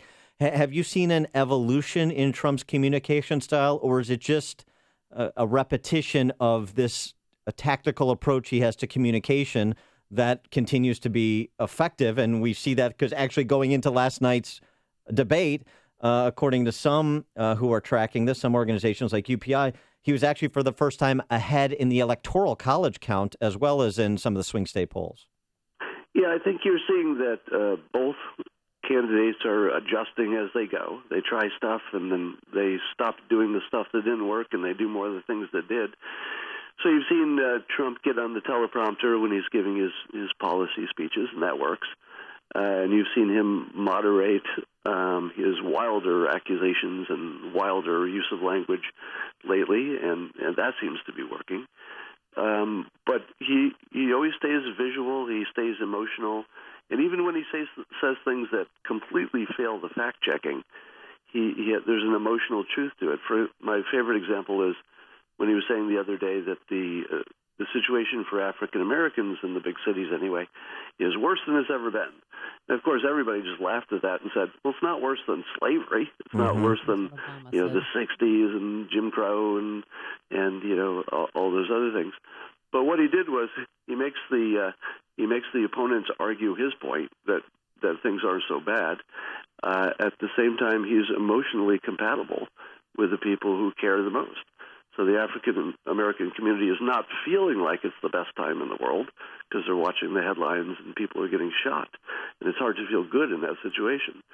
So Trump, by saying something that's just absolutely not true, that things are worse than ever, finds some emotional compatibility with voters. And he does this fairly consistently by saying things that just aren't true, but emotionally they're all directionally correct. If you were advising Trump and then in advance of October 9th's debate in St. Louis, what from last night would you tell him to avoid? Is it some of the defensiveness about kind of personal business history issues and the like, where he kind of gets into the weeds, or what did he do last night that you didn't like in terms of it being helpful or being a persuasive communication tactic? I think the only thing that was glaring to me is that there were a few questions he should have been prepared for, like the birther stuff and the comments about women, that he should have had a prepared response that's brief and minimizes them as their importance. So if I were answering the birther issue, and again, this is not a suggestion, but more of an example, I would have said, I did put a little pressure on the president, and I probably took that too long. But now that we're getting serious, let's put that behind us. All right. He is Scott Adams, the creator of the internationally renowned Dilbert cartoon series and a very interesting student of communication. And he's been right. Mm-hmm. He has been right this entire campaign. I got to say it. Scott Adams, thanks so much for joining us again. Appreciate it. All right. Thank you. And he joined us on our turnkey.pro answer line. Listen to podcasts of Dan and Amy from the AM 560 mobile app. Download it today at 560theanswer.com/mobile. Coming up, your phone calls, 312-642-5600, our turnkey.pro answer line. Grab a line. And also, Donald Trump said that his mic was faulty last night. We'll explain. But first, here's your forecast. Plenty of sunshine, but it will be breezy and windy. A high of 66 degrees tonight. A couple of showers around here and cool, a low of 50. And for Wednesday, it's going to be cloudy, breezy, passing shower too, kind of a yucky day. A high of 62 degrees. How is that outbound and inbound Kennedy? What a mess. Here's Jim Telemonte with the latest. Well, Amy, the good news is outbound, that crash between Damon and Armitage, which had everything closed, that has cleared. All lanes are open and things are getting better quickly. It's 52 minutes downtown to the airport, 29 to get to Montrose. Inbound improving a bit, but it's still slow. An hour and 7 minutes. O'Hare to downtown, and now there's almost no savings in the express. Eden's 31 minutes. Lake Cook to Montrose, outbound 40. The Ike, an hour and 29 minutes. Thorndale to downtown, outbound an hour and 2 minutes. There was a crash on northbound 53 at Higgins. Stevenson, an hour and 20 minutes. 355 to Lakeshore Drive, outbound 50 minutes. Bryan, 30 minutes, 95th to downtown. I-57, big delays in both directions. An outbound rollover is partially blocking the roadway near 107th. I-80 westbound Jan, Pulaski to LaGrange Road. All lanes are blocked with a crash. Only the right shoulder is open. Tri-State northbound still very heavy, especially Lake Avenue to Dundee. Right shoulder still blocked after an overnight truck fire. I'm Jim Talamonte in the AM 560 Traffic Center. On AM 560 The Answer, we talk about the important issues that affect your world. Things like the economy, education, and foreign policy. There's always so much going on in the news that we don't always have the time to focus in and talk about the big ideas behind the important issues. Enter Upstream Ideas online at upstream-ideas.com. Upstream Ideas, in partnership with the Illinois Policy Institute, provides the kind of information that informs the policy discussions happening here on AM 560. At Upstream Ideas, you'll broaden the debate, move beyond partisan assumptions, and challenge accepted beliefs. Upstream Ideas goes against the current and thinks upstream. Go online now at upstream-ideas.com. That's upstream-ideas.com. You'll be armed with new information and fresh perspectives to help encourage you to make the state of Illinois and the United States of America a bit freer, a bit more just, and a bit more civilized. Upstream-ideas.com. This is Bob. Hi, I'm Bob. His company put their trust in Air Comfort to keep their business running cool all summer. Bob knows the value of proper chiller maintenance that includes end-of-season service, so he'll be ready for next summer. I'm ready. Dave, on the other hand, thought he could put off servicing his chiller at the end of last season and had 3 complete shutdowns this summer. Needless to say, his staff and customers were not happy. Moral of the story? Preventative maintenance will save you time, money, and trouble. As the hot weather ends, you need maintenance on your chiller before the start of next season. Air Comfort has one of the largest commercial and industrial service groups in the Chicago area, with a dedicated factory-trained chiller department that takes a scientific approach to analyzing your system and determining any needed maintenance. They know how to work on large equipment, perform an analysis of your chiller, and get you ready for next season. Call 708-345-1900 or visit aircomfort.com. Air Comfort, providing the right climate for business since 1935. Attention market watchers. Until recently, the market hadn't seen back-to-back days of 500-point losses since November of 2008. What if you had no market exposure? What if you didn't have to worry about the markets? How would you sleep? Leave the volatility behind. Hi, this is Jack Taboda. Our proprietary income strategies provide reliable, inflation-protected income, guaranteed for life, with no market exposure. Call me at 630-777-7955. That's 630-777-7955. You've worked hard to build your wealth. I work hard to protect it. 630-777-7955. Insurance products may be presented and guarantees are based on the claims paying ability of the insurance company represented. Securities offered through Pro Equities Inc., a registered broker-dealer and member FINRA SIPC. Advisory services offered through Harvest Investment Services LLC, a registered investment advisor. Kubota and Associates and Harvest Investment Services LLC are independent of Pro Equities Inc. AM 560, The Answer. I can't help when we have Scott Adams on. Yeah. I think of that Weird Al White and nerds. But I love that guy. He's so interesting. He is. He is. He really is. Hypnotizes me. I find him very, very interesting. All right, we'll take some of your calls here on the debate as we've been doing all morning. How about Vic on the north side? Good morning. Hey, Vic. 2 points I want to make. The first one to me was obvious. With that split screen, he didn't take advantage of what they were showing.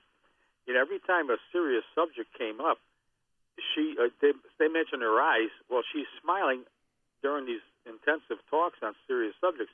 About halfway through, he could have made her feel a little self-conscious, saying, Hillary, we've been talking about serious stuff, and yet you're smiling all through these things. Do you find something humorous about some of these topics? Well, I thought she smiled Vic. faked forced smile when he was lobbing insults her way. Yeah, I would have said, hey, wipe that grin off your face. Sean in Elmwood Park. Uh-oh.